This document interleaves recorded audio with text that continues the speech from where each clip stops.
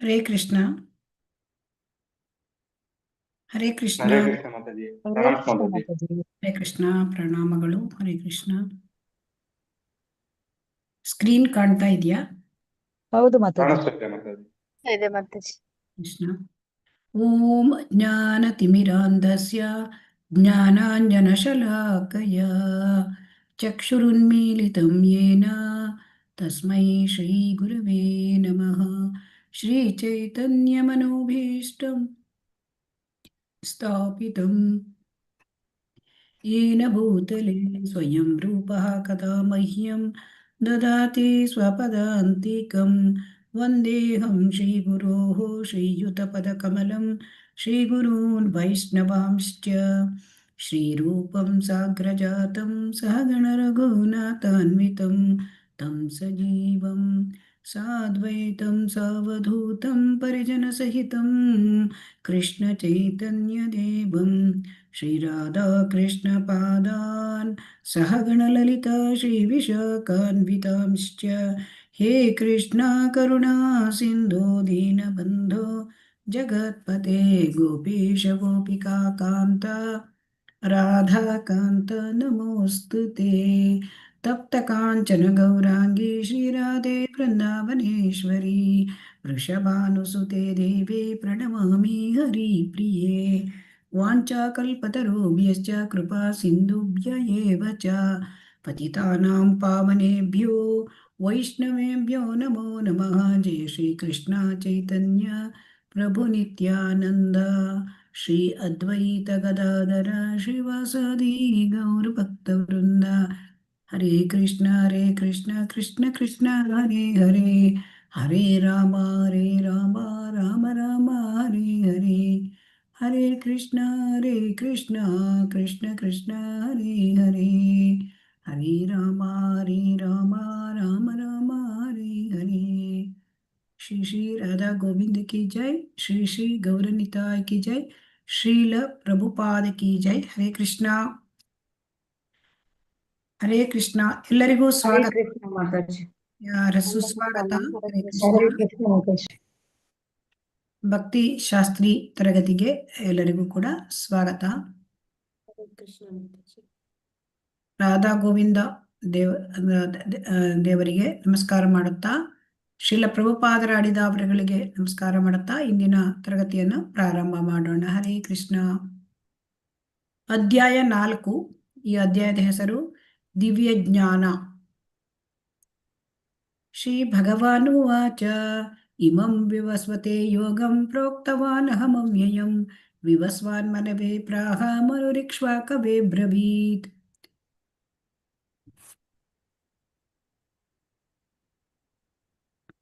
ಹರೇ ಕೃಷ್ಣ. ಅದು ಸ್ವಲ್ಪ ಅಕ್ಷರಗಳು ಸ್ವಲ್ಪ ಕಟ್ಟಾಗ್ಬಿಡ್ತದೆ. ಹರೇ ಕೃಷ್ಣ. ಇಲ್ಲಿ ಏನ್ ಹೇಳ್ತಾ ಇದ್ದಾರೆ ಶ್ರೀಲ ಪ್ರಭುಪಾದ್ ಕಿ ಜೈ.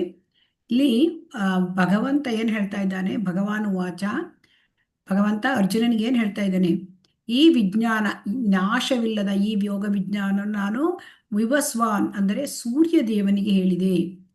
ಅಂದ್ರೆ ಇದನ್ನ ಭಗವದ್ಗೀತೆಯನ್ನ ಈಗ ಅರ್ಜುನನಿಗೆ ಮೊಟ್ಟ ಮೊದಲು ಹೇಳ್ತಾ ಇರೋದು ಅಲ್ಲ, ಭಗವದ್ಗೀತೆಯ ಇತಿಹಾಸ ಇಲ್ಲಿ ಪ್ರಾರಂಭ ಆಗಿದೆ. ಸೊ ಇಲ್ಲಿ ಮೊದಲು ಭಗವಂತ ಯಾರಿಗೆ ಹೇಳಿದ, ಸೂರ್ಯ ಗ್ರಹಕ್ಕೆ ಹೇಳಿದ. ಸೂರ್ಯ ಗ್ರಹ ಏನಕ್ಕೆ ಹೇಳಿದ ಅವನು, ಸೂರ್ಯ ಗ್ರಹದಲ್ಲಿ ಅವನು ಸೂರ್ಯ ದೇವನಿಗೆ ಹೇಳಿದ ವಿವಸ್ವಾನ್ ಅಂತ. ಈಗಿನ ಸೂರ್ಯನ ಹೆಸರು, ಸೂರ್ಯ ದೇವನ ಹೆಸರೇನು, ವಿವಸ್ವಾನ್ ಅಂತ. ಈಗ ಈ ಕಲ್ಪದಲ್ಲಿ, ಈಗ ಪ್ರೆಸೆಂಟ್ ಕಲ್ಪದಲ್ಲಿ ಸೂರ್ಯದೇವನಿಗೆ ವಿವಸ್ವಾನ್ ಅಂತ ಹೆಸರು. ಸೂರ್ಯದೇವ ಯಾಕೆಂತಂದ್ರೆ ಸೂರ್ಯ ಗ್ರಹ ಎಲ್ಲ ಗ್ರಹಗಳ ರಾಜ. ಸೊ ಹಾಗಾಗಿ ಭಗವದ್ಗೀತೆಯನ್ನು ಸೂರ್ಯ ಗ್ರಹದಿಂದ ಪ್ರಾರಂಭ ಮಾಡಿ ಉಪದೇಶ ಕೊಟ್ಟಿದ್ರು ಭಗವಂತ ವಿವಸ್ವಾನನಿಗೆ. ಯಾಕೆ ಅಂತಂದ್ರೆ ಎಲ್ಲರಿಗೂ, ರಾಜರುಗಳು ಯಾಕೆ ಭಗವದ್ಗೀತೆ ಓದ್ಬೇಕು? ಹರೇ ಕೃಷ್ಣ. ಹರೇ ಕೃಷ್ಣ. ರಾಜರು ಯಾಕೆ ಭಗವದ್ಗೀತೆ ತಿಳ್ಕೋಬೇಕು? ಹರೇ ಕೃಷ್ಣ. ಕೇಳ್ತಾ ಉಂಟಾ? ಹರೇ ಕೃಷ್ಣ. ಕೇಳಿಸ್ತಾ ಇದೆ ಮಾತಾಜಿ. ಅವರು ಪ್ರಜೆಗಳನ್ನ ಕಾಪಾಡೋದಕ್ಕೋಸ್ಕರ ಮಾತಾಜಿ. ಈ ಜನನ ಮರಣ ಮೃತ್ಯುವಿಂದ ಅವ್ರನ್ನ ಒಳ್ಳೆ ದಾರಿಗೆ ತಗೊಳೋಬೇಕು ಮಾತಾಜಿ.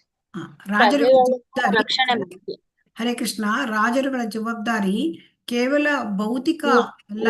ನ್ಯಾಯನೀತಿಯಿಂದ ಜವಾಬ್ದಾರಿಯಿಂದ ತಿಳಿಸಿದೆ. ಹರೇ ಕೃಷ್ಣ. ಒಮ್ಮೆ ನಾನು ಹೇಳಿದ್ಮೇಲೆ ಅಲ್ಲಿ ನಿಲ್ಲಿಸಿಬಿಡ್ಬೇಕು. ಸೊ ರಾಜರುಗಳು ಅಂದ್ರೆ ಅವರಿಗೆ ಭಗವದ್ಗೀತಾ ಶಾಸ್ತ್ರ ಗೊತ್ತಿರಬೇಕಾಗಿರುತ್ತದೆ. ಯಾಕೆಂತಂದ್ರೆ ಜನರಿಗೆ ಬರೇ ಭೌತಿಕ ಸೌಲಭ್ಯಗಳನ್ನ ಭೌತಿಕವಾಗಿ ನೋಡ್ಕೊಳ್ಳೋದು ಒಂದೇ ಅಲ್ಲ ಆಡಳಿತದಲ್ಲಿ. ಅವರಿಗೆ ಜನರಿಗೆ ಐಹಿಕ ಬಂಧನದಿಂದ ರಕ್ಷಣೆ ಕೂಡ ಮಾಡಬೇಕಾಗತ್ತೆ. ಅದಕ್ಕೆ ಮಾನವ ಜೀವನದ ಗುರಿ ಏನು ಅಂತ ಅವ್ರಿಗೆ ಗೊತ್ತಿರಬೇಕು. ಮಾನವ ಜೀವನದ ಗುರಿ ಅಂದ್ರೆ ಭಗವಂತನೊಂದಿಗೆ ನಿರಂತರವಾದ ಸಂಬಂಧದಲ್ಲಿ ನಾವು ಆಧ್ಯಾತ್ಮಿಕ ಜ್ಞಾನವನ್ನು ಬಳಸ್ಕೊಳ್ಳೋದು, ಭಗವಂತನ ಜೊತೆ ನಮ್ಮ ಮರೆತು ಹೋದ ಒಂದು ಸಂಬಂಧವನ್ನ ನಾವು ಮತ್ತೆ ಪಡೆದುಕೊಳ್ಳೋದು.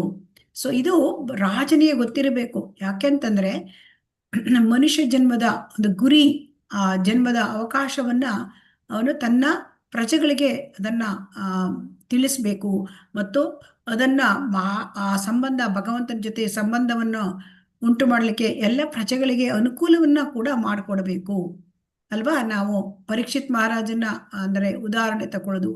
ಏಕೆಂದ್ರೆ ಆ ಪರೀಕ್ಷಿತ್ ಮಹಾರಾಜ ಆಗಲಿ, ಯುಧಿಷ್ಠಿರ ಮಹಾರಾಜ ಆಗಲಿ, ಅವರ ಆಳ್ವಿಕೆಯಲ್ಲಿ ಏನ್ ಮಾಡ್ತಾ ಇದ್ರು, ಪ್ರಜೆಗಳಿಗೆ ಈ ಭಕ್ತಿಯ ಬಗ್ಗೆ ಪ್ರಚಾರ, ಭಕ್ತಿಯ ಬಗ್ಗೆ ಆಧ್ಯಾತ್ಮಿಕ ಜ್ಞಾನವನ್ನ ಅಳವಡಿಸ್ಕೊಳ್ಳಿಕ್ಕೆ ಅವರಿಗೆ ಎಲ್ಲ ಅನುಕೂಲತೆಗಳನ್ನು ಕೂಡ ಮಾಡ್ತಾ ಇದ್ರು ಅಲ್ವಾ. ಹರೇ ಕೃಷ್ಣ. ಹೌದಾ ಮಾತಾಜಿ. ಸೊ ಅದಕ್ಕೆ ಇಲ್ಲಿ ಈ ಸೂರ್ಯದೇವ ಅಂದ್ರೆ ಎಲ್ಲ ಗ್ರಹಗಳ ರಾಜ, ಸಮಸ್ತ ಸುರಮೂರ್ತಿ ಅಶೇಷ ತೇಜ ರಾಜ, ಸಕಲ ಗ್ರಹಗಳಿಗೆ ರಾಜ ಅವನು ಸೂರ್ಯನು. ಸೊ ಅದಕ್ಕೆ ಭಗವಂತ ಏನ್ ಹೇಳ್ತಾನೆ, ಸೂರ್ಯದೇವ ಅವನು ಶಾಖ ಬೆಳಕನ್ನು ನೀಡಿಸಿದ ಪ್ರಭುಪಾದ ನಮಗೆ ತಿಳಿಸ್ತಾರೆ. ಎಲ್ಲ ಗ್ರಹಗಳನ್ನು ಅದು ನಿಯಂತ್ರಿಸುತ್ತದೆ. ಸೊ ಹಾಗಾಗಿ ಕೃಷ್ಣನ ಅಪ್ಪಣೆಯಂತೆ ಸೂರ್ಯನು ಪರಿಭ್ರಮಿಸುತ್ತಾನೆ. ಸೊ ಹಾಗಾಗಿ ಶ್ರೀಕೃಷ್ಣನು ವಿವಸ್ವಾನನಿಗೆ ಭಗವದ್ಗೀತಾ ಶಾಸ್ತ್ರವನ್ನು ತಿಳಿದುಕೊಳ್ಳಲು ಮೊದಲ ಶಿಷ್ಯನನ್ನಾಗಿ ಮಾಡಿಕೊಂಡನು. ಇದು ಬಹಳ ಮುಖ್ಯ. ಸೊ ಹಾಗಾಗಿ ಅನಾದಿ ಕಾಲದಿಂದ ಈ ಭಗವದ್ಗೀತೆ ಬಂದಿದೆ. ಹಾಗಾಗಿ ಇಲ್ಲಿ ವಿವಸ್ವಾನ್ ಏನ್ ಮಾಡಿದ, ಮನುವಿಗೆ ತ್ರೇತಾಯುಗದ ಪ್ರಾರಂಭದಲ್ಲಿ ಇದನ್ನ ಉಪದೇಶ ಕೊಟ್ಟ. ಮನು ಅದನ್ನ ಏನ್ ಮಾಡಿದ, ತನ್ನ ಮಗ ಇಕ್ಷ್ವಾಕುವಿಗೆ ಕೊಟ್ಟ. ಇಕ್ಷ್ವಾಕುವು ಏನು ಅಂತಂದ್ರೆ ಈ ಭೂಗ್ರಹ, ನಮ್ಮ ಭೂಮಿ, ಅದರ ರಾಜನಾಗಿದ್ದ ಮತ್ತು ಅವನು ರಘುವಂಶದ ಈ ಶ್ರೀರಾಮಚಂದ್ರನ ವಂಶ ಅಲ್ಲಿ ಅವನು ಮೂಲ ಪುರುಷ. ಶ್ರೀರಾಮಚಂದ್ರ ಅವನ ವಂಶದಲ್ಲಿಯೇ ಬಂದಿರೋದು ಭಗವಾನ್.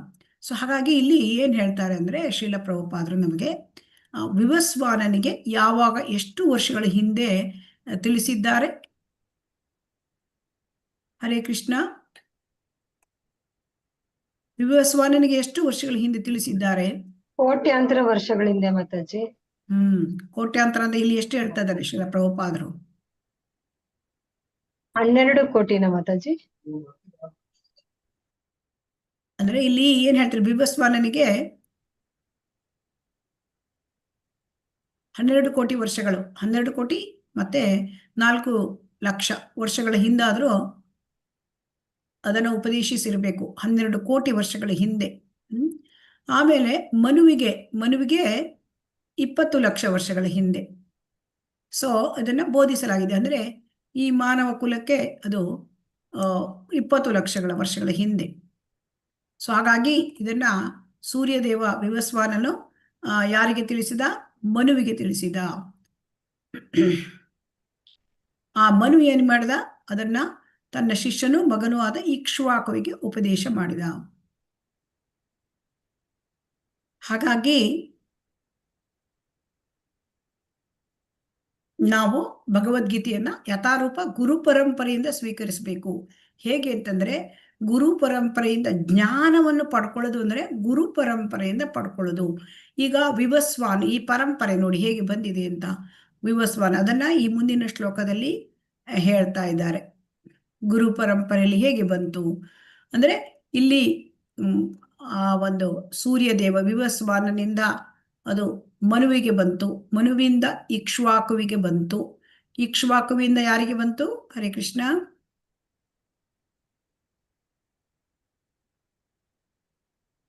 ಮನುವಿಂದ ಇಕ್ಷ್ವಾಕುವಿಗೆ ಬಂತು, ವಿವಸ್ವಾನದಿಂದ ಮನುವಿಗೆ ಬಂತು ಅಲ್ವಾ. ಹರೇ ಕೃಷ್ಣ. ಓಕೆ ಮಾತಾಜಿ. ಸೊ ವಿವಸ್ವಾನನು ಮನುವಿಗೆ ಹೇಳಿದ, ಮನು ಇಕ್ಷ್ವಾಕು. ಅಂದ್ರೆ ಇದು ಪರಂಪರೆಯಿಂದ ಬರ್ತಾ ಇದೆ. ವಿವಸ್ವಾನನು ಭಗವಂತನಿಂದ ಉಪದೇಶವನ್ನು ಪಡ್ಕೊಂಡ. ಸೊ ಹಾಗಾಗಿ ಇದು ಪರಂಪರೆ. ಆದ್ದರಿಂದ ಜ್ಞಾನ ಅದು ಪರಂಪರೆಯಿಂದ ಬಂದಿರಬೇಕು. ಗುರು ಯಾವಾಗಲೂ ಪರಂಪರೆ.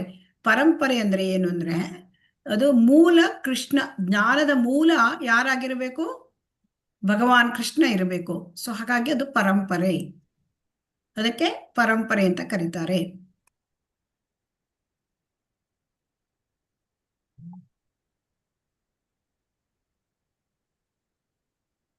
ಸೊ ಇಲ್ಲಿ ಏನಾಯ್ತು? ಆಮೇಲೆ ಶ್ಲೋಕ 2 ಹೇಳ್ತಾರೆ, ಏವಂ ಪರಂಪರಾ ಪ್ರಾಪ್ತಂ ಇಮಂ ರಾಜರ್ಷಯೋ ವಿದುಹು ಸಕಾಲೆ ನಿಹ ಮಹತ ಯೋಗೋ ನಷ್ಟ ಪರಂತಪ. ಈಗೇನಾಯ್ತು ನೋಡಿ, ಈಗ ವಿವಸ್ವಾನನಿಗೆ ಅವನು 12 ಕೋಟಿ ವರ್ಷಗಳ ಹಿಂದೆ ಭಗವಂತ ಉಪದೇಶಿಸಿದ. ಆಮೇಲೆ ಮನುವಿಗೆ ಎಷ್ಟು 20 ಲಕ್ಷ ವರ್ಷಗಳ ಹಿಂದೆ ತಿಳಿಸಿದ್ದಾನೆ ಅದಲ್ಲ ಈ ಉಪದೇಶವನ್ನ. ಅವಾಗೇನಾಯ್ತು? ಪರಂಪರೆಯಲ್ಲಿ ಬಂತು, ಗುರು ಪರಂಪರೆಯಲ್ಲಿ. ರಾಜರ್ಷಿಗಳು ಕೂಡ ಅದನ್ನ, ರಾಜರ್ಷಿಗಳು ಅಂದ್ರೆ ರಾಜರಾಗಿದ್ದರು ಮತ್ತು ಅವರು ಎಲ್ಲ ಈ ರೀತಿಯಾದ ಒಂದು ರಾಜ ಋಷಿ. ರಾಜ ಋಷಿ, ರಾಜರ್ಷಿ ಅಂದ್ರೆ ಅವರಿಗೆ ಆಧ್ಯಾತ್ಮಿಕ ಜ್ಞಾನವೂ ಇತ್ತು ಮತ್ತು ಅವರು ಕ್ಷತ್ರಿಯ ರಾಜರು ಆಗಿದ್ರು. ಅಂಥವರು ಈ ಭಗವದ್ಗೀತೆಯನ್ನ ಗ್ರಹಿಸಿದ್ರು, ಅವ್ರು ತಿಳ್ಕೊಂಡ್ರು. ಅವರು ಮತ್ತೆ ಅದನ್ನ ಪರಂಪರೆಯ ಮೂಲಕ ಅದು ಬಂತು. ಆದರೆ ಈ ಪರಂಪರೆ ಛೇದವಾಯಿತು, ನಷ್ಟವಾಯಿತು. ಅವಾಗೇನಾಯ್ತು?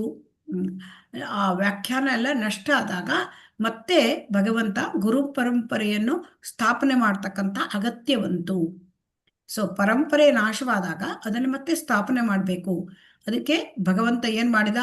ಈ ದ್ವಾಪರ ಯುಗದ ಅಂತ್ಯದಲ್ಲಿ ಈ ಕುರುಕ್ಷೇತ್ರ ಯುದ್ಧ ನಡೆಯುವಾಗ ಅರ್ಜುನನಿಗೆ ಅವನು ಕೊಡುವುದರ ಮೂಲಕ, ಈ ಭಗವದ್ಗೀತೆಯನ್ನು ಉಪದೇಶ ಮಾಡುವುದರ ಮೂಲಕ ಈ ಒಂದು ಪರಂಪರೆಯನ್ನು ಮತ್ತೆ ಸ್ಥಾಪನೆ ಮಾಡಿದ. ಯಾವಾಗ? 5000 ವರ್ಷಗಳ ಹಿಂದೆ. ಸೊ ಹಾಗಾಗಿ ಇಲ್ಲಿ ಏನ್ ಹೇಳ್ತಾರೆ ಶ್ರೀಲ ಪ್ರಭುಪಾದರಂದ್ರೆ, ನಾವು ಗುರು ಪರಂಪರೆಯಿಂದ ಬಂದಿರತಕ್ಕಂತಹ ಆ ಭಗವದ್ಗೀತೆಯ ಜ್ಞಾನವನ್ನು ಪಡ್ಕೊಳ್ಬೇಕು. ಈಗ ಏನಾಗಿದೆ? ಭಗವದ್ಗೀತೆಯಲ್ಲಿ ಸುಮಾರು ಒಂದು 900ರಷ್ಟು ಆವೃತ್ತಿಗಳಿವೆ. ಆದರೆ ಇಲ್ಲಿ ಅದರಲ್ಲಿ ಅನೇಕ ಆವೃತ್ತಿಗಳು ಯಾವ ಅಧಿಕೃತ ಪರಂಪರೆಗೂ ಅನುಗುಣವಾಗಿಲ್ಲ. ಯಾವುದೇ ಒಂದು ಪರಂಪರೆಗೂ ಇಲ್ಲ ಅಂಥದ್ದು ತುಂಬ ಇದೆ. ಸೊ ಅವೆಲ್ಲ ಲೌಕಿಕ ವಿದ್ವಾಂಸರು, ಅವರು ಭಕ್ತರಲ್ಲದವರ ಒಂದು ವ್ಯಾಖ್ಯಾನಗಳಿವೆ. ಅವರೆಲ್ಲರೂ ಕೃಷ್ಣನ ಮಾತುಗಳಿಂದ ಒಳ್ಳೆ ವ್ಯಾಪಾರ ಮಾಡ್ಕೊಳ್ತಾರೆ. ಆದರೆ ಅವು ಯಾವುವು ದೇವೋತ್ತಮ ಪರಮ ಪುರುಷನಾದ ಕೃಷ್ಣನನ್ನು ಒಪ್ಕೊಳ್ಳೋದಿಲ್ಲ. ಸೊ ಇದರಲ್ಲಿ ಯಾವ ಪರಂಪರೆಯಲ್ಲಿ ಬಂದಿಲ್ಲ. ಅಲ್ಲಿ ಏನಿದೆ? ಕೃಷ್ಣನನ್ನು ಅವರು ದೇವೋತ್ತಮ ಪರಮ ಪುರುಷ ಅಂತ ಒಪ್ಕೊಳ್ಳೋದಿಲ್ಲ. ಹಾಗಾಗಿ ಇದನ್ನ ಶ್ರೀಲ ಪ್ರಭುಪಾದರು ಈ ಒಂದು ಭಗವದ್ಗೀತೆ ಯಥಾರೂಪವನ್ನು ಕೊಟ್ಟರು. ಶ್ರೀಲ ಪ್ರಭುಪಾದರು ಗುರು ಪರಂಪರೆಯಲ್ಲಿ ಬಂದಿದ್ದಾರೆ, ಬ್ರಹ್ಮ ಮಾಧ್ವ ಗೌಡಿಯ ಪರಂಪರೆಯಲ್ಲಿ. ಹರೇ ಕೃಷ್ಣ. ಇದು ಅರ್ಥ ಆಯ್ತಾ? ಹರೇ ಕೃಷ್ಣ. ಪರಂಪರೆಯಿಂದ ಜ್ಞಾನ ಪಡ್ಕೊಳ್ಳೋದು ಎಷ್ಟು ಮುಖ್ಯ ಅಂತ ಅರ್ಥ ಆಯ್ತಾ? ಹರೇ ಕೃಷ್ಣ. ಹರೇ ಕೃಷ್ಣ. ಅರ್ಥ ಆಯ್ತು ಮಾತಾಜಿ. ಅರ್ಥ ಆಯ್ತಾ? ಅರ್ಥ ಆಯ್ತು ಮಾತಾಜಿ.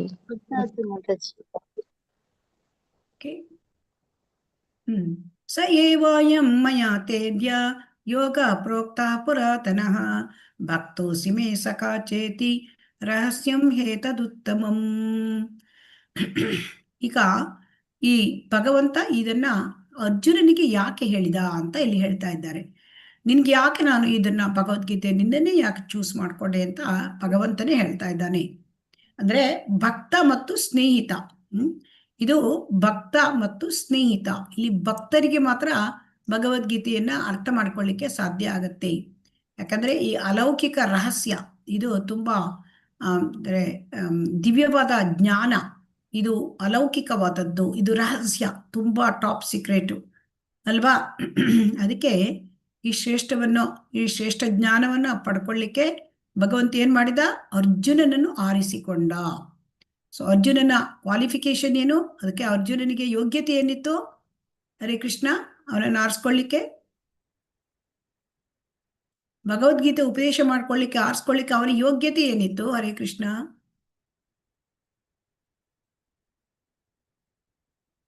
ಹರೇ ಕೃಷ್ಣ. ಹರೇ ಕೃಷ್ಣ ಮಾತಾಜಿ. ಅವರು ಅವರ ಫ್ರೆಂಡ್ ಆಗಿದ್ರು, ಮತ್ತೆ ಅದ್ರಲ್ಲಿ ಅವ್ರ ಶಿಷ್ಯರಾಗಿರ್ತಾರೆ. ಮತ್ತೆ ಅವ್ರಿಗೆ ಮೇನ್ಲಿ ಅವರು ಅತ್ತೆ ಮಗ ಮತ್ತೆ ಫ್ರೆಂಡ್, ಮತ್ತೆ ಅವ್ರಿಗೆ ದೇವ್ರ ಅರ್ಥ ಮಾಡ್ಕೊಡೋ ಅಷ್ಟು ನಾಲೆಜ್ ಇರುತ್ತೆ. ಅವರ ಕೃಷ್ಣನ ಆತ್ಮೀಯ ಸ್ನೇಹಿತ ಮಾತಾಜಿ. ಅವರು ಭಕ್ತರು. ಓಕೆ, ಭಕ್ತ ಭಕ್ತರು. ಶುದ್ಧ ಭಕ್ತ ಅರ್ಜುನ ಮತ್ತು ಸ್ನೇಹಿತ. ಸೊ ಹಾಗಾಗಿ ಈ ಶ್ರೇಷ್ಠ ಶಾಸ್ತ್ರವನ್ನು ಅವನಿಗೆ ತಿಳಿಸ್ಲಿಕ್ಕಾಗಿ ಭಗವಂತ ಆರಿಸಿಕೊಂಡಿದ್ದಾನೆ. ಯಾಕೆಂದ್ರೆ ಅಭಕ್ತರಾದವರು, ಶ್ರೀಲ ಪ್ರಭುಪಾದರು ಚೆನ್ನಾಗಿ ಹೇಳ್ತಾರೆ, ಅಭಕ್ತರಾದವರು ಈ ಶ್ರೇಷ್ಠವಾದ ರಹಸ್ಯವಾದ ಶಾಸ್ತ್ರವನ್ನ ಗ್ರಹಿಸ್ಕೊಳ್ಳಿಕ್ಕೆ ಸಾಧ್ಯ ಇಲ್ಲ. ಹಾಗಾಗಿ ನಮಗೆ ಭಗವದ್ಗೀತೆ ಅರ್ಥ ಆಗ್ಬೇಕು ಅಂತಂದ್ರೆ ನಾವು ಅರ್ಜುನನ ಹೆಜ್ಜೆಯನ್ನು ಅನುಸರಿಸಬೇಕು. ಅಂದ್ರೆ ಅರ್ಜುನನ ಹೆಜ್ಜೆಯನ್ನು ಅನುಸರಿಸುವುದು ಅಂದ್ರೆ ಭಕ್ತಿಪೂರ್ವಕ ಸೇವೆ. ಭಗವಂತನ ಶುದ್ಧ ಭಕ್ತ ಅರ್ಜುನ. ಸೊ ಅವನು ಭಗವಂತನ ಭಕ್ತಿ ಸೇವೆ ಮಾಡ್ತಾನೆ. ಸೊ ಹಾಗಾಗಿ ಭಗವಂತನ ಭಕ್ತಿ ಸೇವೆ ಮಾಡುವ ಭಕ್ತರ ಹಾದಿಯಲ್ಲಿ ನಾವು ಇರಬೇಕು. ಭಗವದ್ಗೀತೆ ಅರ್ಥ ಮಾಡ್ಕೊಳ್ಬೇಕು ಅಂದ್ರೆ ಭಕ್ತಿ ಸೇವೆಯಲ್ಲಿ ನಮ್ಮನ್ನು ನಾವು ತೊಡಗಿಸಿಕೊಳ್ಳಬೇಕು ಅಲ್ವಾ. ಭಗವದ್ಗೀತೆ ಅಂತಂದ್ರೆ ಅರ್ಥ ಆಗ್ಬೇಕು ಅಂದ್ರೆ ದೇವೋತ್ತಮ ಪರಮಪುರುಷ ಭಗವಂತ ಕೃಷ್ಣ, ಇದನ್ನ ನಾವು ಒಪ್ಕೊಳ್ಬೇಕು. ಆಮೇಲೆ ಎರಡನೆಯದು, ನಾವು ಪರಂಪರೆಯಿಂದ ಬಂದ ಗುರುಗಳಿಂದ ಈ ಒಂದು ಪುಸ್ತಕವನ್ನ ಅರ್ಥ ಮಾಡ್ಕೊಳ್ಬೇಕು, ಭಗವದ್ಗೀತೆಯನ್ನ. ಆಮೇಲೆ ಇಲ್ಲಿ ನಾವು ಅರ್ಜುನನ ಹೆಜ್ಜೆಯನ್ನು ನಾವು ಅನುಸರಿಸಬೇಕು. ಅಂದ್ರೆ ಭಕ್ತಿ ಸೇವೆಯಲ್ಲಿ ನಮ್ಮನ್ನು ತೊಡಗಿಸಿಕೊಳ್ಳಬೇಕು. ಸೊ ಆವಾಗ ಈ ಶ್ರೇಷ್ಠ ಶಾಸ್ತ್ರ, ಯಾಕೆಂದ್ರೆ ಇದು ಪರಿಪೂರ್ಣ ಧರ್ಮಶಾಸ್ತ್ರ, ಧರ್ಮ ಗ್ರಂಥ, ಪರಿಪೂರ್ಣ ಧರ್ಮ ಗ್ರಂಥ. ಸೊ ಅದನ್ನ ನಾವು ಪ್ರಯೋಜನ ಪಡ್ಕೊಳ್ಬೇಕು ಅಂತ ಶ್ರೀಲ ಪ್ರಭುಪಾದರು ಹೇಳ್ತಾರೆ. ಅರ್ಜುನ ಉವಾಚ ಅಪರಂ ಭವತೋ ಜನ್ಮ ಪರಂ ಜನ್ಮ ವಿವಸ್ವತಃ ಕಥಮೇತದ್ ವಿಜಾನೀಯಾಂ ತ್ವಮಾದೌ ಪ್ರೋಕ್ತವಾನಿತಿ. ಅರ್ಜುನ ಕೇಳಿದ, ಏನಂತ ಕೇಳ್ತಾನೆ, ಸೂರ್ಯದೇವ ವಿವಸ್ವಾನು ನಿನಗಿಂತ ಮೊದಲು ಹುಟ್ಟಿದವನು. ನೋಡಿ, ಸೂರ್ಯದೇವನಿಗೆ 12 ಕೋಟಿ ವರ್ಷಗಳ ಹಿಂದೆ ನೀನು ತಿಳಿಸಿದೆಯಾ ಹೇಳ್ತೀಯಾ, ನಾನೀಗ ನನ್ನದೇ ಒಂದು ವಯಸ್ಸಿನವನು, ಇದು ಹೇಗೆ ನಾನು ಒಪ್ಕೊಳ್ಳಿ? ಇದು ಒಂದು ತರ ಇದಾಗಿ ಕಾಣುತ್ತೆ ಅಲ್ಲ. ಅರ್ಜುನ ಯಾಕೆ ಹೀಗೆ ಕೇಳ್ತಾನೆ? ಇಲ್ಲಿ ನಾವೇನ್ ತಿಳ್ಕೊಳ್ಬೇಕು ಅಂತಂದ್ರೆ, ಅರ್ಜುನ ಶುದ್ಧ ಭಕ್ತ, ಅವನನ್ನು ಭ್ರಮೆಗೆ ತರಿಸಿರೋದು. ಆದರೆ ಭಕ್ತನಾದವನಿಗೆ ಭಗವಂತ ಅವನು ಆದಿಪುರುಷ, ಮತ್ತೆ ಅವನು ಭಗವಂತ ಅವನು ಸಚ್ಚಿದಾನಂದ ವಿಗ್ರಹ, ಇದೆಲ್ಲ ಗೊತ್ತಿರುತ್ತೆ. ಭಗವಂತನಲ್ಲಿ ನಂಬಿಕೆ ಇರುತ್ತೆ. ಸೊ ಹಾಗಾಗಿ ಇದು ಅರ್ಜುನ ತನಗಾಗಿ ಕೇಳಿದ್ದಲ್ಲ. ಅರ್ಜುನ ಯಾರಿಗಾಗಿ ಕೇಳಿದ್ದು? ಯಾರು ದೇವೋತ್ತಮ ಪರಮ ಪುರುಷ ಭಗವಂತ ಕೃಷ್ಣನ ಮೇಲೆ ನಂಬಿಕೆ ಇಲ್ಲ ಅವರಿಗಾಗಿ ಇದನ್ನ ಕೃಷ್ಣನ ಭಗವಂತನ ಬಾಯಿಂದನೇ ಬರಬೇಕು, ಭಗವಂತನೇ ಹೇಳಬೇಕು ಅಂತ ಉತ್ತರನ ಈಗ ಅವ್ರ ಹತ್ರ ಪ್ರಶ್ನೆ ಕೇಳ್ತಾನೆ. ಭಗವಂತನ ಅಂದ್ರೆ ಪ್ರಶ್ನೆ ಕೇಳ್ತಾನೆ. ಇದು ಅರ್ಜುನನಿಗೆ ಚೆನ್ನಾಗಿ ಗೊತ್ತಿದೆ. ಸೊ ಹಾಗಾಗಿ ಇಲ್ಲಿ ಅರ್ಜುನ ಈ ಪ್ರಶ್ನೆಯನ್ನ ಸ್ಪಷ್ಟಪಡಿಸಬೇಕು, ಕೃಷ್ಣನೇ ಅಂತ, ಜಗತ್ತಿಗೆಲ್ಲ ತಿಳುವಳಿಕೆ ಗೊತ್ತಾಗಬೇಕು ಅಂತ ಹೇಳಿ ಈ ಪ್ರಶ್ನೆಯನ್ನ ಕೇಳ್ತಾರೆ ಅಲ್ವಾ. ನಿಮಗೂ ಹಾಗೇನಾದ್ರೂ ಪ್ರಶ್ನೆ ಬಂದಿತ್ತಾ, ಈ ತರವಾದ ಪ್ರಶ್ನೆ? ಹರೇ ಕೃಷ್ಣ. ಹರೇ ಕೃಷ್ಣ. ಇಂಥ ಪ್ರಶ್ನೆ ಬಂದಿತ್ತಾ? ಸೂರ್ಯದೇವ ಹಂಗೆ ಸುಮಾರು ಒಂದು 12 ಕೋಟಿ ವರ್ಷದ ಹಿಂದೆ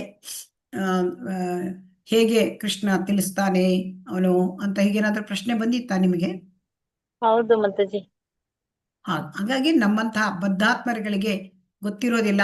ಆ ಭಕ್ತರು ಭಗವಂತನ ಬದ್ಧಾತ್ಮನ ನಾವು ಭಕ್ತಿಗೆ ಈಗ ಬಂದಿದ್ದೇವೆ ಅಲ್ವಾ. ಸೊ ಭಕ್ತಿ ಮಾರ್ಗಕ್ಕೆ ಬಂದಿದ್ದೇವೆ. ಆದರೆ ಭಕ್ತಿ ಮಾರ್ಗಕ್ಕೆ ಬರದ ನಾಸ್ತಿಕರಿಗೂ ಕೂಡ ಇದು ಏನು ಸ್ವೀಕಾರ ಆಗೋದಿಲ್ಲ. ಸೊ ಅವರಿಗಾಗಿ ಇದನ್ನು ಕೇಳ್ತಾ ಇದ್ದಾನೆ. ಅದಕ್ಕೆ ಭಗವಾನ್ ಏನ್ ಹೇಳ್ತಾನೆ ನೋಡೋಣ. ಬಹೂನಿ ಮೇ ವ್ಯತೀತಾನಿ ಜನ್ಮಾನಿ ತವ ಚ ಅರ್ಜುನ ತಾನ್ಯಹಂ ವೇದ ಸರ್ವಾಣಿ ನ ತ್ವಂ ವೇತ್ತ ಪರಂತಪ. ಇಲ್ಲಿ ಅರ್ಜುನ, ನಾನು ಅನೇಕ ಜನ್ಮಗಳನ್ನು ಕಳೆದಿದ್ದೇನೆ, ಅವೆಲ್ಲ ನೆನಪಿದೆ, ನಿನಗೆ ನೆನಪಿಲ್ಲ. ಸೊ ಇದು ಬಹಳ ಮುಖ್ಯವಾದದ್ದು. ಭಗವಂತ ಅಂದ್ರೆ ಭಗವಂತ ಅನೇಕ ಬಾರಿ ಈ ಭೌತಿಕ ಪ್ರಪಂಚಕ್ಕೆ ಅವನ ಅವತಾರ ಎತ್ತಿ ಬರ್ತಾನೆ. ಓಕೆ,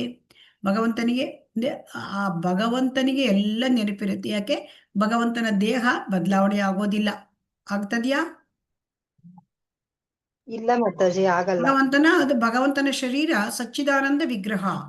ಅದು ಯಾವಾಗಲೂ ಅವನು ಇಲ್ಲಿ ಹೇಳ್ತಾರೆ ನೋಡಿ, ಅದ್ವೈತಂ ಅಚ್ಯುತಂ ಅನಾದಿಂ ಅನಂತ ರೂಪಂ. ಅವನು ಅನಾದಿ, ಆದ್ಯಂ ಪುರಾಣ ಪುರುಷಂ ನವಯೌವನಂಚ. ಸೊ ಅವನು ಪುರಾಣ ಪುರುಷ ಆದರೂ ಕೂಡ ಅವನು ಯಾವಾಗಲೂ ಯೌವನಸ್ಥನಾಗಿಯೇ ಇರ್ತಾನೆ. ಸೊ ಅವನು ಸದಾ ಯೌವನ ಭರಿತನಾಗಿಯೇ ಇರ್ತಾನೆ. ಇಂತಹ ನಿತ್ಯವಾದ ಆನಂದವಾದ ಆ ಒಂದು ಸಚ್ಚಿದಾನಂದ ವಿಗ್ರಹ, ಆ ಭಗವಂತನ ಬಗ್ಗೆ ಯಾರಿಗೆ ಅರ್ಥ ಆಗತ್ತೆ? ಕೇವಲ ಭಕ್ತರು ಮಾತ್ರ ಅದನ್ನು ಅರ್ಥ ಮಾಡ್ಕೊಳ್ಳಿಕ್ಕೆ ಸಾಧ್ಯ ಆಗತ್ತೆ. ಸೊ ಹಾಗಾಗಿ ಇಲ್ಲಿ ಏನ್ ಹೇಳ್ತಾರೆ ಅಂತಂದ್ರೆ, ಅನೇಕ ರೂಪಗಳಲ್ಲಿ ಭಗವಂತ ಬರ್ತಾನೆ, ಆದರೆ ಭಗವಂತನಿಗೆ ಎಲ್ಲ ಗೊತ್ತಿರುತ್ತೆ. ಅವನು ಸ್ವರಾಟ್, ಅಭಿಜ್ಞಾ ಸ್ವರಾಟ್. ಅವನಿಗೆ ಎಲ್ಲ ಅಂದ್ರೆ ವರ್ತಮಾನ, ಭೂತ, ಭವಿಷ್ಯತ್ ಎಲ್ಲವೂ ಕೂಡ ಯಾವಾಗಲೂ ಕೂಡ ಅವನಿಗೆ ನೆನಪಿರುತ್ತೆ. ನಮಗೆ ನೆನಪಿರುತ್ತಾ ಹರೇ ಕೃಷ್ಣ? ಇಲ್ಲ ಮಾತಾಜಿ. ಇಲ್ಲ ಮಾತಾಜಿ. ನಮಗೆ ದೇಹ ಬದಲಾವಣೆ ಮಾಡ್ತೀವಿ. ಹಿಂದಿನ ಜನ್ಮದಲ್ಲಿ ನಾವು ಏನಾದ್ರೂ ಆಗಿದ್ವಿ, ಅದು ಗೊತ್ತಿದೆಯಾ? ಇಲ್ಲ ಮಾತಾಜಿ. ಇಲ್ಲ ಮಾತಾಜಿ, ಗೊತ್ತಿಲ್ಲ. ಯಾಕೆಂದ್ರೆ ನಾವು ದೇಹ ಬದಲಾವಣೆ ಆದಾಗ ಹಿಂದಿನದೆಲ್ಲ ನಮಗೆ ಮರ್ತು ಹೋಗ್ಬಿಡುತ್ತೆ. ಆದ್ರೆ ಇಲ್ಲಿ ಅರ್ಜುನ ಭಕ್ತ, ನಿತ್ಯ ಸಂಗಾತಿ, ಭಗವಂತನ ನಿತ್ಯ ಸಂಗಾತಿ. ಆ ಭಗವಂತನು ಅವತರಿಸಿದಾಗಲೆಲ್ಲ ಅರ್ಜುನ ಬರ್ತಾನೆ ಜೊತೆಗೆ. ಅವನು ಅವಾಗ ಪ್ರತಿ ಸುತ್ತು ಅರ್ಜುನ ಭಗವಂತನ ಜೊತೆ ಇದ್ದೇ ಇರ್ತಾನೆ. ಸೊ ಹಾಗಾಗಿ ಕೋಟ್ಯಂತರ ವರ್ಷಗಳ ಹಿಂದೆ ಸೂರ್ಯದೇವನಿಗೆ ಭಗವದ್ಗೀತೆ ಉಪದೇಶ ಮಾಡಿದಾಗ ಅಲ್ಲಿಯೂ ಕೂಡ ಅರ್ಜುನ ಮತ್ತೊಂದು ಪಾತ್ರದಲ್ಲಿ ಇದ್ದ. ಆದರೆ ಭಗವಂತನಿಗೆ ನೆನಪಿತ್ತು, ಅರ್ಜುನನಿಗೆ ನೆನಪಾಗ್ಲಿಲ್ಲ. ಸೊ ಇದು ಒಂದು ಜೀವಾತ್ಮನಿಗೆ, ಅಂದ್ರೆ ಭಗವಂತನಿಗೆ ಮತ್ತು ಜೀವಾತ್ಮನಿಗೆ ಇರುವ ವ್ಯತ್ಯಾಸ ಅಂತ ಶ್ರೀಲ ಪ್ರಭುಪಾದರು ಹೇಳ್ತಾರೆ. ಜೀವಾತ್ಮನಿಗೆ ನೆನಪಿರೋದಿಲ್ಲ, ಭಗವಂತನಿಗೆ ಯಾವಾಗಲೂ ನೆನಪಿರುತ್ತೆ.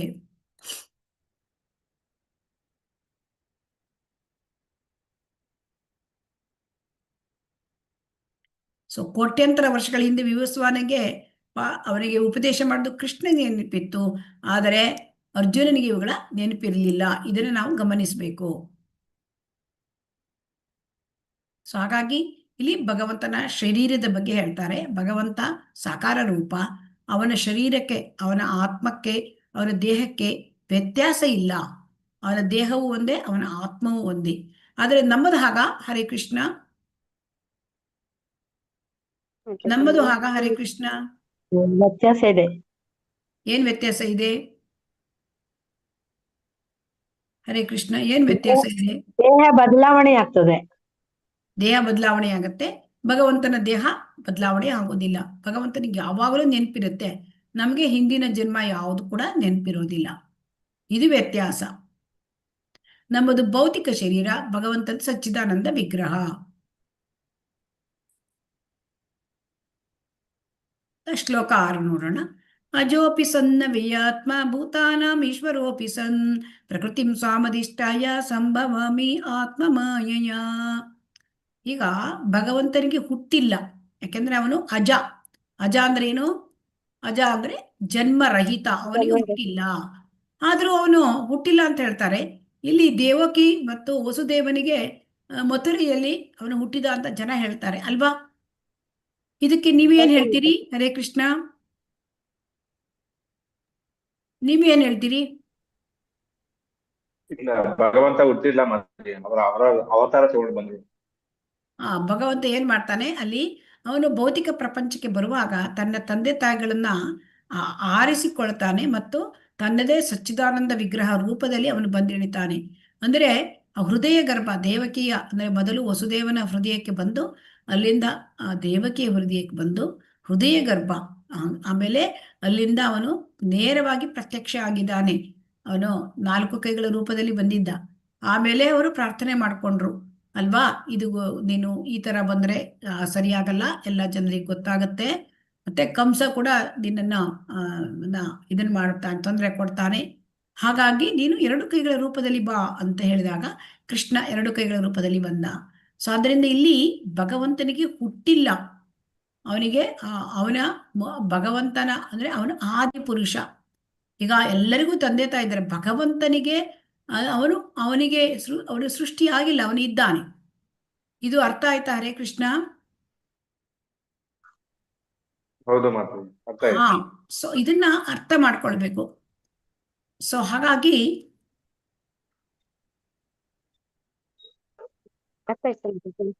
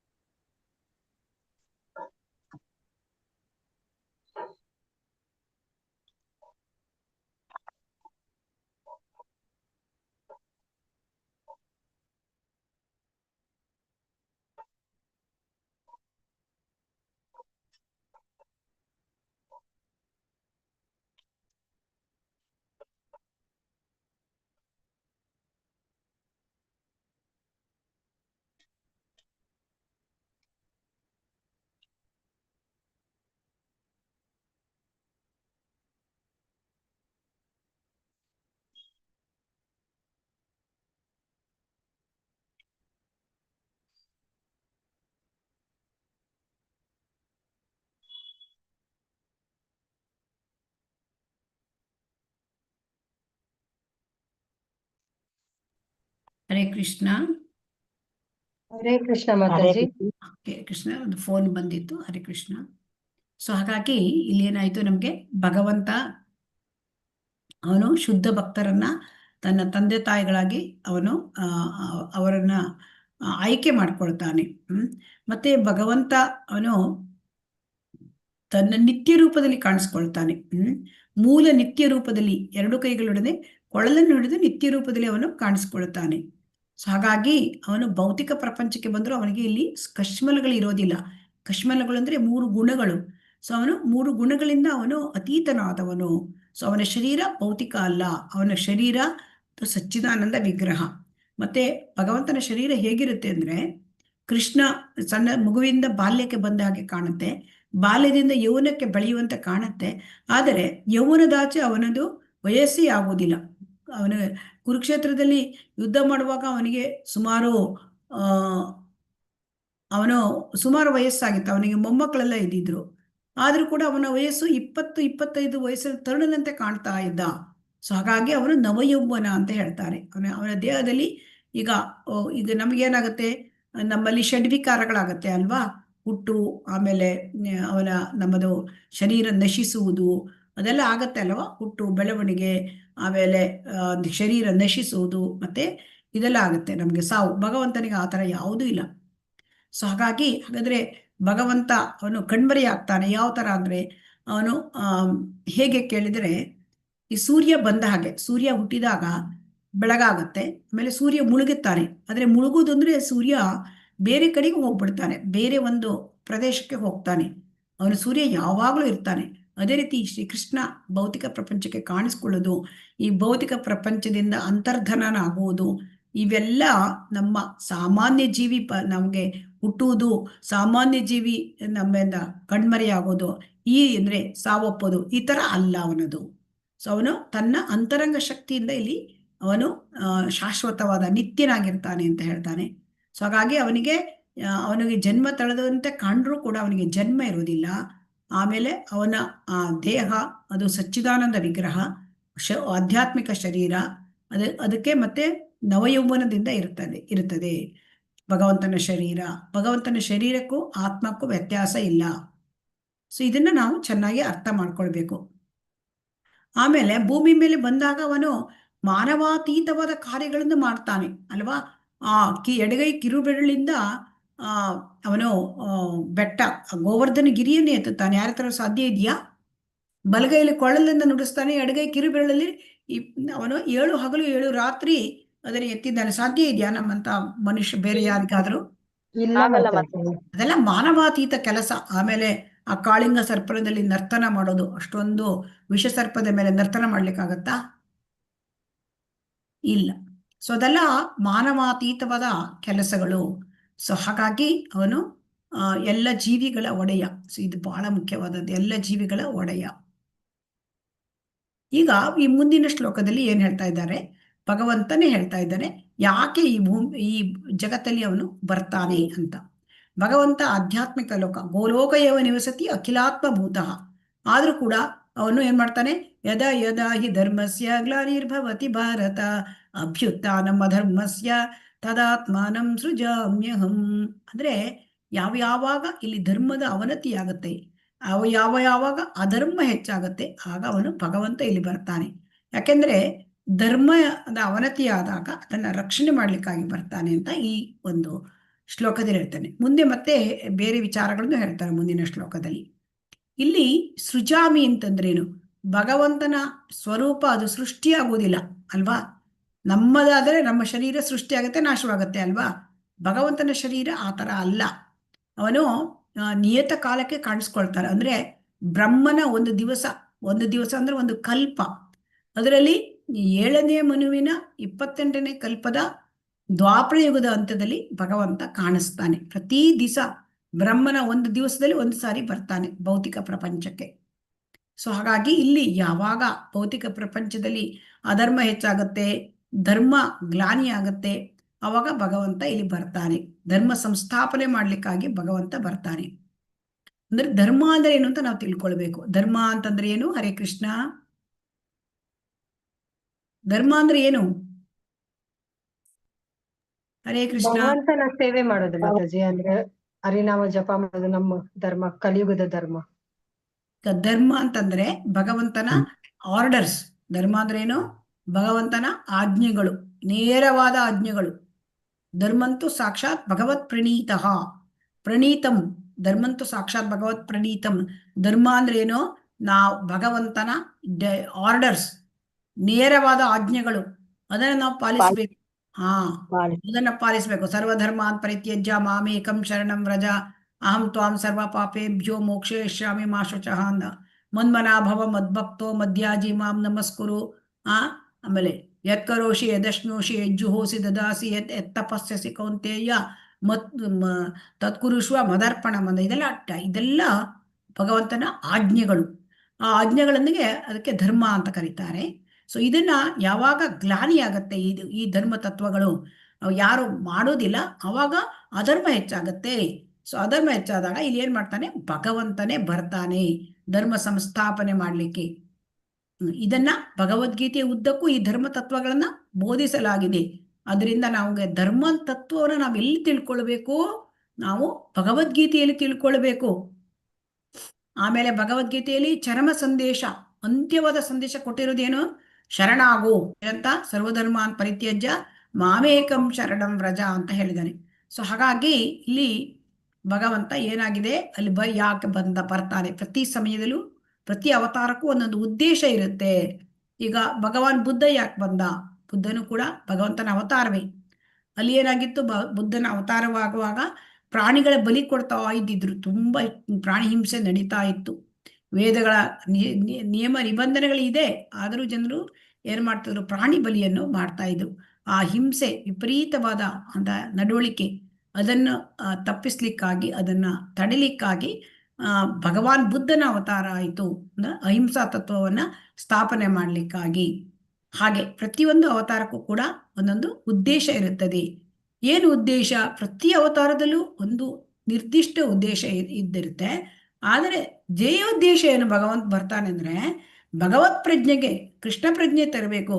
ಧರ್ಮ ತತ್ವಗಳನ್ನ ಜನರಿಗೆ ಕೊಂಡೊಯ್ಯಬೇಕು.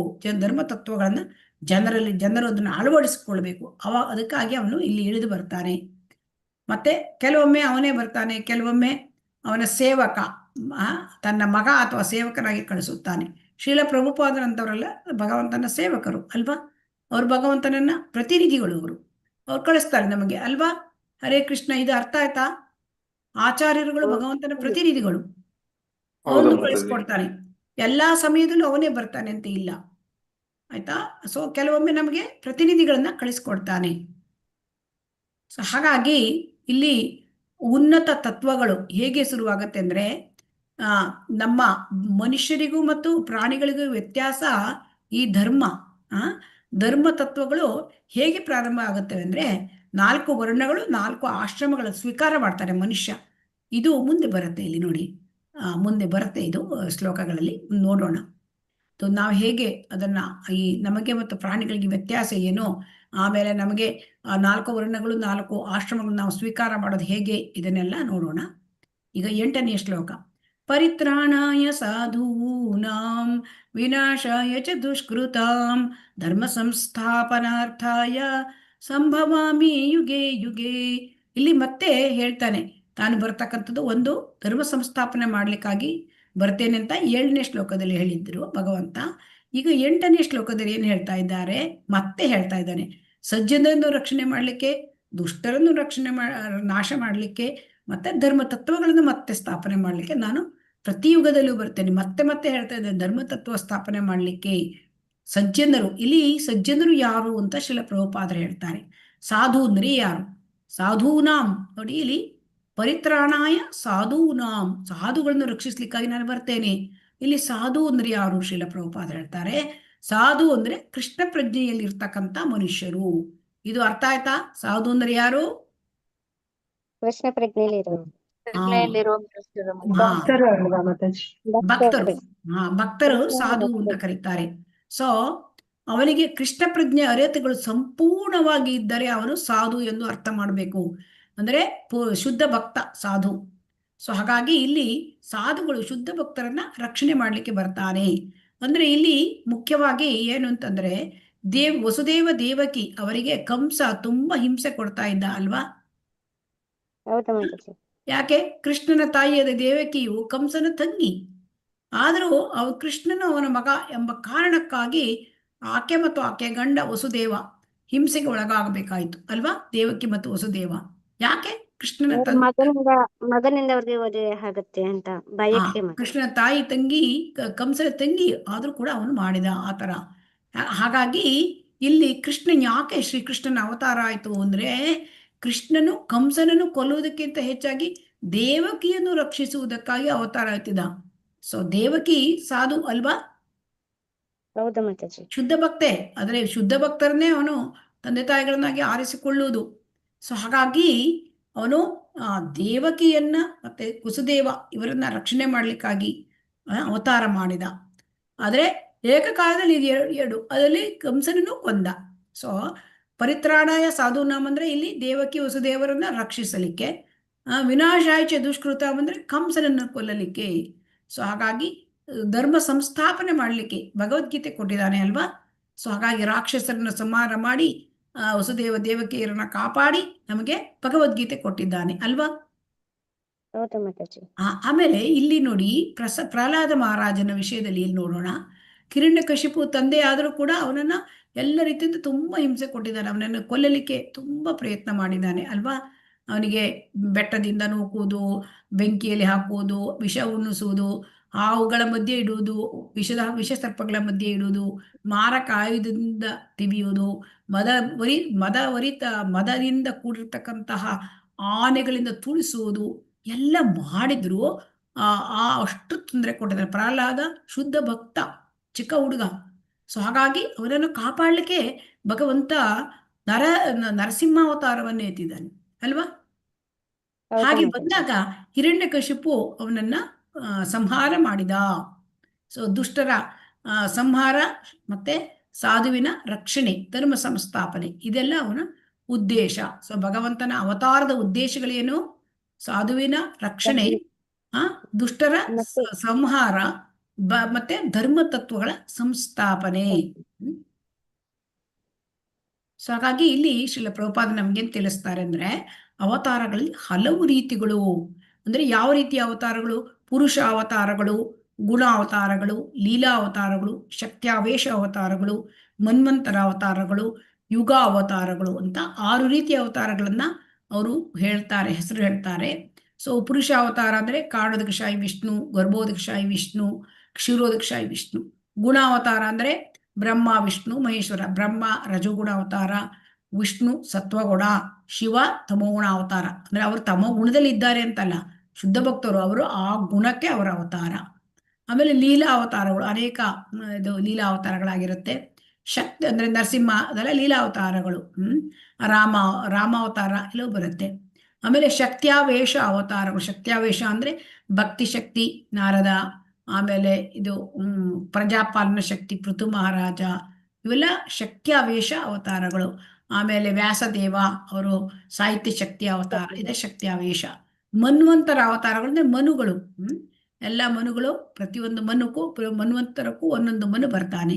ಸೊ ಆಮೇಲೆ ಯುಗ ಅವತಾರಗಳು. ಸೊ ಯುಗ ಅವತಾರ ಅಂದ್ರೆ ಹ್ಮ್, ಕ- ಕ- ತ್ರೇತಾ ಇದು ಕೃತಯುಗಕ್ಕೆ ಅವತಾರ, ತ್ರೇತಾಯುಗಕ್ಕೆ ಒಂದು ಅವತಾರ ರಾಮ ಬಂದಿದ್ದಾರೆ, ಕೃತಯುಗದಲ್ಲಿ ನರನಾರಾಯಣ ಬಂದಿದ್ದಾರೆ, ತ್ರೇತಾಯುಗದಲ್ಲಿ ರಾಮ ಬಂದಿದ್ದಾರೆ, ಆಮೇಲೆ ಇದು ದ್ವಾಪರ ಯುಗದಲ್ಲಿ ಭಗವಾನ್ ಕೃಷ್ಣ, ಕಲಿಯುಗದಲ್ಲಿ ಚೈತನ್ಯ ಮಹಾಪ್ರಭುಗಳು ಬಂದಿದ್ದಾರೆ, ಕಲ್ಕ್ಯಾವತಾರವೂ ಆಗುತ್ತೆ ಅಲ್ವಾ. ಪ್ರತಿಯೊಂದು ಯುಗಕ್ಕೂ ಒಂದೊಂದು ಅವತಾರ. ಸೊ ಹಾಗಾಗಿ ಇಲ್ಲಿ ಕಲಿಯುಗದ ಅವತಾರ ಶ್ರೀ ಚೈತನ್ಯ ಮಹಾಪ್ರಭುಗಳು. ಸೊ ಅವರು ಯಾಕೆ ಬಂದರು? ಚೈತನ್ಯ ಮಹಾಪ್ರಭುಗಳು ಅವರು ಸಂಕೀರ್ತನ ಆಂದೋಲನವನ್ನು ಕೊಡ್ಲಿಕ್ಕೆ ಬಂದಿದ್ದಾರೆ ಅಲ್ವಾ. ಹೌದು ಮಾತಾಜಿ. ಕೃಷ್ಣ ಸಂಕೀರ್ತನ ಈ ಕಲಿಯುಗಕ್ಕೆ ಯುಗ ಧರ್ಮ ಸಂಕೀರ್ತನ, ಸೊ ಯಜ್ಞ, ಅದನ್ನ ಈ ಸಂಕೀರ್ತನವನ್ನ ಕೊಡ್ಲಿಕ್ಕೆ ಶ್ರೀ ಚೈತನ್ಯ ಮಹಾಪ್ರಭುಗಳು ಆ ಕೃಷ್ಣನ ಅವತಾರವಾಗಿ ಬಂದಿದ್ದರು. ಸೊ ಹಾಗಾಗಿ ಈ ಸಂಕೀರ್ತನ ಆಂದೋಲನವು ಶ್ರೀಕೃಷ್ಣನ ಭಕ್ತರನ್ನು ಆಕರ್ಷಿಸುತ್ತದೆ. ಹಾಗಾಗಿ ಇಲ್ಲಿ ಏನು ವಿಚಾರ ಆಗಿದೆ? ಈ ಚೈತನ್ಯ ಮಹಾಪ್ರಭುಗಳ ಅವತಾರದಲ್ಲಿ ಭಗವಂತನ ಈ ಅವತಾರವು ದುಷ್ಕರ್ಮಿಗಳನ್ನು ಕೊಲ್ಲೋದಿಲ್ಲ, ಅವರನ್ನು ಉದ್ಧಾರ ಮಾಡ್ತದೆ ಅಲ್ವಾ. ಚೈತನ್ಯ ಮಹಾಪ್ರಭುಗಳು ಯಾರನ್ನು ಕೊಲ್ಲೋದಿಲ್ಲ, ಅವರು ಉದ್ಧಾರ ಮಾಡ್ತಾರೆ. ಯಾರನ್ನ? ಎಲ್ಲ ದುಷ್ಟರನ್ನ ಉದ್ಧಾರ ಮಾಡ್ತಾರೆ, ಪತಿತರನ್ನ ಉದ್ಧಾರ ಮಾಡ್ತಾರೆ. ಹೇಗೆ? ಹರಿನಾಮ ಸಂಕೀರ್ತನೆಯಿಂದ ಉದ್ಧಾರ ಮಾಡ್ತಾರೆ. ಈಗ 9ನೇ ಶ್ಲೋಕದಲ್ಲಿ ಏನ್ ಹೇಳ್ತಾರೆ ನೋಡೋಣ. ಜನ್ಮ ಕರ್ಮ ಚಮೇ ದಿವ್ಯಂ ಯೋ ಏವಂ ಯೋ ವೇತಿ ತತ್ವತಃ ತ್ಯಕ್ತ್ವಾ ದೇಹಂ ಪುನರ್ಜನ್ಮ ನೈತಿ ಮಾಮೇತಿ ಸೋರ್ಜುನ. ಅಂದ್ರೆ ಯಾರಿಗೆ ಈ ಭಗವಂತನ ಜನ್ಮ, ಅವನಿಗೆ ಜನ್ಮ ಇಲ್ಲ, ಅವನು ಬರ್ತಕ್ಕಂಥದ್ದು, ಅವನು ಅವತಾರ ತೆಗೆದು ಬರ್ತಾನೆ, ತನ್ನದೇ ಆದ ಸಚ್ಚಿದಾನಂದ ವಿಗ್ರಹ ರೂಪದಲ್ಲಿ ಬರ್ತಾನೆ. ಇದನ್ನೆಲ್ಲ ಅವನ ಕರ್ಮ, ಅವನ ಆಕ್ಟಿವಿಟೀಸ್, ಅದನ್ನ ಇಲ್ಲಿ ಅವನು ಅಂದರೆ ದುಷ್ಟರ ರಕ್ಷಣೆ, ಸಾಧುಗಳ ರಕ್ಷಣೆ, ಭಕ್ತರ ರಕ್ಷಣೆ, ಆಮೇಲೆ ರಾಕ್ಷಸರ ಸಂಹಾರ, ಆಮೇಲೆ ಅವನೇನ್ ಮಾಡ್ತಾನೆ, ಧರ್ಮಗಳ ಸಂಸ್ಥಾಪನೆ ಮಾಡೋದು. ಇದೆಲ್ಲ ಯಾರು ಅರ್ಥ ಮಾಡ್ಕೊಳ್ತಾರೆ ಅವರಿಗೆ ಈ ಜನ್ಮದಿಂದ ಮತ್ತೆ ಮುಕ್ತಿ ಎಳೆದು ಸಿಗ್ತದೆ. ಅವನು ಭಗವಂತನ ಸಾಮ್ರಾಜ್ಯಕ್ಕೆ ಹಿಂತಿರುಗುತ್ತಾರೆ. ನೋಡಿ, ನಾವು ಭಗವಂತನ ಸಾಮ್ರಾಜ್ಯಕ್ಕೆ ಹೋಗ್ಬೇಕು ಅಂದರೆ ನಮಗೆ ಭಗವಂತನ ಹುಟ್ಟು ಮತ್ತು ಅವನ ಕರ್ಮಗಳ ಅದು ಎರಡೂ ಕೂಡ ದಿವ್ಯವಾದದ್ದು. ಯಾವುದು? ಅವನ ಜನ್ಮ, ಅವನ ಕರ್ಮ ಎರಡೂ ಕೂಡ ದಿವ್ಯವಾದದ್ದು. ಅದನ್ನ ನಾವು ಅರ್ಥ ಮಾಡಿಕೊಂಡ್ರೆ, ಯಥಾರ್ಥವಾಗಿ ಅರ್ಥ ಮಾಡಿಕೊಂಡ್ರೆ, ನಮಗೆ ಈ ದೇಹದ ಮುಗಿದ ನಂತರ, ಈ ದೇಹತ್ಯಾಗ ನಂತರ ನಾವು ಭಗವಂತನ ನಿವಾಸಕ್ಕೆ ಹೋಗ್ಬೋದು. ಇದು ಎಷ್ಟು ಅಂದ್ರೆ ನಮಗೆ ಒಳ್ಳೆಯದನ್ನ ಅವನ ಅವಕಾಶ ಕೊಟ್ಟಿದ್ದಾರೆ ಅಲ್ವಾ ಭಗವಂತ. ಹೌದು ಮಾತಾಜಿ. ಸುಮ್ಮನೆ ಭಗವಂತನ ಬಗ್ಗೆ, ಅವನ ಜನ್ಮ ಕರ್ಮದ ಬಗ್ಗೆ ತಿಳ್ಕೊಂಡ್ರಾಯ್ತು ಅಷ್ಟೇ. ಸೊ ಹಾಗಾಗಿ ಆತನು ಈ ದೇಹವನ್ನು ಬಿಟ್ಟ ನಂತರ ಭಗವಂತನ ನಿವಾಸವನ್ನು ಸೇರ್ತಾನೆ. ಅವರಿಗೆ ಯಾರಿಗೆ ಭಗವಂತನ ದಿವ್ಯ ಜನ್ಮ, ಅವನ ಕರ್ಮ ದಿವ್ಯ ಇದು ಅರ್ಥ ಆಯ್ತು, ಅವರು ಮತ್ತೆ ಈ ಭೌತಿಕ ಪ್ರಪಂಚಕ್ಕೆ ಬಂದು ಕಷ್ಟಪಡ್ಲಿಕ್ಕೆ ಇಲ್ಲ. ಅವರು ಭಗವಂತನ ಲೋಕದಲ್ಲಿ ಅಲ್ಲಿ ಆನಂದದಿಂದ ಜೀವನವನ್ನ ಮಾಡಬಹುದು.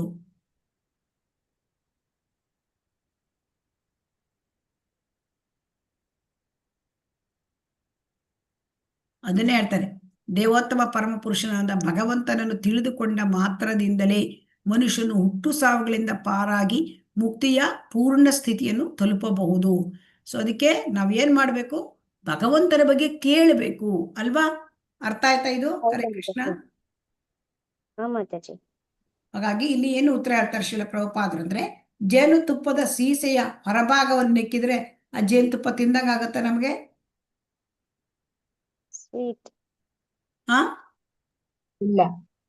ಇಲ್ಲ.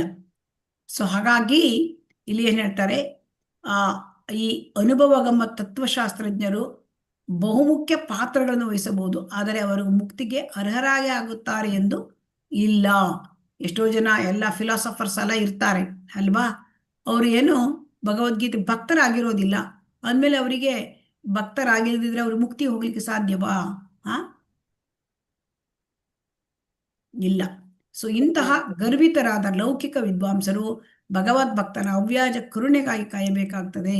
ಸೊ ಅವರಿಗೆಲ್ಲ ಭಗವಂತನ ಕರುಣೆ ಇಲ್ಲದೆ ಅವ್ರಿಗೆ ಭಗವಂತನ ಲೋಕಕ್ಕೆ ಹೋಗ್ಲಿಕ್ಕೆ ಸಾಧ್ಯ ಇಲ್ಲ. ಸೊ ಹಾಗಾಗಿ ಮನುಷ್ಯ ಶ್ರದ್ಧೆ ಮತ್ತು ಜ್ಞಾನಗಳಿಂದ ನಾವು ಕೃಷ್ಣ ಪ್ರಜ್ಞೆಯನ್ನು ಬೆಳೆಸ್ಕೊಳ್ಳಬೇಕು ಅಂತ ಹೇಳ್ತಾ ಇದ್ದಾರೆ. ವೀತರಾಗ ಭಯಕ್ರೋಧ ಮನ್ಮಯ ಮಾಮುಪಾಶ್ರಿತಾಃ ಬಹವೋ ಜ್ಞಾನ ತಪಸ ಪೂತಾ ಮದ್ಭಾವಮಾಗತಾಃ. ಅದಕ್ಕೆ ಏನ್ ಹೇಳ್ತಾನೆ ಭಗವಂತ, ಹಿಂದೆ ಎಷ್ಟೋ ಜನ ಏನ್ ಮಾಡ್ತಾ ಇದ್ದಾರೆ, ಅವರು ಈ ಭಯ, ಕ್ರೋಧ, ರಾಗ, ಅಟ್ಯಾಚ್ಮೆಂಟ್ಸ್. ಭಯ ಅಂದ್ರೆ ಎಲ್ಲ ಸಾವಿನ ಭಯ ಇರುತ್ತೆ ಅಲ್ವಾ, ಮತ್ತೆ ಅಟ್ಯಾಚ್ಮೆಂಟ್ಸ್ ಇರುತ್ತೆ, ಕ್ರೋಧ ಕೋಪ ಬರುತ್ತೆ.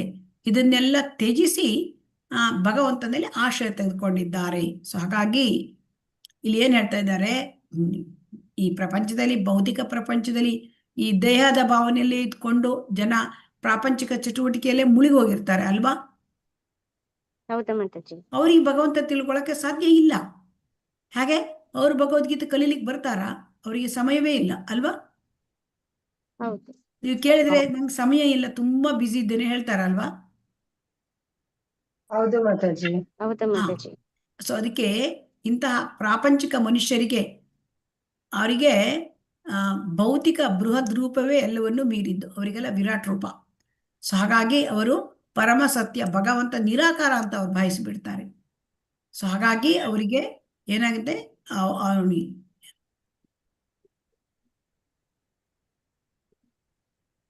ಅವರ ಕೆಲವರೆಲ್ಲ ಕಡೆಗೆ ಶೂನ್ಯವಾದಿಗಳು ಇರ್ತಾರೆ, ಕೆಲವು ನಿರಾಕಾರವಾದಿಗಳು ಇರ್ತಾರೆ. ಸೊ ಅವರಿಗೆಲ್ಲ ಕೆಲವರಿಗೆ ಏನಿರುತ್ತೆ, ದೇವರಲ್ಲಿ ಲೀನವಾಗುವ ಬಯಕೆ ಇರುತ್ತೆ ಅಲ್ವಾ. ಇವರೆಲ್ಲ ನಿರಾಕಾರವಾದಿಗಳು, ಮಾಯಾವಾದಿಗಳು. ಆಮೇಲೆ ಕೆಲವರು ದೇವರಿದ್ದಾರೆ ಅಂತ ಒಪ್ಕೊಳ್ಳೋದೇ ಇಲ್ಲ ಅಲ್ವಾ. ಕೆಲವರು ಅವರು ಏನ್ ಹೇಳ್ತಾರೆ, ನಾಸ್ತಿಕರು ಇರ್ತಾರೆ. ಹೀಗೆಲ್ಲ ಇರ್ತಾರೆ, ಬೇರೆ ಬೇರೆ ರೀತಿಯ ಜನ ಇರ್ತಾರೆ. ಸೊ ಹಾಗಾಗಿ ಇದು ಬದುಕಿನ ಈ ಐಹಿಕ ಕಲ್ಪನೆಯ ಈ 3 ಹಂತಗಳಿಂದ ಪಾರಾಗಬೇಕಾದರೆ, ಅಂದ್ರೆ ಆಧ್ಯಾತ್ಮಿಕ ಬದುಕಿನ ನಿರ್ಲಕ್ಷ್ಯ ಅಂದ್ರೆ ಅವರು ಈ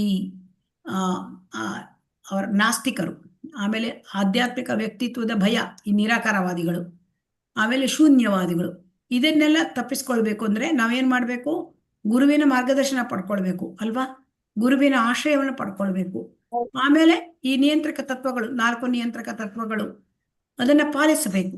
ಭಕ್ತಿಯ ಜೀವನವನ್ನ ನಾವು ನಮ್ಮದನ್ನಾಗಿಸಿಕೊಳ್ಳಬೇಕು. ಅದನ್ನೇ ಹೇಳ್ತಾರೆ. ಅದು ಹೇಗೆ ಬರುತ್ತೆ, ಮೊದಲು ಶ್ರದ್ಧಾ, ಆಮೇಲೆ ಸಾಧು ಸಂಘ, ಆಮೇಲೆ ಭಜನ ಕ್ರಿಯಾ, ಆಮೇಲೆ ಅನರ್ಥ ನಿವೃತ್ತಿ, ಆಮೇಲೆ ನಿಷ್ಠ, ರುಚಿ, ಆಸಕ್ತಿ, ಭಾವ, ಪ್ರೇಮ. ಇವೆಲ್ಲ ಭಕ್ತಿಯ ಹಂತಗಳು. ಸೊ ಹಾಗಾಗಿ ಮೊದಲು ನಮ್ಗೇನಿರ್ಬೇಕು, ಶ್ರದ್ಧೆ ಇರಬೇಕು. ಶ್ರದ್ಧೆ ಇದ್ದ ಆಮೇಲೆ ಭಗವದ್ಗೀತೆ ತರಗತಿ ಬರ್ತಾರೆ ಅಲ್ವಾ. ಇಲ್ಲಿ ಆಮೇಲೆ ಭಕ್ತರ ಸಂಘ ಆಗತ್ತೆ. ಭಕ್ತರ ಸಂಘದಲ್ಲಿ ಆಮೇಲೆ ಏನಾಗುತ್ತೆ, ನಿಧಾನ ಮುಂದುವರಿಸ್ಕೊಂಡು ಗುರುವಿನ ದೀಕ್ಷೆಯನ್ನು ಪಡ್ಕೊಳ್ತಾನೆ. ಅದು ದೀಕ್ಷೆ ಪಡ್ಕೊಳ್ಳೋದು ಅಂತಂದ್ರೆ ಭಜನ ಕ್ರಿಯಾ ಅಲ್ವಾ. ಈ ದೀಕ್ಷೆ ಆದ ಮೇಲೆ ನಮ್ಗೇನಾಗತ್ತೆ, ನಿಧಾನವಾಗಿ ಗುರುವಿನ ಮಾರ್ಗದರ್ಶನದಲ್ಲಿ ಭಕ್ತಿ ಸೇವೆಯನ್ನು ಮಾಡ್ತಾ ಬರೋದು. ಅವಾಗ ಮನುಷ್ಯನಿಗೆ ತನ್ನ ಮೋಹ, ಅಟ್ಯಾಚ್ಮೆಂಟ್ಸ್, ನಾನು ನನ್ನದು, ಇದರಿಂದ ಮುಕ್ತನಾಗ್ತಾರೆ. ಅದಕ್ಕೆ ಅನರ್ಥ ನಿವೃತ್ತಿ ಅಂತ ಹೇಳ್ತಾರೆ. ಅನರ್ಥ ನಿವೃತ್ತಿ ಆದ್ಮೇಲೆ ಏನಾಗುತ್ತೆ, ಭಗವಂತನ ಬಗ್ಗೆ ಕೇಳಬೇಕು ಅಂತ ಅಭಿರುಚಿ ಉಂಟಾಗತ್ತೆ ಅಲ್ವಾ. ಇನ್ನೂ ಕೇಳಬೇಕು ಮತ್ತು ಕೇಳಬೇಕು ಅಂತ ರುಚಿ ಉಂಟಾಗತ್ತೆ. ಅಂದ್ರೆ ಇದಕ್ಕಿಂತ ಮುಂಚೆ ನಿಷ್ಠೆ ಅಂದ್ರೆ ಭಗವಂತನ ಮೇಲೆ ದೃಢವಾದ ನಂಬಿಕೆ ಬರುತ್ತೆ. ಅದಾದ ಮೇಲೆ ನಮ್ಗೆ ರುಚಿ ಬರುತ್ತೆ, ಭಗವಂತನ ಬಗ್ಗೆ ಕೇಳಬೇಕು ಅಂತ ಅಭಿರುಚಿ ಉಂಟಾಗತ್ತೆ. ಆಮೇಲೆ ಭಾವ ಅಂದ್ರೆ ಅದು ಅಲೌಕಿಕ ಪ್ರೇಮದ ಪ್ರಾರಂಭದ ಹಂತ. ಅಲ್ಲಿಂದ ಮೇಲೆ ಪ್ರೇಮ ಭಗವಂತ ಕೊಡ್ತಾನೆ. ಅದು ನಮ್ಮ ಒಂದು ಇದಲ್ಲ, ನಮ್ಮ ಪ್ರಯತ್ನ ಅಲ್ಲ. ಹೀಗಾಗಿ ಗುರುವಿನ ಮಾರ್ಗದರ್ಶನದಲ್ಲಿ ನಾವು ನಿಧಾನದಿಂದ ಭಕ್ತಿ ಸೇವೆಯ ಹಂತದಲ್ಲಿ ಮುಂದುವರಿಬಹುದು. ಸೊ ಹಾಗಾಗಿ ಗುರುವಿನ ಮಾರ್ಗದರ್ಶನ ಇಲ್ಲದೆ ಹೋದ್ರೆ ನಮ್ಮ ಭಕ್ತಿಯಲ್ಲಿ ಮುಂದುವರಿಲಿಕ್ಕೆ ಆಗಲ್ಲ. ಇದು ಅರ್ಥ ಆಯ್ತಾ? ಗುರುವಿನ ಮಾರ್ಗದರ್ಶನ ಇರಬೇಕು, ಮತ್ತೆ ನಮಗೆ ಭಕ್ತರ ಸಂಘ ಇರಬೇಕು. ಅರ್ಥ ಆಯ್ತಾ? ಸಾಧನೆ ಮಾಡಬೇಕು, ಸಾಧನೆ ಮತ್ತೆ ಸಂಘ ಇರಬೇಕು, ಸಾಧನೆ ಮಾಡಬೇಕು, ಮತ್ತೆ ಸೇವೆ ಮಾಡಬೇಕು ಅಲ್ವಾ. ಹರೇ ಕೃಷ್ಣ. ಹೌದಾ ಮಾತಾಜಿ? ಈಗ 11ನೇ ಶ್ಲೋಕದಲ್ಲಿ ಏನ್ ಹೇಳ್ತಾರೆ ನೋಡೋಣ. ಯಥಾ ಮಾಂ ಪ್ರಪದ್ಯಂತೆ ತಾಂಸ್ತತೈವ ಭಜಾಮ್ಯಹಂ ಮಮ ವರ್ತಮಾನುವರ್ತಂತೆ ಮನುಷ್ಯಾಃ ಪಾರ್ಥ ಸರ್ವಶಃ. ಯಾರ್ಯಾರು ಎಷ್ಟೆಷ್ಟು ಶರಣಾಗತರಾಗ್ತಾರೋ ಅವರಿಗೆ ಅಷ್ಟಷ್ಟೇ ಅನುಗ್ರಹ ಕೊಡ್ತಾನಂತೆ. ನಾವು ಸ್ವಲ್ಪ ಶರಣಾಗತಿ ಆದ್ರೆ ಸ್ವಲ್ಪನೇ ಅನುಗ್ರಹ ಕೊಡ್ತಾನೆ.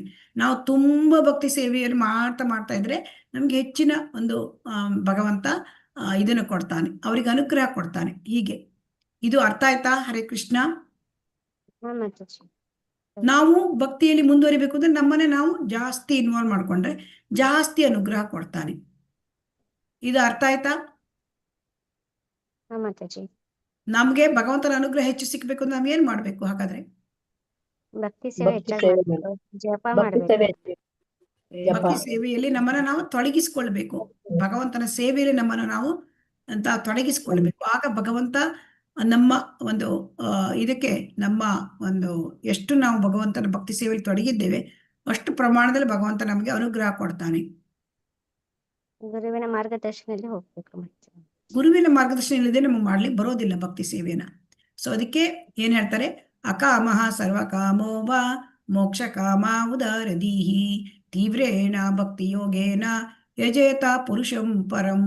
ಅದಕ್ಕೆ ಏನು ಅಂತಂದ್ರೆ, ಭಕ್ತನಿಗೆ ಯಾವಾಗಲೂ ಬಯಕೆ ಇರೋದಿಲ್ಲ. ಕೆಲವರು ಐಹಿಕ ಜನರಿಗೆ ತುಂಬಾ ಬಯಕೆಗಳಿರುತ್ತೆ, ಕೆಲವರಿಗೆ ತಾನು ಮೋಕ್ಷ ಪಡಿಬೇಕು ಅಂತ ಇರುತ್ತೆ. ಯಾವುದೇ ಇರಲಿ, ಬಯಕೆ ಇಲ್ಲದಿರಲಿ ಅಥವಾ ಸರ್ವ ಆಶೆಗಳು ಇರಲಿ ಅಥವಾ ಮೋಕ್ಷದ ಆಶೆ ಇರಲಿ, ಯಾವುದೇ ಇರಲಿ, ಪ್ರತಿಯೊಬ್ರು ಕೂಡ ಭಗವಂತನನ್ನು ಆರಾಧಿಸಬೇಕು, ಕೃಷ್ಣನನ್ನು ಆರಾಧಿಸಬೇಕು. ಕೃಷ್ಣನನ್ನು ಆರಾಧಿಸಿದರೆ ಭಗವಂತ ನಮ್ಗೆ ಎಲ್ಲವನ್ನೂ ಕೊಡ್ತಾನೆ, ಆದರೆ ಐಕ್ಯವನ್ನು ಕೊಡ್ತಾನೆ, ನಮ್ಗೇನಾದ್ರೂ ಬೇಕಿದ್ರು ಕೊಡ್ತಾನೆ, ಆರಾಧಿಸಬೇಕು. ಆದರೆ ನಮ್ಗೆ ಏನಾಗುತ್ತೆ, ಭಗವಂತ ಆವಾಗ ನಮ್ಮ ಹೃದಯದಲ್ಲಿ ಬಂದಾಗ ನಮ್ಮ ಹೃದಯದ ಕೊಳಗಳನ್ನೆಲ್ಲ ಸ್ವಚ್ಛ ಮಾಡ್ತಾನೆ ಅಲ್ವಾ ಭಗವಂತ. ಆಗ ನಮ್ಗೆ ಏನಾಗುತ್ತೆ, ನಮ್ಮ ರಜೋಗುಣ ತಮೋಗುಣಗಳ ಹೊರಟು ಹೋಗುತ್ತೆ. ಅವಾಗ ಆಮೇಲೆ ನಮಗೆ ಇಂಥ ಇಚ್ಛೆಗಳು ಬಯಕೆಗಳು ಬರೋದಿಲ್ಲ. ಬರ್ತದೆಯಾ ಈಗ ನಿಮ್ಗೆ ಮೊದ್ಲಿನಾಗೆ ಬಯಕೆಗಳು? ಇಲ್ಲ ಮಾತಾಜಿ. ಆ ಭಕ್ತಿಗೆ ಇಲ್ಲ. ಬಂದ ಸ್ವಲ್ಪ ಕಡಿಮೆ ಆಗಿದೆಯಲ್ಲ? ಇಲ್ಲ ಮಾತಾಜಿ, ಬರುತ್ತೆ ಬಟ್ ಕಡಿಮೆ ಇದೆ ಮಾತಾಜಿ. ಸ್ವಲ್ಪ ಕಡಿಮೆ ಆಗಿದೆ ಇವಾಗ ಅಥವಾ ಕಡಿಮೆ ಅಷ್ಟೇ ಆಗಿದೆ ಇದೆಯಾ? ಮಾತಾಜಿ. ಆ ಎಲ್ಲೂ ಹೋಗೋಣ ಹೌದು ಅಂತ ಮಾತಾಜಿ. ಅನ್ಸೋದಿಲ್ಲ. ಏನು? ಎಲ್ಲೂ ಹೋಗೋಣ ಅನ್ಸೋದಿಲ್ಲ, ಬರೀ ಇದ್ರಲ್ಲೇ ಇದ್ದೀವಿ ದಿನ. ಹರೇ ಕೃಷ್ಣ. 2 ಗಂಟೆಯಿಂದ 10 ಗಂಟೆವರೆಗೆ ಇದೆಯಾ? ಕಾಕ್ಷದ ಮಧ್ಯಾಹ್ನ ಕರ್ಮಣಂ ಸಿದ್ಧಿಂ ಯಜಂತ ಇಹ ದೇವತಾಃ ಕ್ಷಿಪ್ರಂ ಹಿ ಮಾನುಷ್ಯೇ ಲೋಕೆ ಸಿದ್ಧಿರ್ಭವತಿ ಕರ್ಮಜ. ಸೊ ಹಾಗಾಗಿ ಈ ಭೌತಿಕ ಪ್ರಪಂಚದಲ್ಲಿ ಏನ್ ಮಾಡ್ತಾರೆ ಜನ, ಇದು ಬೇಕು ಅದು ಬೇಕು, ಫಲಾಪೇಕ್ಷಿತ ಕರ್ಮದಲ್ಲಿ ಸಿದ್ಧಿಯನ್ನು ಬಯಸ್ತಾರೆ. ನಂಗೆ ಇದು ಈ ಕೆಲಸ ಮಾಡಿದೆ, ಇದು ಬರಬೇಕು ನಂಗೆ ಇಷ್ಟು ಫಲ. ಸೊ ಆದ್ದರಿಂದ ಅವ್ರು ಏನ್ ಮಾಡ್ತಾರೆ, ದೇವತೆಗಳನ್ನು ಪೂಜಿಸ್ತಾರೆ. ಈಗ ಏನು ಇಲ್ಲಿ ಭಗವಂತನ ಹತ್ರ ಬರಬೇಕು ಅಂತ ಏನೋ ಹೇಳಿದ್ರು ಇಲ್ಲಿ, ಆದರೆ ಇಲ್ಲಿ ಏನ್ ಮಾಡ್ತಾರೆ ಜನ, ಅದು ಬೇಕು ಇದು ಬೇಕು ಅಂತ ದೇವತೆಗಳನ್ನ ಆರಾಧನೆ ಮಾಡ್ತಾರೆ ಅಲ್ವಾ? ಹೌದು ಹೌದು ಮಾತಾಜಿ. ಮತ್ತೆ. ದೇವತೆಗಳ ಎಲ್ಲಾ ಕಡೆಗೂ ಆರಾಧನೆ. ಆ ಇವಾಗಂತೂ ಫ್ರೀ ಬಸ್ ಆಗ್ಬಿಟ್ಟಿದೆ, ಎಲ್ಲಾ ಕಡೆಗೂ ಹೋಗ್ತಾ ಇದಾರೆ. ಏನು? ಇವಾಗ ಗವರ್ಮೆಂಟ್ ಫ್ರೀ ಬಸ್ ಕೊಟ್ಟಿದ್ದಾರೆ, ಎಲ್ಲಾ ಕಡೆಗೂ ಹೋಗ್ತಾ ಇದಾರೆ, ಎಲ್ಲೋದ್ರು ರಶ್. ದೇವತೆಗಳ ಎಲ್ಲ ದೇವಸ್ಥಾನಗಳಿಗೆ ಹೋಗ್ತಾ ಇದ್ದಾರೆ. ಅದೇ ದೇವತೆಗಳ ವಿಷಯವಾಗಿ ದೊಡ್ಡ ತಪ್ಪು ಕಲ್ಪನೆ ಇದೆ ಅಂತ ಶ್ರೀಲ ಪ್ರಭುಪಾದರು ಹೇಳ್ತಾರೆ. ಅಂದ್ರೆ ದೇವತೆಗಳನ್ನೇ ಭಗವಂತನ ವಿವಿಧ ರೂಪ ಅಂತ ಬಯಸ್ತಾರೆ, ಅಂದ್ರೆ ಭಾವಿಸ್ತಾರೆ. ಅಂದ್ರೆ ದೇವತೆಗಳನ್ನೇ ದೇವರು ಅಂತ ತಿಳ್ಕೊಂಡಿದ್ದಾರೆ. ಇದು ಅರ್ಥ ಆಯ್ತಾ? ಹಾ ಮಾತಾಜಿ. ಅರ್ಥ ಭಗವಂತ ಒಬ್ಬನೇ, ದೇವರು ಒಬ್ಬನೇ. ಏನಂದ್ರೆ ಏಕಲ ಈಶ್ವರ ಕೃಷ್ಣ ಆರಸಭ ಭೃತ್ಯ. ಭಗವಂತ ಒಬ್ಬನೇ, ಆದರೆ ದೇವರು ಒಬ್ಬರೇ. ಅದ್ರ ಜನ ಏನ್ ತಿಳ್ಕೊಳ್ತಾರೆ, ಹಲವಾರು ದೇವತೆಗಳಿದ್ದಾರಲ್ಲ ಅವ್ರನ್ನು ದೇವರ ರೂಪ ಅಂತ ತಿಳ್ಕೊಂಡ್ಬಿಡ್ತಾರೆ. ಇಲ್ಲಿ ಶ್ರೀಲ ಪ್ರಭುಪಾದರು ಹೇಳಿದ್ದಾರೆ, ದೇವತೆಗಳು ಭಗವಂತನ ವಿಭಿನ್ನಾಂಶ. ಸೊ ದೇವರು ಒಬ್ಬನೇ, ಭಗವಂತ ಅವ್ರು ಯಾರು, ದೇವಕಿ ಪುತ್ರ ಕೃಷ್ಣ. ಗೊತ್ತಾಯ್ತಾ ಇದು? ಹರೇ ಕೃಷ್ಣ. ಮಾತಾಜಿ.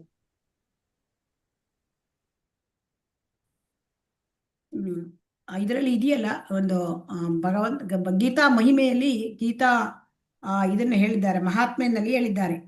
ಏಕಂ ಶಾಸ್ತ್ರಂ ದೇವಕಿ ಪುತ್ರ ಗೀತಂ ಏಕೋ ದೇವೋ ದೇವಕಿ ಪುತ್ರ ಏವ ಏಕೋ ಮಂತ್ರಸ್ತಸ್ಯ ನಾಮಾನಿ ಯಾನಿ ಕರ್ಮಾಪಿ ಏಕಂ ತಸ್ಯ ದೇವಸ್ಯ ಸೇವಾ. ಸೊ ಏಕೋ ದೇವೋ ದೇವಕಿ ಪುತ್ರ, ಒಬ್ಬನೇ ಒಬ್ಬ ದೇವರು, ಅವನು ದೇವಕಿ ಪುತ್ರ. ಸೊ ಹಾಗಾಗಿ ಇಲ್ಲಿ ಏನ್ ಹೇಳ್ತಾ ಇದ್ದಾರೆ ಅಂದ್ರೆ, ದೇವತೆಗಳು ಯಾರು ಹಾಗಾದರೆ? ದೇವತೆಗಳು ನಮ್ಮ ಹಾಗೆ ವಿಭಿನ್ನ ಅಂಶಗಳು ಭಗವಂತನದ್ದು. ಆದರೆ ದೇವತೆಗಳಿಗೆ ಅವರು ಭಗವಂತ ಅಧಿಕಾರ ವಹಿಸಿಕೊಟ್ಟಿದ್ದಾನೆ. ಯಾಕೆ? ಅವರು ಆ ದೇವತೆಗಳೆಲ್ಲ ಜೀವಿಗಳು, ಅವರಿಗೆ ಬೇರೆ ಬೇರೆ ಮಟ್ಟಗಳ ಐಹಿಕ ಅಧಿಕಾರವನ್ನು ಭಗವಂತ ಕೊಟ್ಟಿದ್ದಾನೆ. ಸೊ ಅವರು ವಿಷ್ಣುವಿಗಾಗ್ಲಿ ಕೃಷ್ಣನಿಗಾಗ್ಲಿ ನಾರಾಯಣನಿಗಾಗ್ಲಿ ಸಮನಾಗ್ಲಿಕ್ಕೆ ಸಾಧ್ಯ ಇಲ್ಲ. ಅವ್ರು ಯಾರು? ಭಗವಂತನು ದೇವತೆಗಳು ಒಂದೇ ಅಂತ ತಿಳ್ಕೊಂಡ್ರೆ ಅವ್ರಿಗೇನ್ ಹೇಳ್ತಾರೆ? ಪಾಷಂಡಿ ಅಂತ ಕರೀತಾರೆ. ಪಾಷಂಡಿ ಅಂದ್ರೆ ನಾಸ್ತಿಕ. ಸೊ ಹಾಗಾಗಿ ಬ್ರಹ್ಮ ಮತ್ತು ಶಿವನಂತಹ ಹಿರಿಯ ದೇವತೆಗಳನ್ನು ಭಗವಂತನ ಜೊತೆ ಹೋಲಿಸ್ಲಿಕ್ಕೆ ಸಾಧ್ಯ ಇಲ್ಲ. ಇದನ್ನ ನೆನ್ಪಿಟ್ಕೊಳ್ಳಿ. ಸೊ ಬ್ರಹ್ಮ ಶಿವ ಇವರೆಲ್ಲ ದೇವತೆಗಳು, ಇವರನ್ನ ನಾವು ಭಗವಂತನ ಜೊತೆ ಹೋಲಿಸ್ಲಿಕ್ಕೆ ಆಗೋದಿಲ್ಲ. ಹೋಲಿಸಿದ್ರೆ ಅದು ಎಷ್ಟನೇ ಅಪರಾಧ? ಇದು ಎಷ್ಟನೇ ಅಪರಾಧ? ಎರಡನೇ ಅಪರಾಧ ಮಾತಾಡಿ, ಎರಡನೇ ಅಪರಾಧವಾಗತ್ತೆ. ಅವರು ಪಾಷಂಡಿಗಳಾಗ್ಬಿಡ್ತಾರೆ. ಸೊ ಹಾಗಾಗಿ ಜನ ದೇವತೆಗಳನ್ನು ಯಾಕೆ ಪೂಜೆ ಮಾಡ್ತಾರೆ ಅಂದ್ರೆ ಅವರಿಗೆ ಐಹಿಕ ಬೇಕು, ಅದಕ್ಕಾಗಿ ಪೂಜೆ ಮಾಡ್ತಾರೆ. ಇದು ಅರ್ಥ ಆಯ್ತಾ? ಯಾಕೆಂದ್ರೆ ದೇವತೆಗಳನ್ನ ಯಾಕೆ ಪೂಜೆ ಮಾಡ್ತಾರೆ ಅಂತಂದ್ರೆ ಅವರಿಗೆ ತಕ್ಷಣ ಫಲಗಳು ಬೇಕು. ಆದ್ರೆ ದೇವತೆಗಳು ಕೊಡ್ತಕ್ಕಂಥ ಫಲ ಏನು? ಅಲ್ಪ ಕಾಲದ್ದು ಅಲ್ವಾ? ಅಲ್ಪ ಕಾಲದ್ದು. ಮತ್ತೆ ಅದು ನಮಗೆ ಈ ಭೌತಿಕದಲ್ಲಿ ಇರುವಾಗ ಮಾತ್ರ ಇರುತ್ತೆ. ಆದರೆ ಭಗವಂತನ ನಾವು ಭಕ್ತಿ ಸೇವೆ ಮಾಡಿದ್ರೆ ಅದೇನಾಗುತ್ತೆ? ಮುಂದಿನ ಜನ್ಮಕ್ಕೂ ಬರುತ್ತೆ ನಮ್ಗೆ ಅಲ್ವಾ? ಈ ದೇವತೆಗಳು ಕೊಟ್ಟಿದ್ದು ಏನಾಗುತ್ತೆ? ಅದಕ್ಕೆ ಹೇಳ್ತಾರೆ, ಯಾರು ಬುದ್ಧಿವಂತರಾಗಿರ್ತಾರೆ ಅವರು ಕೃಷ್ಣ ಪ್ರಜ್ಞೆಯಲ್ಲಿ ಇರ್ತಾರೆ. ಇಲ್ಲಿ ನೋಡಿ, ಕೃಷ್ಣ ವರ್ಣಾತ್ ವಿಷಾ ಕೃಷ್ಣ ಸಾಂಗೋಪಾಂಗಾದ ಪಾರ್ಶ್ವದೈಹಿ ಯಜ್ಞೈ ಸಂಕೀರ್ತನ ಪ್ರಾಯ ಯಜಯಿತಿ ಹಿ ಸುಮೇಧಸಾಹ. ಬುದ್ಧಿವಂತರು ಯಾರಿಗೂ ಏನಕ್ಕೆ ಬರ್ತಾರೆ? ಕೃಷ್ಣ ಪ್ರಜ್ಞೆಗೆ ಬರ್ತಾರೆ. ಸೊ ಹಾಗಾಗಿ ಈಗ ಭೌತಿಕ ಪ್ರಪಂಚ ನಾಶವಾದರೆ ದೇವತೆಗಳು ಮತ್ತು ಅವರ ಆರಾಧಕರು ನಾಶವಾಗ್ತಾರೆ. ಸೊ ದೇವತೆಗಳ ವರ ಐಹಿಕ, ಅವರು ಭಗವಂತನ ಲೋಕಕ್ಕೆ ಹೋಗ್ಲಿಕ್ಕೆ ಸಾಧ್ಯವಿದೆಯಾ? ಆ ದೇವತೆಗಳನ್ನ ವರ ಪಡ್ಕೊಂಡು ಇಲ್ಲ, ಸಾಧ್ಯ ಇಲ್ಲ. ಸ್ವರ್ಗ ಲೋಕಕ್ಕೆ ಹೋಗ್ಬೋದು.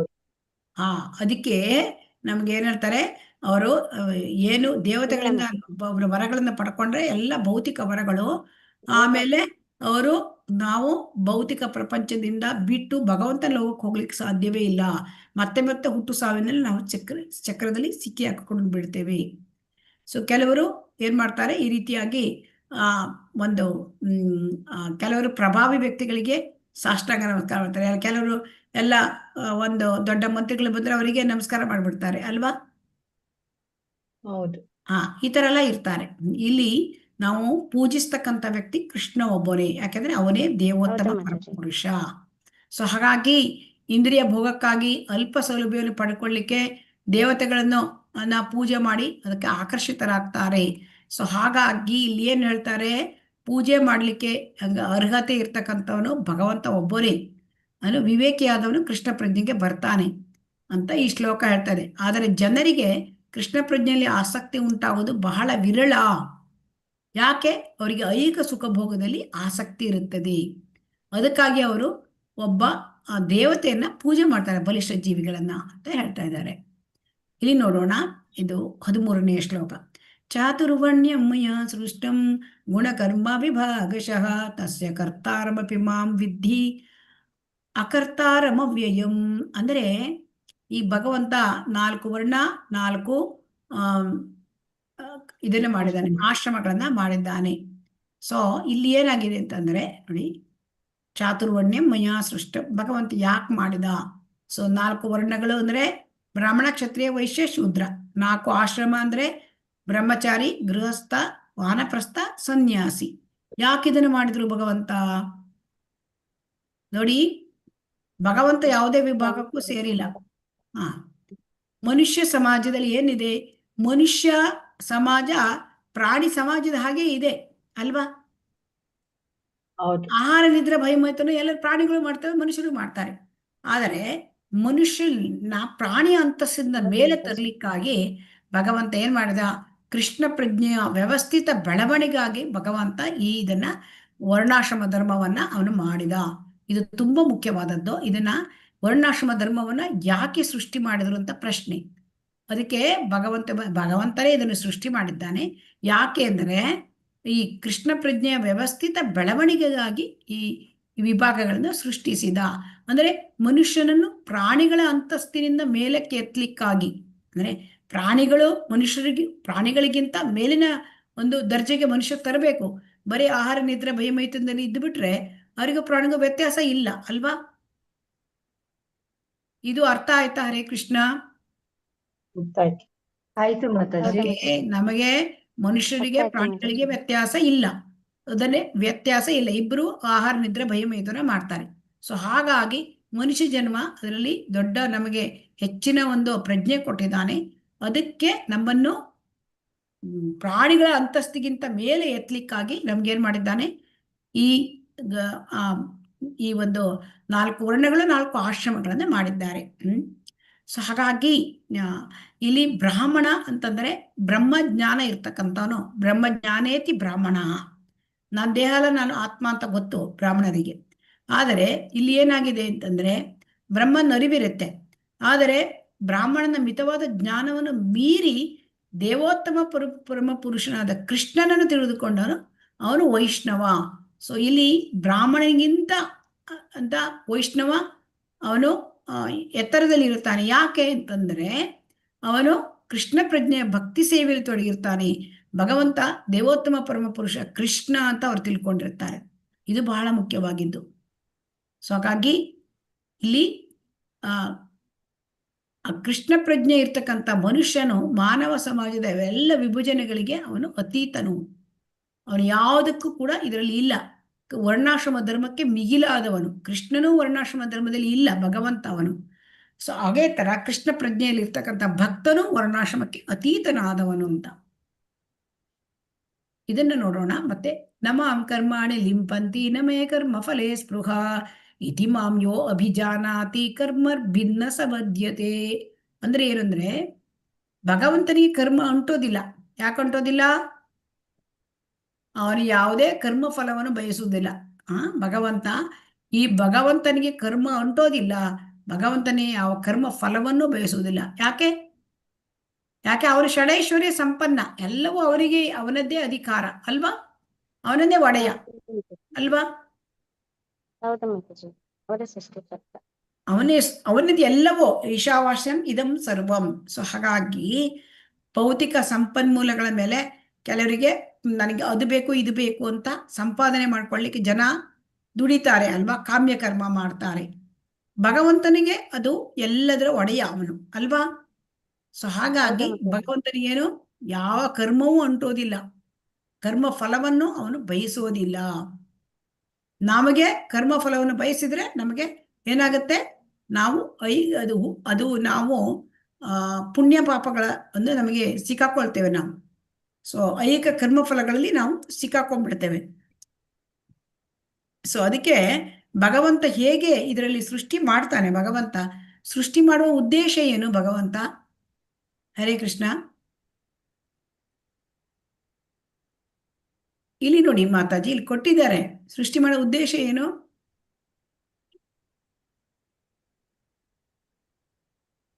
ಮಾತಾಜಿ, ನಾವೇ ಒಡೆಯರಾಗ್ಬೇಕು, ನಾವೇ ಯಜಮಾನಿಕೆ ಸಾಧಿಸ್ಬೇಕು ಅಂತ ಆಸೆ ಪಡ್ತೀವಿ ಮಾತಾಜಿ. ಅದಕ್ಕೆ ಭಗವಂತ ಸೃಷ್ಟಿ ಮಾಡಿರೋದಕ್ಕೋಸ್ಕರ ಇಂದ್ರಿಯ ಭೋಗವನ್ನ ಬೆಳೆಸ್ಕೊಳ್ಳಿಕ್ಕೆ ಜೀವಿಗಳು ಈ ಕರ್ಮದಲ್ಲಿ ತೊಡಗುತ್ತಾರೆ. ಆದರೆ ಭಗವಂತ ಸೃಷ್ಟಿ ಮಾಡಿರೋದು ಯಾಕೆ ಅಂತಂದ್ರೆ ಅವರ ಇಚ್ಛೆಗಳನ್ನು ಪೂರೈಸ್ಲಿಕ್ಕೆ ಮಾಡಿದಾನೆ. ಅದರ ಜೊತೆಗೆ ಭಗವಂತನ ಲೋಕಕ್ಕೆ ಹೋಗ್ಲಿಕ್ಕೆ ಎಲ್ಲ ಅವಕಾಶಗಳನ್ನು ಅವನು ಮಾಡಿಕೊಡ್ತಾನೆ. ಈಗ ನೋಡಿ, ಭಗವಂತ ಸೃಷ್ಟಿ ಮಾಡ್ತಾನೆ, ಆದರೆ ಆ ಭಗವಂತ ಅವನು ಇಂದ್ರಿಯ ಭೋಗವನ್ನು ಬೆಳೆಸ್ಕೊಳ್ಳಿಕ್ಕೆ ಈ ಸೃಷ್ಟಿ ಮಾಡಿಲ್ಲ. ಅವನೇನ್ ಮಾಡಿದಾನೆ, ನೀವು ಇಲ್ಲಿ ನಿಮ್ಮ ಬಯಕೆಗಳನ್ನು ಪೂರೈಸ್ಕೊಂಡು ನೀವು ಜೊತೆಯಲ್ಲಿಯೇ ನೀವು ಏನು ಮಾಡಬೇಕು, ಭಗವಂತನ ಲೋಕಕ್ಕೆ ಹೋಗ್ಲಿಕ್ಕೆ ಪ್ರಯತ್ನ ಮಾಡಬೇಕು. ಅದಕ್ಕೆಲ್ಲ ಅವಕಾಶ ಕೊಟ್ಟಿದ್ದಾನೆ. ಸೊ ಇದಕ್ಕೆ ಏನ್ ಹೇಳ್ತಾನೆ ಅಂತಂದ್ರೆ, ಇಲ್ಲಿ ಉದಾಹರಣೆ ಕೊಟ್ಟಿದ್ದಾನೆ. ಮಳೆ ಇಲ್ಲದೆ ಸಸ್ಯಗಳು ಹುಟ್ಟಲಿಕ್ಕೆ ಸಾಧ್ಯ ಇಲ್ಲ ಅಲ್ವಾ. ಭೂಮಿ ಮೇಲೆ ಎಲ್ಲರ ಮೇಲೆ ನೀರು ಕೊಡ್ತಾನೆ, ಅದರಲ್ಲಿ ಒಳ್ಳೆಯ ಬೆಳೆಗಳು ಕಳೆಯ ಬೆಳೆಗಳು ಹುಟ್ಟುತ್ತವೆ. ಈಗ ಭಗವಂತ ಇದಕ್ಕೆ ಜವಾಬ್ದಾರಿನಾ? ಇಲ್ಲ. ಅದೇ ರೀತಿ ಎಲ್ಲ ಜೀವಿಗಳನ್ನ ಸೃಷ್ಟಿ ಮಾಡ್ತಾರೆ. ಕೆಲವರು ಭಕ್ತರಾಗ್ತಾರೆ, ಕೆಲವರು ರಾಕ್ಷಸರಾಗ್ತಾರೆ, ಅಭಕ್ತರಾಗ್ತಾರೆ. ಇದಕ್ಕೆ ಯಾರು ಹೊಣೆ? ನಾವೇ ಹೊಣೆ. ನಾವೇ ಇಂದ್ರಿಯ ಭೋಗ ಮಾಡ್ಲಿಕ್ಕೆ ಬಯಸಿದ್ರಿಂದ ಈ ರೀತಿ ಆಗ್ತದೆ. ಸೊ ಹಾಗಾಗಿ ಭಗವಂತ ಇದಕ್ಕೆ ಹೊಣೆಗಾರ ಅಲ್ಲ ಅಂತ ಇಲ್ಲಿ ಹೇಳ್ತಾ ಇದ್ದಾರೆ. ಸೊ ಹಾಗಾಗಿ ಇಲ್ಲಿ ಐಹಿಕ ಸೃಷ್ಟಿಗೆ ಭಗವಂತ ಪರಮ ಕಾರಣ, ಆದರೆ ನಿಕಟ ಕಾರಣ ಐಹಿಕ ಪ್ರಕೃತಿ. ಸೊ ಅವಾಗ ಏನಾಗುತ್ತೆ, ಸೃಷ್ಟಿ ಮಾಡ್ತಾನೆ, ಜೀವಿಗಳಿಗೆ ಅವಕಾಶ ಕೊಡ್ತಾನೆ, ಅವರದ್ದು ಒಂದು ಇಂದ್ರಿಯ ಭೋಗ ಮಾಡುವ ಪ್ರಕೃತಿ ಇರೋದ್ರಿಂದ ಸೃಷ್ಟಿ ಮಾಡ್ತಾನೆ. ಆದರೆ ಜೀವಿಗಳಿಗೆ ಅದನ್ನ ಪಾರಾಗ್ಲಿಕ್ಕೂ ಅವನು ಅವಕಾಶ ಕೊಡ್ತಾನೆ. ಸೊ ಹಾಗಾಗಿ ಇಲ್ಲಿ ಭಗವಂತನಿಗೆ ಅವನು ಯಾವುದೇ ಕರ್ಮಫಲಕ್ಕೆ ಅವನು ಒಳಗಾಗುವುದಿಲ್ಲ. ಸೊ ಹಾಗಾಗಿ ಇಲ್ಲಿ ಏನ್ ಹೇಳ್ತಿದ್ದಾನೆ, ಅವನು ಎಂದೂ ಕರ್ಮದ ನಿಯಮಗಳಿಗೆ ಒಳಗಾಗುವುದಿಲ್ಲ. ಈಗ ಏನಂತಂದ್ರೆ ಈ ಭಗವಂತನ ಅಲೌಕಿಕ ಸ್ವಭಾವ ಇದು. ಸೊ ಸಾಮಾನ್ಯ ಜೀವಿಗಳ ಕರ್ಮದಂತೆ ಭಗವಂತನ ಕರ್ಮಗಳಿಗೆ ಫಲಾಪೇಕ್ಷೆ ಇರುತ್ತದೆ ಎಂದು ಭಾವಿಸುವವನು ಕರ್ಮ ಫಲದಲ್ಲಿ ಸಿಕ್ಕಿಕೊಳ್ತಾನೆ. ಯಾಕಂದ್ರೆ ಭಗವಂತನಿಗೆ ಕರ್ಮ ಅಂಟೋದಿಲ್ಲ, ಭಗವಂತನಿಗೆ ಕರ್ಮ ಫಲದಲ್ಲಿ ಆಸಕ್ತಿ ಇಲ್ಲ. ಅದು ಇದನ್ನ ನಾವು ತಿಳ್ಕೊಳ್ಬೇಕಲ್ಲ. ಜನ್ಮ ಕರ್ಮ, ಭಗವಂತನ ಕರ್ಮ ಏನು, ಭಗವಂತನ ಜನ್ಮ ಅದು ದಿವ್ಯವಾದದ್ದು, ಭಗವಂತನ ಕರ್ಮವೂ ದಿವ್ಯವಾದದ್ದು. ಅದಕ್ಕೆ ಯಾಕೆ ಭಗವಂತನ ಕರ್ಮ, ಅವನು ಕರ್ಮ ಫಲದ ಅಪೇಕ್ಷೆ ಮಾಡೋದಿಲ್ಲ, ಅವನು ಕರ್ಮವನ್ನ ಅವನು ಮಾಡ್ತಾನೆ. ಭಗವಂತನಿಗೆ ಕರ್ಮದ ಇದಿರೋದಿಲ್ಲ, ಅಂಟೋದಿಲ್ಲ, ಕರ್ಮ ಅಂಟೋದಿಲ್ಲ. ಏವಂ ಜ್ಞಾತ್ವಾ ಕೃತಂ ಕರ್ಮ ಪೂರ್ವೈರಪಿ ಮುಮುಕ್ಷುಭಿಃ ಗುರು ಕರ್ಮೇವ ತಸ್ಮಾತ್ ತ್ವಂ ಪೂರ್ವೈಃ ಪೂರ್ವತರಂ ಕೃತಂ. ಅಂದ್ರೆ ಅರ್ಜುನನ ಹತ್ರ ಹೇಳ್ತಾನೆ, ಎಷ್ಟೋ ಜನ ಇದನ್ನೆಲ್ಲ ತಿಳ್ಕೊಂಡಿದ್ದಾರೆ, ಅವರು ಏನ್ ಮಾಡಿದ್ದಾರೆ, ಈ ಭಗವಂತನ ಸ್ವಭಾವ ತಿಳ್ಕೊಂಡಿದ್ದಾರೆ, ಮತ್ತು ಅವರು ಆ ತಿಳ್ಕೊಂಡು ಕರ್ಮ ಮಾಡಿದ್ರು, ಜ್ಞಾನದಿಂದ ಕರ್ಮವನ್ನು ಮಾಡಿದ್ರು. ಅಂದ್ರೆ ಭಗವಂತನ ಸ್ವಭಾವ ತಿಳ್ಕೊಳ್ಳೋದು ಜ್ಞಾನ, ಅದರಿಂದ ಕರ್ಮ ಮಾಡಿದ್ರು. ಆಮೇಲೆ ಅವರು ಏನ್ ಮಾಡಿದ್ರು, ಮುಕ್ತಾತ್ಮರಾದರು.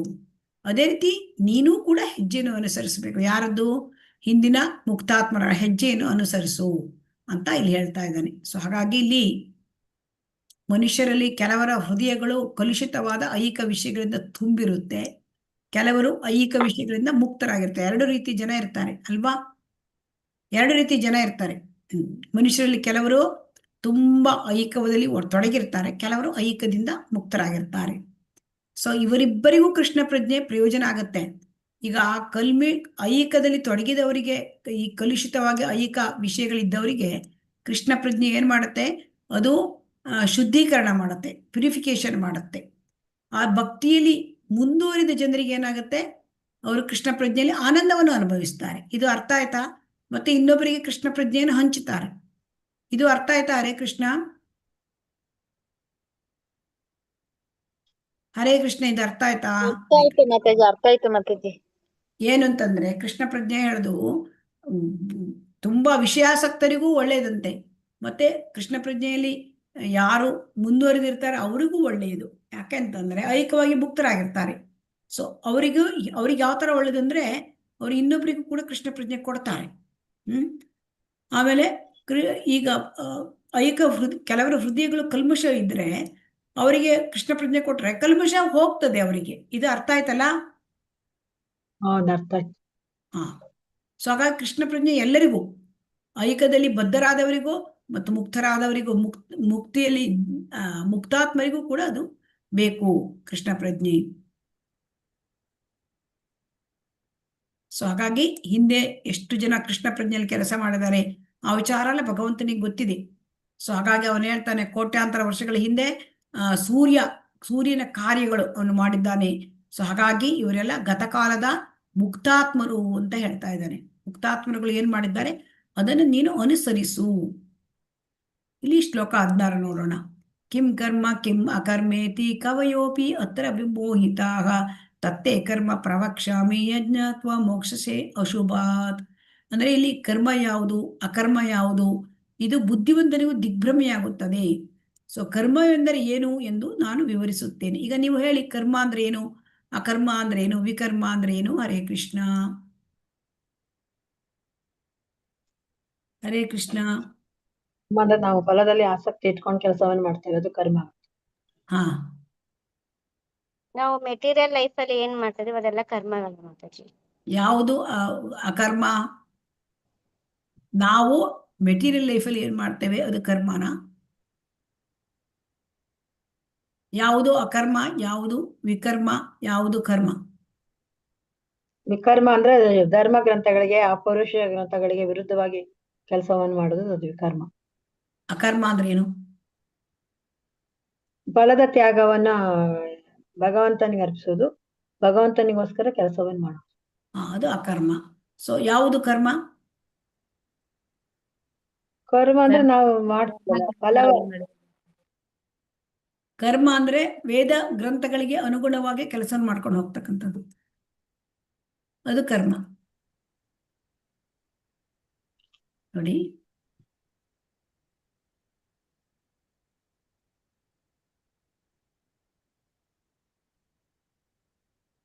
ಯಾವುದು ನಾವು ಓದ್ತಾ ಇರೋದು?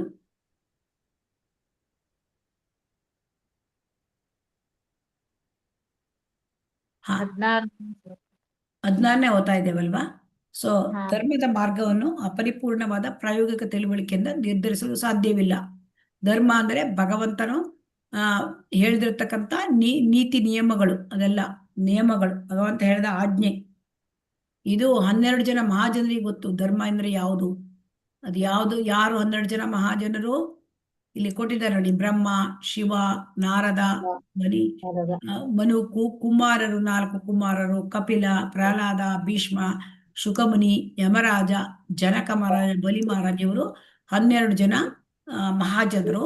ಇವರಿಗೆ ಭಗವಂತನ ಏನೇನು ಧರ್ಮ ಇದು ಗೊತ್ತುಂಟು. ಅವರ ಹೆಜ್ಜೆಯನ್ನು ನಾವು ಅನುಸರಿಸಬೇಕು. ಸೊ ಗೊತ್ತಾಯ್ತಾ? ಯಾರ ಹೆಜ್ಜೆಯನ್ನು ನಾವು ಅನುಸರಿಸಬೇಕು? 12 ಮಹಾಜನ. ಅವರ ಹೆಜ್ಜೆಯನ್ನು ನಾವು ಅನುಸರಿಸಬೇಕು. ಯಾಕೆಂದ್ರೆ ಅವ್ರು ಯಾವ ರೀತಿ ನಮ್ಗೆ ಆದೇಶ ಕೊಟ್ಟಿದ್ದಾರೆ ಆ ತರ ನಡ್ಕೋಬೇಕು. ಸೊ ಆದುದರಿಂದ ಇಲ್ಲಿ ಏನ್ ಹೇಳ್ತಿದ್ದಾನೆ ಭಗವಂತ? ಕರ್ಮ ಯಾವುದು ಅಕರ್ಮ ಯಾವುದು ಎಂದು ಅರ್ಜುನನಿಗೆ ನೇರವಾಗಿ ವಿವರಿಸುತ್ತಾರೆ. ಇಲ್ಲಿ ನೋಡೋಣ. ಕರ್ಮಣೋ ಹಿ ಅಪಿ ಬೋದ್ಧವ್ಯಂ ಚ ವಿಕರ್ಮಣಃ ಅಕರ್ಮಣಶ್ಚ ಬೋದ್ಧವ್ಯಂ ಗಹನಾ ಕರ್ಮಣೋ ಗತಿ. ಈ ಕರ್ಮದ ಜಟಿಲತೆಯನ್ನು ಅರ್ಥ ಮಾಡ್ಕೊಳ್ಳೋದು ಕಷ್ಟ. ಸೊ ಹಾಗಾಗಿ ಇದನ್ನ ನಾವು ಸರಿಯಾಗಿ ತಿಳ್ಕೊಳ್ಬೇಕು ಅಂತ ಭಗವಂತ ಹೇಳ್ತಾ ಇದ್ದಾನೆ. ಕರ್ಮ ಅಂದ್ರೆ ಯಾವುದು, ವಿಕರ್ಮ ಅಂದ್ರೆ ಯಾವುದು, ಅಕರ್ಮ ಅಂದ್ರೆ ಯಾವುದು, ಅದನ್ನ ನಾವು ತಿಳ್ಕೊಳ್ಬೇಕು. ಯಾಕೆಂದ್ರೆ ನಮಗೆ ಭೌತಿಕ ಬಂಧನದಿಂದ ಬಿಡುಗಡೆ ಆಗ್ಬೇಕಂದ್ರೆ ಇದನ್ನ ನಾವು ತಿಳ್ಕೊಂಡು ನಾವು ಅಕರ್ಮ ಮಾಡಬೇಕು. ಸೊ ಹಾಗಾಗಿ ಈಗ ಕರ್ಮ ಅಂದ್ರೇನು, ಅಕರ್ಮ ಅಂದ್ರೇನು, ವಿಕರ್ಮ ಅಂತಂದ್ರೇನು, ಇದನ್ನ ಈಗ ಹೇಳಿದರು. ವಿಕರ್ಮ ಅಂದ್ರೆ ನಿಷೇಧ ಮಾಡದ ಕರ್ಮ. ಸೊ ಅದನ್ನ ನಾವು ಮಾಡಬಾರ್ದು.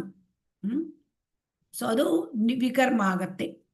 ಸೊ ಅಕರ್ಮ ಅಂದ್ರೆ ಭಗವಂತನ ಭಕ್ತಿ ಸೇವೆ, ಭಗವಂತನಿಗಾಗಿ ಕರ್ಮ ಫಲ ತ್ಯಾಗ, ಭಗವಂತನ ಭಕ್ತಿ ಕಾರ್ಯದಲ್ಲಿ ತೊಡಗುವುದು, ಅದು ಅಕರ್ಮವಾಗತ್ತೆ.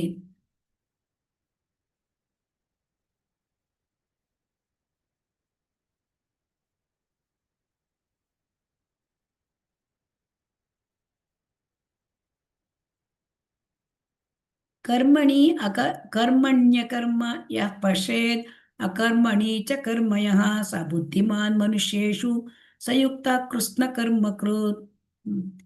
ಯಾರು ಕರ್ಮದಲ್ಲಿ ಅಕರ್ಮದಲ್ಲಿ ಕರ್ಮವನ್ನು ಕಾಣ್ತಾರೆ ಅವರು ಬುದ್ಧಿವಂತರು ಅಂತ ಇಲ್ಲಿ ಹೇಳ್ತಾ ಇದ್ದಾರೆ. ಅಂದ್ರೆ ಅವರು ಆಧ್ಯಾತ್ಮಿಕದಲ್ಲಿ ಅವರು ಸ್ಥಿತರಾಗಿರ್ತಕ್ಕಂಥವರು.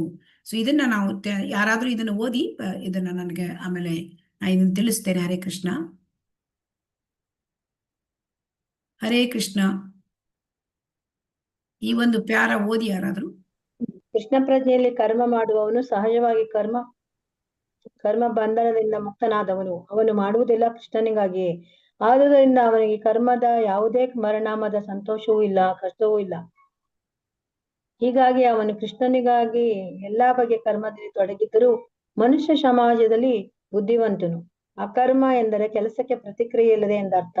ನಿರಾಕಾರವಾದಿಯು ಭಯದಿಂದ ಫಲಾಪೇಕ್ಷೆಯ ಕರ್ಮವನ್ನು ಬಿಡುತ್ತಾನೆ. ಕರ್ಮ ಫಲವು ಆತ್ಮ ಸಾಕ್ಷಾತ್ಕಾರದ ಮಾರ್ಗದಲ್ಲಿ ಅಡ್ಡಿಯಾಗದಿರಲಿ ಎಂದು ಅವನ ಯೋಚನೆ.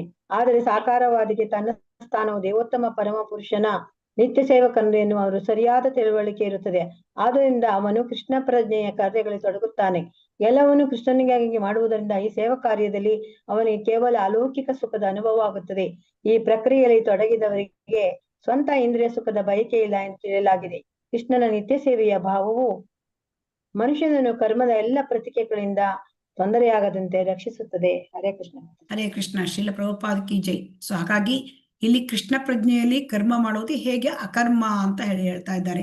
ಯಾರು ಕೃಷ್ಣ ಪ್ರಜ್ಞೆಯಲ್ಲಿ ಕರ್ಮ ಮಾಡ್ತಾರೆ ಅವರು ಬುದ್ಧಿವಂತರು, ಅದನ್ನೇ ಹೇಳ್ತಾ ಇದ್ದಾರೆ. ನಿರಾಕಾರವಾದಿ ಏನ್ ಮಾಡ್ತಾನೆ, ಅವನು ಫಲಾಪೇಕ್ಷೆ ಕೆಲಸದಿಂದ ಆ ಕರ್ಮವನ್ನೇ ಬಿಡ್ತಾನೆ, ಕರ್ಮ ಸನ್ಯಾಸಿ ಆಗ್ಬಿಡ್ತಾನೆ. ಆದರೆ ಇಲ್ಲಿ ಭಗವದ್ಗೀತೆಯಲ್ಲಿ ಏನ್ ಹೇಳ್ತಾರೆ, ನೀನು ಕರ್ಮವನ್ನು ಮಾಡು, ಆದರೆ ಕರ್ಮದ ಫಲವನ್ನು ನಾನಿನ್ನು ಬಯಸಬಾರದು ಅಂತ ಹೇಳ್ತಾರೆ. ಸೊ ಕರ್ಮದ ಫಲ ಇನ್ನು ನಾವು ಬಯಸಬಾರದು ಅಂದ್ರೆ ಕೃಷ್ಣ ಪ್ರಜ್ಞೆಯ ಕಾರ್ಯಗಳಲ್ಲಿ ತೊಡಗುವುದು. ಸೊ ಇದನ್ನೇ ಈ ಭಗವಂತನ ಭಕ್ತಿ ಸೇವೆ ಅದನ್ನು ಮಾಡಿದಾಗ ನಮಗೆ ಒಂಥರ ಅಲೌಕಿಕ ಆನಂದ ಉಂಟಾಗುತ್ತದೆ. ಇದು ನಿಮ್ಗೆ ಯಾರಿಗಾದ್ರೂ ಆಗಿದೆಯಾ? ಹರೇ ಕೃಷ್ಣ, ಈ ಅನುಭವ ಹರೇ ಕೃಷ್ಣ ಯಾರಿಗಾದ್ರೂ ಆಗಿದೆಯಾ? ಭಕ್ತಿ ಸೇವೆ ಆಗಿದೆ ಮಾಡಿದವರಿಗೆ ಆ ಆಗುತ್ತೆ ಮಾತಾಜಿ, ಆಗತ್ತಾ? ಆಗ್ತದೆ ಆಗುತ್ತೆ. ಮಾತಾಜಿ. ಇದನ್ನೇ ಹೇಳ್ತಾ ಇದ್ದಾರೆ ಇಲ್ಲಿ ನೋಡಿ. ಈ ಶ್ಲೋಕ ತುಂಬಾ ಮುಖ್ಯವಾದದ್ದು. ಯಸ್ಯ ಸರ್ವೇ ಸಮಾರಂಭಾಃ ಕಾಮ ಸಂಕಲ್ಪ ವರ್ಜಿತಾಃ ಜ್ಞಾನಾಗ್ನಿದಗ್ಧ ಕರ್ಮಾಣಂ ತಮಾಹು ಪಂಡಿತಂ ಬುಧಾಃ. ಅಂದ್ರೆ ಯಾವ ವ್ಯಕ್ತಿಯ ಪ್ರತಿಯೊಂದು ಕರ್ಮವು ಇಂದ್ರಿಯ ತೃಪ್ತಿಯ ಬಯಕೆಯಿಂದ ಮುಕ್ತವಾಗಿರುತ್ತದೆಯೋ ಅಂತವನು ಪೂರ್ಣ ಜ್ಞಾನದಲ್ಲಿ ಇರುವವನು. ಋಷಿಗಳ ಪ್ರಕಾರ ಅಂತವನ ಕರ್ಮದ ಪ್ರತಿಕ್ರಿಯೆಗಳನ್ನು ಪೂರ್ಣ ಜ್ಞಾನದ ಅಗ್ನಿಯು ಸುಟ್ಟು ಹಾಕುತ್ತದೆ. ಶ್ರೀಲ ಪ್ರಭುಪಾದ್ ಕಿ ಜೈ. ಸೊ ಹಾಗಾಗಿ ಯಾರು ನಾವು ಕರ್ಮ ಮಾಡ್ತೇವೆ ಆದರೆ ನಮಗೆ ಇಂದ್ರಿಯ ಭೋಗದ ಬಯಕೆ ಇರೋದಿಲ್ಲ, ಆಗ ಅವನು ಪೂರ್ಣ ಜ್ಞಾನ. ಪೂರ್ಣ ಜ್ಞಾನ ಅಂದ್ರೆ ಏನು? ಇಂದ್ರಿಯ ಭೋಗದ ಬಯಕೆ ಇಲ್ಲದೆ ಕರ್ಮವನ್ನು ಮಾಡೋದು. ಸೊ ಇದು ಅವಾಗ ಏನ್ ಹೇಳ್ತಾರೆ ಅಂದ್ರೆ ಈ ಕರ್ಮದ ಪ್ರತಿಕ್ರಿಯೆ ಇರೋದಿಲ್ಲಂತೆ. ಸೊ ಜ್ಞಾನದಿಂದ ಕರ್ಮವನ್ನು ಮಾಡೋಬೇಕು.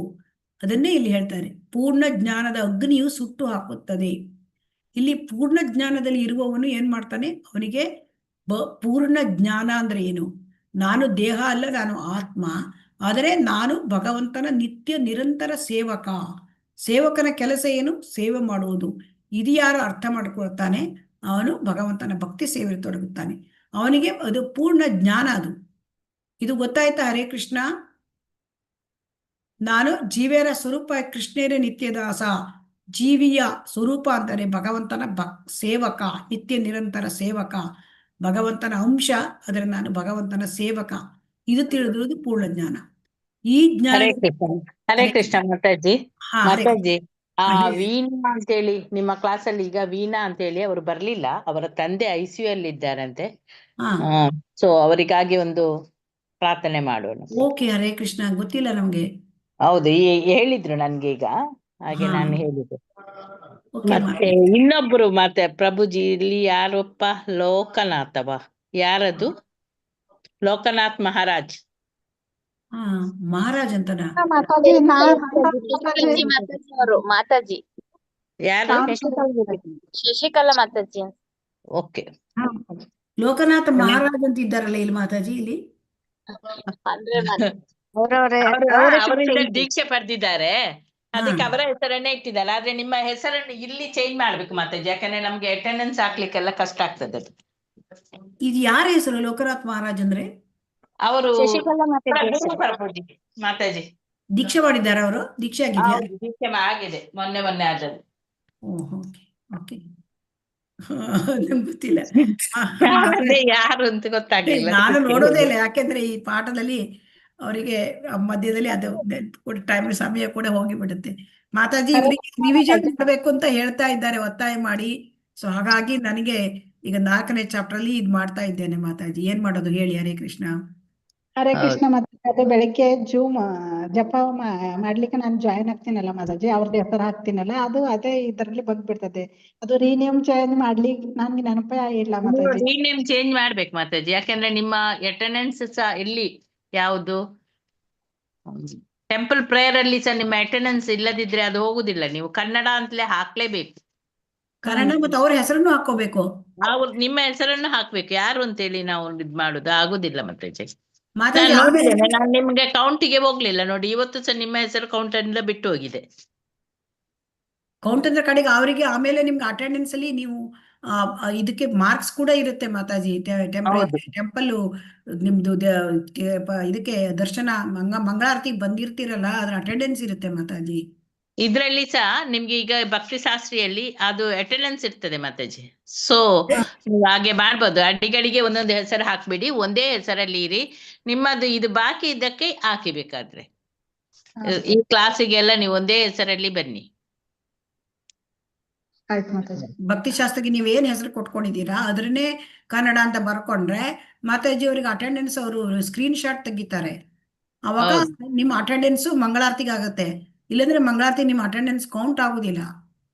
ಮಾತಾಜಿ ಇಷ್ಟು ದಿನ ಶಶಿಕಲಾ ಅಂತ ಹೇಳಿ ಹಾಕಿದ್ದಿತ್ತು, ಇವಾಗ ಶ್ಯಾಮ್ ಶರಣ ಅಂತ ಹೇಳಿ ಹೆಸರು ಬಂದಿದೆ ಅಲ್ಲ, ಯಾವ್ದು ಹಾಕ್ಬೇಕು ಇವಾಗ?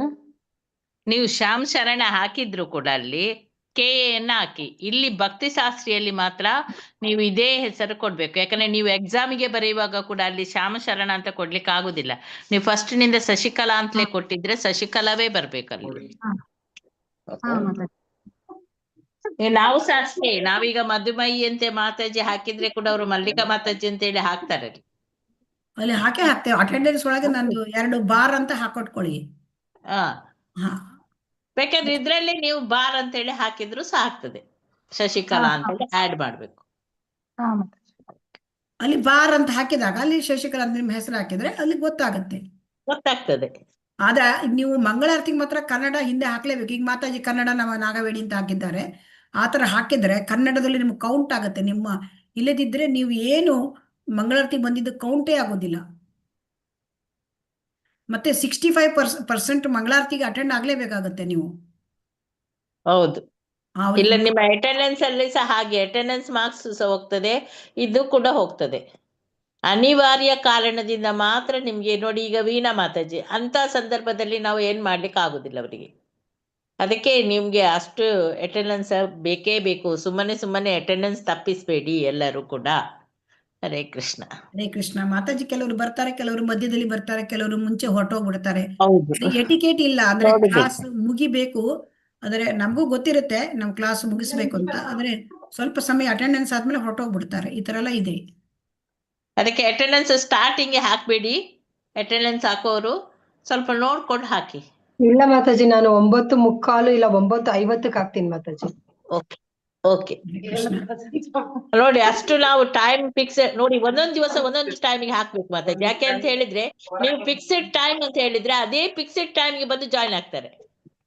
ಸೊ ಒಂದೊಂದ್ ಸಲ ಒಂದೊಂದು ಟೈಮ್ಗೆ ಹಾಕಿ, ಆಗ ಅವರಿಗೆ ಯಾವ ಟೈಮ್ಗೆ ಹಾಕ್ತಾರಂತ ಗೊತ್ತಾಗೋದಿಲ್ಲ ನೋಡಿ. ಭಕ್ತಿಗೆ ಬಂದ ಮೇಲೆ ಸುತ್ತ ನಾವು ಎಲ್ಲ ಇದನ್ನೆಲ್ಲ ನಾವು ಕಲಿಬೇಕು. ಕಲಿಬೇಕು. ಅದೇ ಹೌದು ನಾವು ಮಾತಾಜಿ. ಹಾ, ಹೇಳಿ ಮಾತಾಜಿ, ನಂಗೆ ಭಾಗವತಂ ಪುಸ್ತಕ ಬೇಕಾಗಿತ್ತು. ಓಕೆ ಓಕೆ, ಕೊಡುವ ಹೆಸರು ಬರ್ದಿದ್ದೇನೆ ನಿಮ್ಮದು. ಓಕೆ, ಹರೇ ಕೃಷ್ಣ. ಹರೇ ಕೃಷ್ಣ. ಕಂಟಿನ್ಯೂ ಮಾಡಿ ಮಾತಾಜಿ. ಹರೇ ಧನ್ಯವಾದಗಳು ಕೃಷ್ಣ. ಮಾತಾಜಿ. ಗಾಡಿ ಲಾಸ್ಟ್ ಅಲ್ಲಿ ನಾವು ಇದು ಮಾಡ್ತೇವೆ. ವೀಣಾ ಹಾ, ಮಾಡಿ ಮಾತಾಜಿ ಮಾತಾಜಿ, ಮಾಡಿ. ವೀಣಾ ಓಕೆ. ಮಾತಾಜಿ ಅವರ ತಂದೆಯವರು ಇದ್ದಾರೆ, ICU ನಲ್ಲಿ ಇದ್ದಾರಾ? ಹಾ, ತಂದೆಯವರು ಕ್ರಿಟಿಕಲ್ ಕಂಡೀಷನ್ ಅಂತ ಹೇಳಿದ್ರು. ಓಕೆ, ಮಾಡೋಣ ಮಾತಾಜಿ. ಹರೇ ಕೃಷ್ಣ. ಓಕೆ, ಹರೇ ಕೃಷ್ಣ. ಧನ್ಯವಾದಗಳು ಮಾತಾಜಿ. ಹರೇ ಕೃಷ್ಣ. ಹರೇ ಕೃಷ್ಣ. ಮಾತಾಜಿ, ಇದು ಮುಗಿಸ್ಲಿಕ್ಕೆ ನನಗೆ ಇನ್ನೂ ಒಂದು ಇನ್ನು ಎರಡು ಚಾಪ್ಟರ್ಗಳು ಉಂಟು. 5, 6 2 ದಿವಸ ಹೋಗುತ್ತೆ. ಇದು ಇನ್ನೊಂದು ದಿವಸ, ಇನ್ನು 3 ವಾರ ಹೋಗುತ್ತೆ ಮಾತಾಜಿ. ಹರೇ ಕೃಷ್ಣ. Okay okay. ಆಮೇಲೆ ಅವರಿಗೆ ಟೈಮ್ ಇಲ್ಲ. ಅವರಿಗೆ ಮತ್ತೆ ಎಕ್ಸಾಮಿಂಗ್ ಮತ್ತೆ ವೀಕ್ ಮತ್ತೆ ಹಾಲಿಡೇ ಏನೂ ಇಲ್ಲ. ನೆಕ್ಸ್ಟ್ ವೀಕ್ ಇಡ್ತೀವಿ. ಯಾಕೆಂದ್ರೆ ಇವರಿಗೆ drag ರಿವಿಷನ್ ಆಗಿದೆ. ಟೈಮ್ ಕೊಟ್ಟಾಗ ಮಾತಾಜಿ, ಇವರಿಗೆ ಇಷ್ಟು ಹಾ. ರಿವಿಷನ್ ಟೈಮ್ ನೀವು ರಿವಿಷನ್ ಮಾಡ್ತಾ ಇದ್ದೀರಾ, ಮತ್ತೆ ಇವರಿಗೆ ಪುನಃ ಸಪರೇಟ್ ರಿವಿಷನ್ ಇಲ್ಲ. ಇಲ್ಲ, ಇಲ್ಲಿ ಮುಗೀತು. ಅದು ಅದ್ರ ನೆಕ್ಸ್ಟ್ ವೀಕೇ ಇರುತ್ತೆ ಎಕ್ಸಾಮ್ ಅಂತ ನಾನು ಅವ್ರಿಗೆ ಎಕ್ಸಾಮ್ ಹೇಳಿದ್ದೀನಿ. ಹರೇ ಕೃಷ್ಣ. ಧನ್ಯವಾದಗಳು ಮಾತಾಜಿ. ಹರೇ ಕೃಷ್ಣ. ಧನ್ಯವಾದಗಳು ಮಾತಾಜಿ. ಹರೇ ಕೃಷ್ಣ. ಹರೇ ಕೃಷ್ಣ. ತರಗತಿಯನ್ನು ಮುಂದುವರಿಸೋಣ. ತ್ಯಕ್ತ್ವಾ ಕರ್ಮ ಫಲಾಸಂಗಂ ನಿತ್ಯ ತೃಪ್ತೋ ನಿರಾಶ್ರಯಃ ಕರ್ಮಣ್ಯಭಿಪ್ರವೃತ್ತೋಪಿ ನೈವ ಕಿಂಚಿತ್ ಕರೋತಿ ಸಹ. ಸೊ ತನ್ನ ಕಾರ್ಯಗಳ ಫಲಗಳ ಬಗ್ಗೆ ಇಂತಹ ಮನುಷ್ಯನು ಎಲ್ಲ ಮೋಹವನ್ನು ತ್ಯಜಿಸಿರುತ್ತಾನೆ. ಇದು ನೋಡಿ, ಕೃಷ್ಣ ಪ್ರಜ್ಞೆಯಲ್ಲಿ ಇರೋರಿಗೆ ಆ ಕಾರ್ಯಗಳ ಬಗ್ಗೆ, ಅದರ ಕಾರ್ಯಗಳ ಫಲಗಳ ಬಗ್ಗೆ ಮೋಹ ಇರುವುದಿಲ್ಲ. ಈಗ ನಮಗೆ ಈಗ ಕಾಮ್ಯ ಕರ್ಮ ಮಾಡೋರಿಗೆ ನಾವೇನ್ ಕೆಲಸ ಮಾಡ್ತೇವೆ ಅದ್ರ ಫಲ ಬೇಕು, ಇದನ್ನ ಮಾಡ್ತೇವೆ. ಆದರೆ ಅವರಿಗೆ ಕಾಮ್ಯ ಕರ್ಮಗಳು, ಅವ್ರ ಏನ್ ಕೆಲಸ ಮಾಡಿದರೆ ಅದರ ಫಲದಲ್ಲಿ ಅವರಿಗೆ ಯಾವ ಅಟ್ಯಾಚ್ಮೆಂಟ್ ಇರೋದಿಲ್ಲ. ಆಗ ಅವನು ಸದಾ ತೃಪ್ತನು, ಸ್ವತಂತ್ರನು. ನೋಡಿ, ಆಗ ತೃಪ್ತನಾಗಿರ್ತಾನಂತೆ. ಇದು ಹೇಗೆ ಸಾಧ್ಯ? ಇದು ಹೇಗೆ ಸಾಧ್ಯ ಅಂದ್ರೆ ಕೃಷ್ಣ ಪ್ರಜ್ಞೆಯಲ್ಲಿ ಮಾತ್ರವೇ ಸಾಧ್ಯ. ಯಾರಾದ್ರೂ ನೀವು ತಿಂಗಳುಗಟ್ಟಲೆ ಕೆಲಸಕ್ಕೆ ಹೋಗಿ ಆಮೇಲೆ ನೀವು ಸಂಬಳ ತಗೋಬೇಡಿದ್ರೆ ಮಾಡ್ತೀರಾ ಕೆಲಸವನ್ನ? ಇಲ್ಲ ಮಾತಾಜಿ, ಮಾಡಲ್ಲ. ಇಲ್ಲಿ ಏನು ಆ ಫಲವನ್ನ ಭಗವಂತನಿಗೆ ಕೊಡೋದು, ಅದು ಭಗವಂತನ ಭಕ್ತಿ ಕಾರ್ಯ. ಸೊ ಆ ರೀತಿಯಲ್ಲಿ ಇದ್ದಾಗ ಸದಾ ತೃಪ್ತ ಅಂದ್ರೆ ಅವನು ತನ್ನಲ್ಲಿಯೇ ತೃಪ್ತನಾಗುತ್ತಾನೆ, ಅವನು ಸ್ವತಂತ್ರನಂತೆ. ಸೊ ಹಾಗಾಗಿ ಇದನ್ನ ತುಂಬಾ ನಾವು ಚೆನ್ನಾಗಿ ಅರ್ಥ ಮಾಡಬೇಕು. ಎಲ್ಲಾ ಬಗೆಯ ಕಾರ್ಯಗಳಲ್ಲಿ ನಿರತನಾಗಿದ್ದರೂ ಫಲಾಪೇಕ್ಷೆ ಇರುವ ಕರ್ಮವನ್ನು ಅವನು ಮಾಡೋದಿಲ್ಲ. ಇದೇ ವ್ಯತ್ಯಾಸ. ಈ ಕೃಷ್ಣ ಪ್ರಜ್ಞೆಯಲ್ಲಿ ಇರುವವನು ಕೂಡ ಕೆಲಸ ಮಾಡ್ತಾನೆ, ಬದ್ಧಾತ್ಮನು ಕೆಲಸ ಮಾಡ್ತಾನೆ. ಬದ್ಧಾತ್ಮನಿಗೆ ಅವನೇನ್ ಮಾಡ್ತಾನೆ? ಬದ್ಧಾತ್ಮ ತಾನು ಮಾಡಿದ ಕೆಲಸಕ್ಕೆ ಫಲವನ್ನು ಬಯಸ್ತಾನೆ. ಆದರೆ ಕೃಷ್ಣ ಪ್ರಜ್ಞೆಯಲ್ಲಿ ಕೆಲಸ ಮಾಡ್ತಿರುವವನು, ಭಕ್ತರ ಸೇವೆ ಮಾಡ್ತಕ್ಕಂಥವನು, ಅವನಿಗೆ ಭಗವಂತನಲ್ಲಿ ತುಂಬಾ ಶುದ್ಧ ಪ್ರೇಮ ಇರೋದರಿಂದ ಅವನು ಕೆಲಸ ಮಾಡ್ತಾನೆ. ಲವಿಂಗ್ ಡಿವೋಷನಲ್ ಸರ್ವಿಸ್ ಅಂತ ಹೇಳ್ತಾರೆ. ಸೊ ಅವನಿಗೆ ಅವನು ಎಲ್ಲವನ್ನು, ಏಕೆಂದರೆ ಎಲ್ಲವನ್ನು ಅವನು ಕೃಷ್ಣನಿಗೆ ಬಿಟ್ಟಿರುತ್ತಾನೆ. ಯಾವ ವಸ್ತುಗಳನ್ನು ಪಡೆಯಬೇಕು ಅಂತ ಕಾತರ ಇರೋದಿಲ್ಲ, ತನ್ನ ವಸ್ತುಗಳನ್ನು ರಕ್ಷಿಸಬೇಕೆಂಬ ಕಾತರವೂ ಇರೋದಿಲ್ಲ. ಯಾಕಂದ್ರೆ ಇದು ನಮಗೆ ಶ್ಲೋಕ ಇದೆಯಲ್ವಾ, ಅದು ಯಾವ ಶ್ಲೋಕ ಹೇಳಿಯೋದು? ಹರೇ ಕೃಷ್ಣ. ಬ್ರಹ್ಮಭೂತ ಪ್ರಸನ್ನಾತ್ಮ ನ ಶೋಚತಿ ನ ಕಾಂಕ್ಷತಿ. ಅವನಿಗೆ ಯಾವುದೇ ವಸ್ತು ಪಡೆಯಬೇಕು ಕಾತರನೂ ಇರೋದಿಲ್ಲ, ತನ್ನಲ್ಲಿರುವ ವಸ್ತು ಕಳೆದೋಗ್ತದೆ ಇದು ಭಯನೂ ಇರೋದಿಲ್ಲ. ಯಾಕೆಂದ್ರೆ ಅವನು ಮಿನಿಮಮ್ ಇಟ್ಕೊಂಡಿರ್ತಾನೆ. ಕಳೆದು ಹೋಗ್ಲಿಕ್ಕೆ ಯಾವುದೇ ಅವನು ಸಂಗ್ರಹ ಮಾಡಿರೋದಿಲ್ಲ ಭೌತಿಕ ವಸ್ತುಗಳನ್ನ. ಆಮೇಲೆ ಭೌತಿಕ ವಸ್ತುಗಳು ಬೇಕು ಅಂತನೂ ಬಯಕೆ ಇರೋದಿಲ್ಲ. ಯಾಕೆ ಅಂತಂದ್ರೆ ತನ್ನ ಕರ್ತವ್ಯವನ್ನು ಚೆನ್ನಾಗಿ ನಿರ್ವಹಿಸಿ ಎಲ್ಲವನ್ನೂ ಅವನು ಕೃಷ್ಣನಿಗೆ ಬಿಡುತ್ತಾನೆ. ಸೊ ಹಾಗಾಗಿ ಇದು ನಿರ್ಲಿಪ್ತ ಮನುಷ್ಯ, ಡಿಟ್ಯಾಚ್ಡ್ ಮನುಷ್ಯ. ಅವನಿಗೆ ಒಳಿತು ಮತ್ತು ಕೆಡುಕು ಕರ್ಮಗಳ ಪ್ರತಿಕ್ರಿಯೆಗಳಿಂದ ಸದಾ ಮುಕ್ತನಾಗಿರ್ತಾನೆ. ಒಳ್ಳೆಯ ಕರ್ಮ ಮತ್ತೆ ಕೆಟ್ಟ ಕರ್ಮ ಇದ್ಯಾವುದೂ ಇರೋದಿಲ್ಲ ಅವನಿಗೆ. ಪುಣ್ಯವೂ ಇಲ್ಲ, ಪಾಪವೂ ಇಲ್ಲ. ಈಗ ನೋಡಿ, ಪುಣ್ಯ ಪಾಪ ಎರಡೂ 0 ಆಗ್ಬೇಕಂತೆ, ಅದು ಅಕರ್ಮ. ಅಕರ್ಮ ಅಂದ್ರೆ ಏನು? ಹರೇ ಕೃಷ್ಣ. ಪುಣ್ಯ ಪಾಪ ಎರಡೂನು 0 ಆಗ್ಬೇಕು ಮಾತಾಜಿ. ಅದೇ ಪ್ರತಿಕ್ರಿಯೆಗಳಿಲ್ಲದ ಫಲ. ಸೊ ಪುಣ್ಯ ಪಾಪ ಯಾವುದೂ ಇರೋದಿಲ್ಲ, 0. ಆದರೆ ಇಲ್ಲಿ ಅಂದ್ರೆ ವಿಕರ್ಮ ಅಂದ್ರೆ ಪಾಪ ಇರುತ್ತದೆ, ಕರ್ಮ ಅಂದ್ರೆ ಅಲ್ಲಿ ಪುಣ್ಯ ಬಂದಿರ್ತದೆ. ಗೊತ್ತಾಯ್ತಾ? ಹರೇ ಕೃಷ್ಣ. ಸೊ ನಮ್ಗೆ ಪುಣ್ಯ ಇದ್ರೂ ನಮ್ಗೆ ಆ ಪುಣ್ಯವನ್ನು ಅನುಭವಿಸ್ಲಿಕ್ಕೆ ಭೌತಿಕ ಪ್ರಪಂಚಕ್ಕೆ ಬರಬೇಕು. ಪಾಪ ಇದ್ರೂ ನಮ್ಗೇನಾಗುತ್ತೆ? ಪಾಪ ಇದ್ರೂ ನಮ್ಗೆ ಪಾಪವನ್ನು ಅನುಭವಿಸ್ಲಿಕ್ಕೆ ಮತ್ತೆ ಬರಲೇಬೇಕು. ಸೊ ಹಾಗಾಗಿ ಯಾರು ಬುದ್ಧಿವಂತ ಇರ್ತಾನೆ ಅವನು ಏನ್ ಮಾಡ್ತಾನೆ? ಅಕರ್ಮವನ್ನು ಮಾಡ್ತಾನೆ. ಸೊ ಹಾಗಾಗಿ ಅವನಿಗೆ ಭೌತಿಕದಲ್ಲಿ ಮತ್ತೆ ಜನ್ಮ ಇಲ್ಲ. ಇದು ಅರ್ಥ ಆಯ್ತಾ? ಅದರಲ್ಲಿ ನೋಡಿ, ಇದರಲ್ಲಿ ಮುಂದುವರಿದವನು ಏನ್ ಮಾಡ್ತಾನೆ ಅಂತ ಇಲ್ಲಿ ಹೇಳ್ತಾ ಇದ್ದಾರೆ. ಅಂದ್ರೆ ಅಂದ್ರೆ ಭಕ್ತಿಯಲ್ಲಿ ಮುಂದುವರೆದವನು ಯಾವ ರೀತಿ ಇರ್ತಾನೆ, ಇದು ಪ್ರಾರಂಭದ ಪ್ರಾರಂಭದಲ್ಲಿ ಏನಾಗಿರ್ತಾನೆ ಅವನು ಈ ರೀತಿ ಇರ್ತಾನೆ, ಅಂದ್ರೆ ಆರಂಭಿಕ ಭಕ್ತ ಅವನು. ಆಮೇಲೆ ಭಕ್ತಿಯಲ್ಲಿ ತುಂಬಾ ಮುಂದುವರೆದಿರ್ತಾರಲ್ಲ ಅವರು ಈ ರೀತಿ ಇರ್ತಾರೆ. ನಿರಾಶೀರ್ಯತ ಚಿತ್ತಾತ್ಮ ತ್ಯಕ್ತ ಸರ್ವ ಪರಿಗ್ರಹ ಶಾರೀರಂ ಕೇವಲಂ ಕರ್ಮ ಕುರ್ವನ್ನಾಪ್ನೋತಿ ಕಿಲ್ಬಿಷಂ. ಅಂದ್ರೆ ಹೀಗೆ ತಿಳುವಳಿಕೆಯುಳ್ಳ ಮನುಷ್ಯನು ಮನಸ್ಸು ಮತ್ತು ಬುದ್ಧಿಯನ್ನು ಸಂಪೂರ್ಣವಾಗಿ ನಿಯಂತ್ರಣದಲ್ಲಿ ಇಟ್ಟುಕೊಂಡು ಕರ್ಮವನ್ನು ಮಾಡುತ್ತಾನೆ.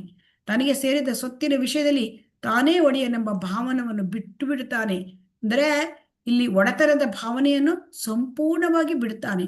ಮತ್ತೆ ಶರೀರದ ರಕ್ಷಣೆಗೆ ಬೇಕಾದಷ್ಟೇ ಕರ್ಮವನ್ನು ಮಾಡ್ತಾನೆ, ಅಂದರೆ ಸಂಗ್ರಹ ಮಾಡುವುದಿಲ್ಲ.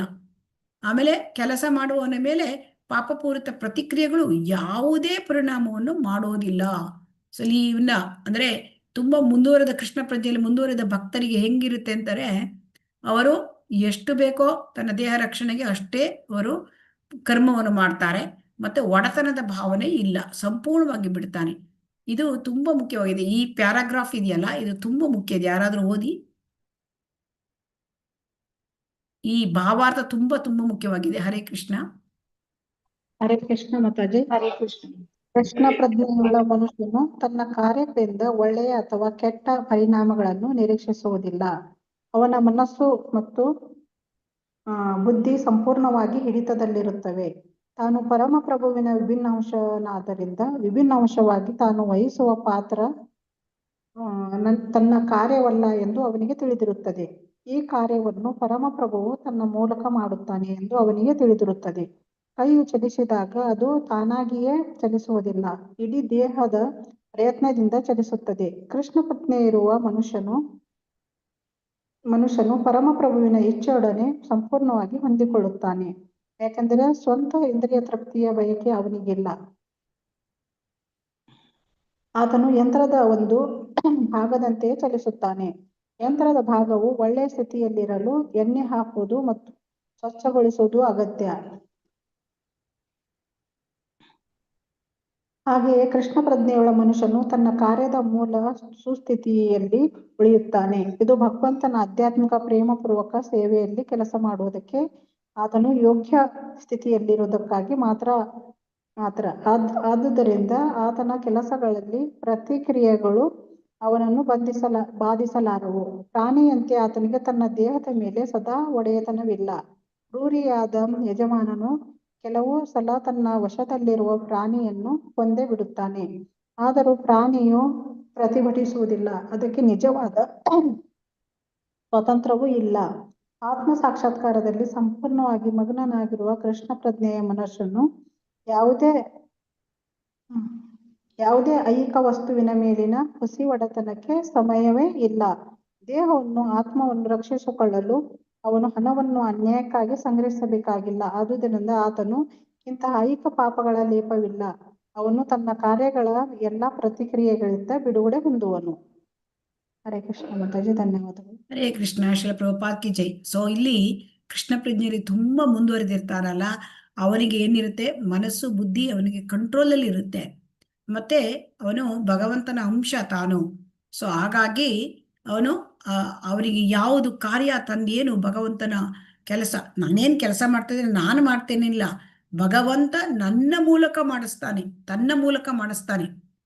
ಅಂದ್ರೆ ನನ್ನ ಈಗ ಈಗ ನೋಡಿ, ಕೈ ಇದೆ, ಕೈ ಇದು ಚಲಿಸಿದಾಗ ತಾನಾಗಿ ಚಲಿಸುವುದಿಲ್ಲ ಅಲ್ವಾ, ಅದು ದೇಹದ ಪ್ರಯತ್ನ. ಈ ಕೈ ಒಂದೇ ನಾವು ಸಪರೇಟ್ ಆಗಿ ಕಟ್ ಮಾಡಿಟ್ರೆ ಕೈ ನಡೀತದ್ಯಾ? ಹರೇ ಕೃಷ್ಣ. ಈ ಕೈ ಒಂದೇ ಕತ್ತರಿಸಿ ಇಟ್ರೆ ಅದು ಕೈ ನಡೀತದ್ಯಾ? ಇಲ್ಲ ಮಾತಾಜಿ. ಈ ದೇಹಕ್ಕೆ ಅಟ್ಯಾಚ್ ಆಗಿದ್ದಾಗ ಮಾತ್ರ ಕೈ ನಡೀತದೆ ಅಲ್ವಾ. ಸೊ ಹಾಗಾಗಿ ಇದು ದೇಹ ಪ್ರಯತ್ನದಿಂದ ಕೈ ನಡೀತದೆ, ಕೈ ಚಲಿಸ್ತದೆ, ಕೈ ಚಲಾವಣೆ ಆಗುತ್ತೆ ದೇಹಕ್ಕೆ ಅಟ್ಯಾಚ್ ಆಗಿದ್ರೆ. ಹಾಗೆ ನಾವು ಭಗವಂತನೇ ಕೆಲಸವನ್ನ ನನ್ನ ಮೂಲಕ ಮಾಡ್ತಾನೆ ಭಗವಂತ. ಸೊ ಈ ಕಾರ್ಯವನ್ನು ಪರಮಪ್ರಭು ನೋಡಿ ಹೇಳಿರ್ತಾನೆ, ತಾನು ವಿಭಿನ್ನಾಂಶ ವಹಿಸುವ ಪಾತ್ರದ ತನ್ನ ಕಾರ್ಯವಲ್ಲ, ಈ ಕಾರ್ಯವನ್ನು ಭಗವಂತನು ತನ್ನ ಮೂಲಕ ಮಾಡಿಸ್ತಾನೆ. ಇದು ಬಹಳ ಮುಖ್ಯ. ಅವನು ಕ್ರೆಡಿಟ್ ತಗೊಳ್ದಿಲ್ಲ, ನಾನು ಕೆಲಸ ಮಾಡ್ತೇನೆ, ಸೇವೆ ಮಾಡ್ತೇನೆ ಎಲ್ಲ, ಇದು ಭಗವಂತ ನನ್ನ ಮೂಲಕ ಮಾಡಿಸ್ಕೊಳ್ತಾನೆ ಅಷ್ಟೇ. ಭಗವಂತ ಮಾಡಿಸ್ಕೊಳ್ತಾನೆ ಅಂತ ಹೇಳಿ, ತನ್ನ ಮೂಲಕ ಭಗವಂತ ಮಾಡ್ತಾನೆ ಅಂತ ಹೇಳ್ತಾನೆ. ಯಾಕೆಂದ್ರೆ ಅವನು ಭಗವಂತನ ಇಚ್ಛೆ ಯಾವುದು ಭಗವಂತನ ಇಚ್ಛೆ ಅದು ಅವನ ಇಚ್ಛೆ ಆಗಿರುತ್ತೆ. ಅವನಿಗೆ ಇಂದ್ರಿಯ ತೃಪ್ತಿಯ ಬಯಕೆ ಇರೋದಿಲ್ಲ. ಈಗ ಒಂದು ಮಿಷಿನ್ ಇರ್ತದೆ, ಆ ಮಿಷಿನ್ ಒಳ್ಳೆಯ ಸ್ಥಿತಿಯಲ್ಲಿ ಇರಬೇಕಂದ್ರೆ ಅದಕ್ಕೆ ಎಣ್ಣೆ ಹಾಕ್ಬೇಕಲ್ವಾ. ನಿಮ್ಮ ಹತ್ರ ಒಂದು ಹೊಲಿಗೆ ಮಿಷಿನ್ ಇದೆ ಅಂತ ಇಟ್ಕೊಳ್ಳಿ, ಅದು ಚೆನ್ನಾಗಿರ್ಬೇಕಂದ್ರೆ ಅದಕ್ಕೆ ಸ್ವಲ್ಪ ಆಯಿಲ್ ಹಾಕ್ತಾ ಇರ್ಬೇಕು ಅಲ್ವಾ. ಹೌದು ಮಾತಾಜಿ. ಹಾಗೆ ಕೃಷ್ಣ ಪ್ರಜ್ಞೆಯುಳ್ಳ ಮನುಷ್ಯ ತನ್ನ ಕಾರ್ಯದ ಸುಸ್ಥಿತಿಯಲ್ಲಿ ಉಳ್ಕೊಳ್ತಾನೆ. ಸೊ ಅದಕ್ಕೆ ಅದೇನ್ ಹೇಳ್ತಾ ಇದ್ದಾರೆ ಅಂದ್ರೆ, ನಾವು ನಮ್ಮ ದೇಹ ಇದು ರಕ್ಷಣೆಗಾಗಿ ನಾವು ಕೆಲಸ ಮಾಡೋದು ಅಷ್ಟೇ. ಅದನ್ನೇ ಹೇಳ್ತಾ ಇದ್ದಾನೆ, ತಾನು ಆಧ್ಯಾತ್ಮಿಕ ಪ್ರೇಮಪೂರ್ವಕ ಸೇವೆಯಲ್ಲಿ ಕೆಲಸ ಮಾಡೋದಕ್ಕೆ ಅವನು ಯೋಗ್ಯ ಸ್ಥಿತಿಯಲ್ಲಿ ಇರುವುದಕ್ಕಾಗಿ ಮಾತ್ರ ಅವನು ಇದನ್ನ ತನ್ನ ಶರೀರವನ್ನು ಬಳಸ್ಕೊಳ್ತಾನೆ. ಹಾಗಾಗಿ ಅವನಿಗೆ ಯಾವುದೇ ಕೆಲಸ ಮಾಡಿದ್ರೂ ಕೂಡ ಅದರದ್ದು ಪ್ರತಿಕ್ರಿಯೆ ಬರೋದಿಲ್ಲ, ಪುಣ್ಯ ಪಾಪ ಬರೋದಿಲ್ಲ. ಹೇಗೆ ಅಂತಂದ್ರೆ, ಅವನ ದೇಹದ ಮೇಲೂ ಅವನಿಗೆ ಒಡೆತನ ಇರೋದಿಲ್ಲ ಅಂದ್ರೆ ತನ್ನ ದೇಹವೂ ದೇಹ ನನ್ನದಲ್ಲ, ಇದು ಭಗವಂತನಿಂದ ಕೊಟ್ಟ ಶರೀರ, ಭಗವಂತನ ಸೇವೆಗೆ ಬಳಸಬೇಕು. ಶರೀರದ ಮೇಲೂ ಕೂಡ ಅವನಿಗೆ ಇದಿರುವುದಿಲ್ಲ, ಅದಕ್ಕೆ ಶರೀರದ ಮೇಲೆಯೂ ಕೂಡ ಅವನ ಒಂದು ಒಡೆತನದ ಭಾವನೆ ಇರೋದಿಲ್ಲ. ಸೊ ಹಾಗಾಗಿ ಅವನು ಈಗ ಒಬ್ಬ ಪ್ರಾಣಿಗೆ ತನ್ನ ದೇಹದ ಮೇಲೆ ಒಡೆತನ ಇರೋದಿಲ್ಲ. ನೋಡಿ, ಒಂದು ಕುರಿ ಇರ್ತದೆ, ಆ ಕುರಿಯನ್ನ ಆ ಯಜಮಾನ ಆದವನು ಕುರಿಯನ್ನ ಸಾಕ್ತಾನೆ, ಮತ್ತೆ ಅದನ್ನ ಕತ್ತರಿಸಿ ಬಿಡ್ತಾನೆ, ಕೆಲವೊಮ್ಮೆ ಅಲ್ಲ ಕೊಂದು ಅದನ್ನ ಬಿಡ್ತಾನೆ. ಆದ್ರೆ ಆ ಕುರಿ ಗೊತ್ತೇ ಇರೋದಿಲ್ಲ. ಗೊತ್ತಿರ್ತದ್ಯಾ ಹರೇ ಕೃಷ್ಣ? ಗೊತ್ತಿಲ್ಲ.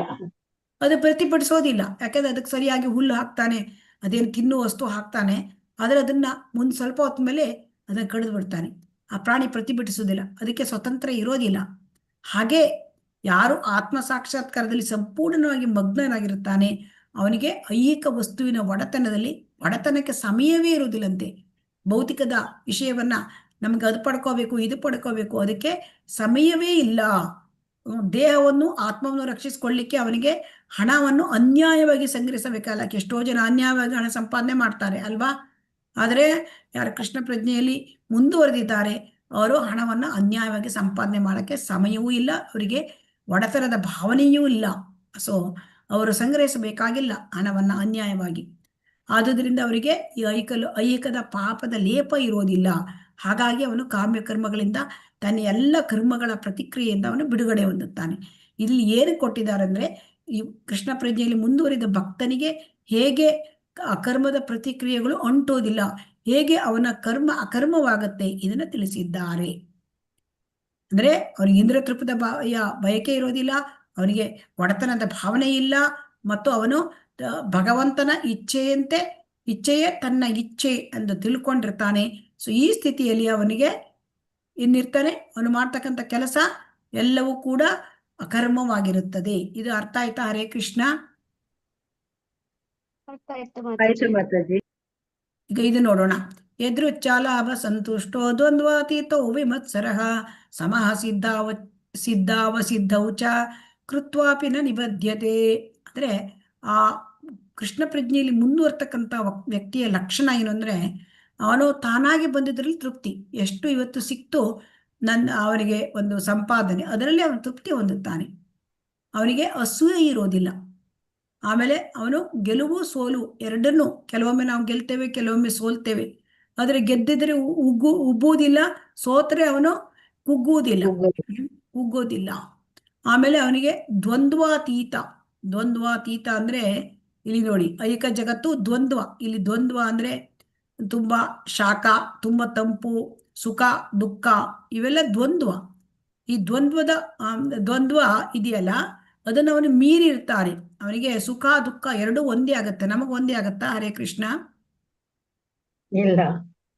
ನೋಡಿ, ಸುಖ ಬಂದ್ರೆ ನಾವು ಖುಷಿ ಪಡ್ಬಿಡ್ತೇವೆ, ದುಃಖ ಬಂದಾಗ ನಾವು ಹತ್ತು ಬಿಡ್ತೇವೆ ಅಲ್ವಾ? ಹೌದು. ಹೌದು ಮಾತಾಜಿ. ಆದರೆ ಅವನಿಗೆ ಸುಖ ದುಃಖ ಎರಡೂ ಒಂದೇ ಅಂತೆ. ಇದನ್ನು ನೋಡಿ, ಅವನು ಕೃಷ್ಣ ಪ್ರಜ್ಞೆಯಲ್ಲಿರುವ ಮನುಷ್ಯನು ದ್ವಂದ್ವವನ್ನು ಮೀರಿರುತ್ತಾನೆ. ಯಾಕಂದ್ರೆ ಸುಖ ಬಂದಾಗ ಅವನೇನ್ ತಿಳ್ಕೊಳ್ತಾನೆ, ಓಹೋ ಈ ಸುಖ ನಾನು ಅದಕ್ಕೆ ಪಾತ್ರನಲ್ಲ, ಭಗವಂತ ನನಗೆ ಕರುಣೆ ತೋರಿಸಿದ್ದಾನೆ. ದುಃಖ ಬಂದಾಗ ಅಯ್ಯೋ ನಾನು ಎಷ್ಟು ಪಾಪ ಮಾಡಿದ್ದೆ, ನನಗೆ ತುಂಬಾ ಕಷ್ಟ ಬರಬೇಕಾಗಿತ್ತು, ಸ್ವಲ್ಪನೇ ಕಷ್ಟ ಭಗವಂತ ಕೊಟ್ಟಿದ್ದಾನೆ, ಇದನ್ನ ಹೇಳ್ತಾನೆ. ಸೊ ಹಾಗಾಗಿ ಅವನು ಸೋಲು ಗೆಲುವುಗಳಲ್ಲಿ ಸಮಚಿತ್ತನಾಗಿರ್ತಾನೆ, ಅವನು ದ್ವಂದ್ವಾತೀತನಾಗಿರ್ತಾನೆ. ಆಮೇಲೆ ಅವನಿಗೆ ಬಂದಿದ್ರಲ್ಲೇ ತೃಪ್ತಿ ಇರುತ್ತೆ, ಮತ್ತೆ ಹೆಚ್ಚು ಸಂಗ್ರಹ ಮಾಡಬೇಕು ಅಂತ ಅವನಿಗೆ ಆಸಕ್ತಿ ಇರೋದಿಲ್ಲ. ಸೊ ಹಾಗಾಗಿ ಅವನು ಕೃಷ್ಣ ಪ್ರಜ್ಞೆಯಲ್ಲಿ ತನ್ನ ಸ್ವಂತ ಸೇವೆಗೆ ಬೇರೆ ಯಾವ ಸೇವೆ ಅಡ್ಡ ಬರಲಿಕ್ಕೆ ಅವನು ಅವಕಾಶ ಕೊಡೋದಿಲ್ಲ. ಸೇವೆ ಇದೆಯಾ ಅದನ್ನು ಮೊದಲು ಮಾಡ್ತಾನೆ. ಸೊ ಹಾಗಾಗಿ ಅವನಿಗೆ ಇದು ವಿಚಲಿತನಾಗೋದಿಲ್ಲ. ಅವನು ದ್ವಂದ್ವದಿಂದ, ಈ ದ್ವಂದ್ವ ಜಗತ್ತು, ಈ ಭೌತಿಕ ಜಗತ್ತು ಅಂದ್ರೆ ಇಲ್ಲಿ ದ್ವಂದ್ವ ಅಂದ್ರೆ ಏನು? ಹುಟ್ಟು ಸಾವು, ಆಮೇಲೆ ದುಃಖ ಸುಖ, ಆಮೇಲೆ ಇಲ್ಲಿ ಬರ್ತಕ್ಕಂಥದ್ದು ಅಂದ್ರೆ ಶೀತ ಉಷ್ಣ ಎಲ್ಲ ವಿರುದ್ಧವಾದದ್ದು. ಅದನ್ನ ನಮಗೆ ಒಮ್ಮೆ ಸಹಿಸ್ಕೊಳಕ್ಕಾಗೋದಿಲ್ಲ, ಒಮ್ಮೆ ನಮಗೆ ಏನಾಗುತ್ತೆ, ನಾವು ಖುಷಿ ಪಟ್ಬಿಡ್ತೇವೆ. ಸೊ ಹಾಗಾಗಿ ಅವನು ಇದರಿಂದ ದೂರವಾಗಿರ್ತಾನೆ, ದ್ವಂದ್ವಾತೀತನಾಗಿರ್ತಾನೆ. ಇಲ್ಲಿ ತುಂಬಾ ಇಲ್ಲಿ ನೋಡಿ, ಎಲ್ಲ ಇದು ಸ್ಥಿತಪ್ರಜ್ಞೆಯ ಲಕ್ಷಣಗಳು. ದ್ವಂದ್ವಾತೀತ, ಆಮೇಲೆ ಅಸೂಯೆ, ಇನ್ನೊಬ್ಬರು ಕಂಡ್ರೆ ಅಸೂಯೆ ಇಲ್ಲ. ಆಮೇಲೆ ಇವನಿಗೆ ದ್ವಂದ್ವಗಳಲ್ಲೇ ಇವನು ಸದಾ ತನಗೆ ಏನ್ ಬಂದಿರ್ತದೆ ಅದರಲ್ಲೇ ತೃಪ್ತಿಯಿಂದ ಇರ್ತಾನೆ. ಸೊ ಹಾಗಾಗಿ ಅವನು ಕರ್ಮ ಬಂಧನಕ್ಕೆ ಒಳಗಾಗುವುದಿಲ್ಲ. ಇದೊಂದು ಶ್ಲೋಕ ಮಾಡಿ ಮುಗಿಸೋಣ, ಆಮೇಲೆ ಮಾತಾಜಿಗೆ ಇದನ್ನ ಮಾಡೋಣ, ಹರೇ ಕೃಷ್ಣ ಅಂತ ಒಂದು ಹೇಳೋಣ, ಆಯ್ತಾ? ಗತ ಸಂಗಸ್ಯ ಮುಕ್ತಸ್ಯ ಜ್ಞಾನಾವಸ್ಥಿತ ಚೇತಸಃ ಯಜ್ಞಯಾಚರತ ಕರ್ಮ ಸಮಗ್ರಂ ಪ್ರವಿಲೀಯತೆ. ಐಕ ಪ್ರಕೃತಿಯ ಗುಣಗಳಿಗೆ ಅಂಟಿಕೊಳ್ಳದವನು ಮತ್ತು ಆಧ್ಯಾತ್ಮಿಕ ಜ್ಞಾನದಲ್ಲಿ ಸಂಪೂರ್ಣವಾಗಿ ನೆಲೆಯುಳ್ಳವನು ಆದ ಮನುಷ್ಯನ ಕರ್ತವ್ಯವು ಆಧ್ಯಾತ್ಮದಲ್ಲಿ ಸಂಪೂರ್ಣ ಲೀನವಾಗಿರುತ್ತೆ. ನೋಡಿ, ಈ 3 ಶ್ಲೋಕಗಳಿಂದ ನಾವೇನ್ ತಿಳ್ಕೊಳ್ತಾ ಇದ್ದೇವೆ? ಹರೇ ಕೃಷ್ಣ, ನಾವು ಈ 3 ಶ್ಲೋಕಗಳಿಂದ ಏನ್ ತಿಳ್ಕೊಳ್ತಾ ಇದ್ದೇವೆ? ಕೃಷ್ಣ ಪ್ರಜ್ಞೆಯಲ್ಲಿ ಮುಂದುವರಿದ ಭಕ್ತ ಜ್ಞಾನದಿಂದ ಕರ್ಮವನ್ನು ಮಾಡ್ತಾ ಇದ್ದಾನೆ. ಸೊ ಹಾಗಾಗಿ ಅವನ ಲಕ್ಷಣಗಳನ್ನು ಹೇಳ್ತಾ ಇದ್ದಾನೆ. ಮನಸ್ಸು ಬುದ್ಧಿ ಅವನು ನಿಯಂತ್ರಣದಲ್ಲಿ ಇಟ್ಕೊಂಡಿದ್ದಾನೆ, ಒಡೆತನದ ಭಾವನೆ ಇಲ್ಲ, ಶರೀರದ ರಕ್ಷಣೆಗೆ ಎಷ್ಟು ಬೇಕೋ ಅಷ್ಟೇ ಕೆಲಸ ಮಾಡ್ತಾನೆ, ಪಾಪಪೂರಿತ ಕೆಲಸಗಳು ಅವನ ಮೇಲೆ ಪರಿಣಾಮ ಬೀರೋದಿಲ್ಲ, ಪಾಪಪೂರಿತ ಕೆಲಸಗಳನ್ನ ಮಾಡೋದಿಲ್ಲ, ತಾನಾಗಿ ಬಂದಿದ್ರಲ್ಲಿ ತೃಪ್ತನಾಗಿರ್ತಾನೆ, ದ್ವಂದ್ವಾತೀತನಾಗಿರ್ತಾನೆ, ಅಸೂಯೆ ಇಲ್ಲ, ಸೋಲು ಗೆಲುವುಗಳನ್ನ ಒಂದೇ ರೀತಿ ನೋಡ್ಕೊಳ್ತಾನೆ. ಈಗ ಅವನು ಏಕ ಪ್ರಕೃತಿಯ ಗುಣಗಳಿಗೆ ಅಂಟಿಕೊಳ್ಳೋದಿಲ್ಲ. ಸೊ 3 ಗುಣಗಳಿಂದ ಅತೀತನಾಗ್ತಾನೆ ಮತ್ತು ಆಧ್ಯಾತ್ಮಿಕ ಜ್ಞಾನದಲ್ಲಿ ಅವನು ಸಂಪೂರ್ಣವಾಗಿ ನೆಲೆಗೊಂಡಿರ್ತಾನೆ. ಸೊ ಹಾಗಾಗಿ ಅಂತಹ ಮನುಷ್ಯನ ಕರ್ಮವು ಆಧ್ಯಾತ್ಮದಲ್ಲಿ ಸಂಪೂರ್ಣವಾಗಿ ಲೀನವಾಗಿರುತ್ತದೆ. ಯಾರಾದ್ರೂ ಓದಿ ಇದು? ಹರೇ ಕೃಷ್ಣ. ಹರೇ ಕೃಷ್ಣ ಮಾತಾಡಿ. ಸಂಪೂರ್ಣವಾಗಿ ಕೃಷ್ಣ ಪ್ರಜ್ಞೆಯನ್ನು ಪಡೆದಾಗ ಮನುಷ್ಯನು ಎಲ್ಲಾ ದ್ವಂದ್ವಗಳಿಂದ ಮುಕ್ತನಾಗುತ್ತಾನೆ. ಹೀಗೆ ಆತನು ಐಹಿಕ ಗುಣಗಳ ಎಲ್ಲಾ ಕಲ್ಮಶಗಳಿಂದ ಬಿಡುಗಡೆಯಾಗುತ್ತಾನೆ. ಆತನಿಗೆ ಕೃಷ್ಣನ ಸಂಬಂಧದಲ್ಲಿ ತನ್ನ ಸ್ವರೂಪ ಸ್ಥಿತಿಯು ತಿಳಿದಿರುತ್ತದೆ. ಆತನ ಮನಸ್ಸು ಕೃಷ್ಣ ಪ್ರಜ್ಞೆಯಿಂದ ಸೆಳೆಯಲು ಸಾಧ್ಯವಿಲ್ಲ. ಈ ಕಾರಣದಿಂದ ಅವನು ಮುಕ್ತನಾಗಬಹುದು. ಆದುದರಿಂದ ಅವನು ಏನು ಮಾಡಿದರೂ ಆದಿವಿಷ್ಣುವಾದ ಕೃಷ್ಣನಿಗಾಗಿಯೇ ಮಾಡುತ್ತಾನೆ. ಆದುದರಿಂದ ವಿಶಿಷ್ಟಾರ್ಥದಲ್ಲಿ ಆತನ ಕರ್ಮಗಳೆಲ್ಲವೂ ಯಜ್ಞಗಳೇ, ಏಕೆಂದರೆ ಯಜ್ಞಗಳ ಉದ್ದೇಶ ಪರಮ ಪುರುಷನಾದ ವಿಷ್ಣುವನನ್ನು ಕೃಷ್ಣನನ್ನು ತೃಪ್ತಿಗೊಳಿಸುವುದು. ಇಂತಹ ಕರ್ಮದ ಪರಿಣಾಮವಾದ ಎಲ್ಲಾ ಪ್ರಕ್ರಿಯೆಗಳಿಗೂ ಆಧ್ಯಾತ್ಮಿಕದಲ್ಲಿ ಸೇರಿ ಹೋಗುತ್ತದೆ. ಆ ಮನುಷ್ಯನಿಗೆ ಐಹಿಕ ಪರಿಣಾಮಗಳ ತೊಂದರೆ ಇಲ್ಲ. ಹರೇ ಕೃಷ್ಣ. ಹರೇ ಕೃಷ್ಣ. ಸಂಪೂರ್ಣವಾಗಿ ಕೃಷ್ಣ ಪ್ರಜ್ಞೆ ಅಂದ್ರೆ 100% ಕೃಷ್ಣ ಪ್ರಜ್ಞೆ ಪಡೆದಾಗ. ಈಗ ನಾವು ಎಷ್ಟು % ಕೃಷ್ಣ ಪ್ರಜ್ಞೆಯಲ್ಲಿದ್ದೇವೆ? ನಾವು 1% ಇಲ್ಲ. 0.000000001%. ಆಯ್ತಾ? ಆದರೆ ಯಾರು 100% ಕೃಷ್ಣ ಪ್ರಜ್ಞೆ ಪಡೆದಿದ್ದಾರೆ, ಅಂದ್ರೆ ಸಂಪೂರ್ಣವಾಗಿ ಕೃಷ್ಣ ಪ್ರಜ್ಞೆ ಪಡೆದಿದ್ದಾರೆ, ಆಗ ಅವನು ಎಲ್ಲ ದ್ವಂದ್ವಗಳಿಂದ ಮುಕ್ತನಾಗ್ತಾನೆ. ಅವನಿಗೆ ಸುಖ ದುಃಖ, ಸೋಲು ಗೆಲುವು, ಮುಪ್ಪು ರೋಗ, ಜನ್ಮ ಹುಟ್ಟು ಇದು ಯಾವುದೂ ಇರೋದಿಲ್ಲ. ಆಮೇಲೆ ಅವನಿಗೆ ಇದು ಸುಖ ದುಃಖ ಎಲ್ಲವೂ ಅವನಿಗೆ ಅದರಿಂದ ಪಾರಾಗಿರ್ತಾನೆ. ಆಮೇಲೆ ಅವನಿಗೆ ಕೃಷ್ಣನ ಸಂಬಂಧದಲ್ಲಿ ತನ್ನ ಸ್ವರೂಪ ಸ್ಥಿತಿ ಅಂದ್ರೆ ಏನು? ಸ್ವರೂಪ ಸ್ಥಿತಿ ಅಂದ್ರೆ ಏನು? ಜೀವಿಯ ಸ್ವರೂಪ ಸ್ಥಿತಿ ಅಂದ್ರೆ ಏನು? ಹರೇ ಕೃಷ್ಣ. ಜೀವ್ಯರ ಸ್ವರೂಪವೇ ಕೃಷ್ಣರ ನಿತ್ಯದಾಸ. ನಿತ್ಯದಾಸ ಮಾತೆ. ಭಗವಂತನ ನಿತ್ಯ ನಿರಂತರ ಸೇವಕ ಜೀವಾತ್ಮ, ಭಗವಂತನ ಅಂಶ, ಆದರೆ ನಿತ್ಯ ನಿರಂತರ ಸೇವಕ ಇದು ತಿಳಿದಿರುತ್ತದೆ. ಸೊ ಹಾಗಾಗಿ ಅವನು ಕೃಷ್ಣ ಪ್ರಜ್ಞೆಯಲ್ಲಿ ಆಳವಾಗಿ ಒಳಗೋಗಿರ್ತಾನೆ. ಸೊ ಹಾಗಾಗಿ ಅವನು ಏನು ಕೆಲಸ ಮಾಡ್ತಾನೆ ಅದೆಲ್ಲ ಯಜ್ಞ. ಯಜ್ಞ ಅಂದ್ರೆ ಏನು ಹೇಳಿ? ಹರೇ ಕೃಷ್ಣ. ಯಜ್ಞ ಅಂದ್ರೆ ಏನು? ಜಪ ಯಜ್ಞ ಮಾಡೋದು. ಯಜ್ಞ ಅಂದ್ರೆ ಭಗವಂತನಿಗೆ ತೃಪ್ತಿ ಪಡಿಸ್ತಕ್ಕಂಥದ್ದು, ಅದು ಯಜ್ಞ. ಯಾವ ಕೆಲಸ ಭಗವಂತನಿಗೆ ತೃಪ್ತಿಯನ್ನು ಉಂಟು ಮಾಡುತ್ತೆ, ಅದು ಭಗವಂತನ ಸೇವೆಗಾಗಿ ಮಾಡಿದ ಎಲ್ಲ ಕೆಲಸಗಳು ಯಜ್ಞಗಳೇ. ಸೊ ಈ ರೀತಿಯಾಗಿ ಯಾರು ಎಲ್ಲ ಕೆಲಸಗಳು ಭಗವಂತನಿಗಾಗಿ ಮಾಡ್ತಾರೆ, ಅವನು ಮಾಡುವ ಎಲ್ಲ ಕೆಲಸಗಳು ಅದು ಆಧ್ಯಾತ್ಮೀಕೃತವಾಗತ್ತೆ. ಹಾಗಾಗಿ ಅವನಿಗೆ ಐಹಿಕ ಪರಿಣಾಮಗಳ ತೊಂದರೆ ಇಲ್ಲ. ಇನ್ನು ಸ್ವಲ್ಪ ಟೈಮ್ ಇದೆ, ಇದು ಒಂದು ಶ್ಲೋಕ ನೋಡೋಣ. ಬ್ರಹ್ಮಾರ್ಪಣಂ ಬ್ರಹ್ಮ ಹವಿರ್ಬ್ರಹ್ಮಾಗ್ನೌ ಬ್ರಹ್ಮಣ ಉತಂ ಬ್ರಹ್ಮ ಇವತೇನ ಗಂತವ್ಯಂ ಬ್ರಹ್ಮ ಕರ್ಮ ಸಮಾಧಿನ. ಹಾಗಾಗಿ ಇಲ್ಲಿ ಕೃಷ್ಣ ಶ್ರೀಲ ಪ್ರಭುಪಾದ ಕಿ ಜೈ. ಕೃಷ್ಣ ಪ್ರಜ್ಞೆಯಲ್ಲಿ ಸಂಪೂರ್ಣವಾಗಿ ಮಗ್ನನಾದ ಮನುಷ್ಯನು ನಿಶ್ಚಯವಾಗಿಯೂ ಆ ಭಗವದ್ಧಾಮವನ್ನು ಸೇರುವನು. ಯಾರು 100% ಕೃಷ್ಣ ಕಾನ್ಶಿಯಸ್ ಇದ್ದಾರೆ ಅವರು ಎಲ್ಲಿ ಹೋಗ್ತಾರೆ? ದೇಹದ ಒಂದು ಈ ದೇಹದ ಅಂತ್ಯವಾದಾಗ ಭಗವಂತನ ಲೋಕಕ್ಕೆ ಹೋಗ್ತಾರೆ. ಯಾಕೆಂದರೆ ಅವನ ಆಧ್ಯಾತ್ಮಿಕ ಕಾರ್ಯಗಳಿಗೆ ಸಂಪೂರ್ಣವಾಗಿ ಅರ್ಪಿತನಾಗಿರ್ತಾನೆ. ಅವನು ಭಗವಂತನ ಡ್ಯೂಟಿ ಸೇವೆ, ಆ ಸೇವೆಯಲ್ಲಿ ತನ್ನನ್ನು ತನ್ಮಯನಾಗಿಸಿ ತೊಡಗಿಸಿಕೊಂಡಿರ್ತಾನೆ. ಇಂತಹ ಆಧ್ಯಾತ್ಮಿಕ ಕಾರ್ಯಗಳಲ್ಲಿ ಆಹುತಿಯೂ ಪರಸ್ಪರ ಅರ್ಪಣವೂ ಇದೆ. ಆಧ್ಯಾತ್ಮಿಕ ಸ್ವಭಾವ ಅವನು ಮಾಡುವ ಎಲ್ಲವೂ ಆಧ್ಯಾತ್ಮಿಕೃತವಾಗಿರುತ್ತದೆ. ಇದನ್ನು ಓದಿ ತುಂಬಾ ಚೆನ್ನಾಗಿದೆ. ಇದಕ್ಕೆ ಹರೇ ಕೃಷ್ಣ ಓದಿ. ಹರೇ ಕೃಷ್ಣ ಮಾತಾಜಿ.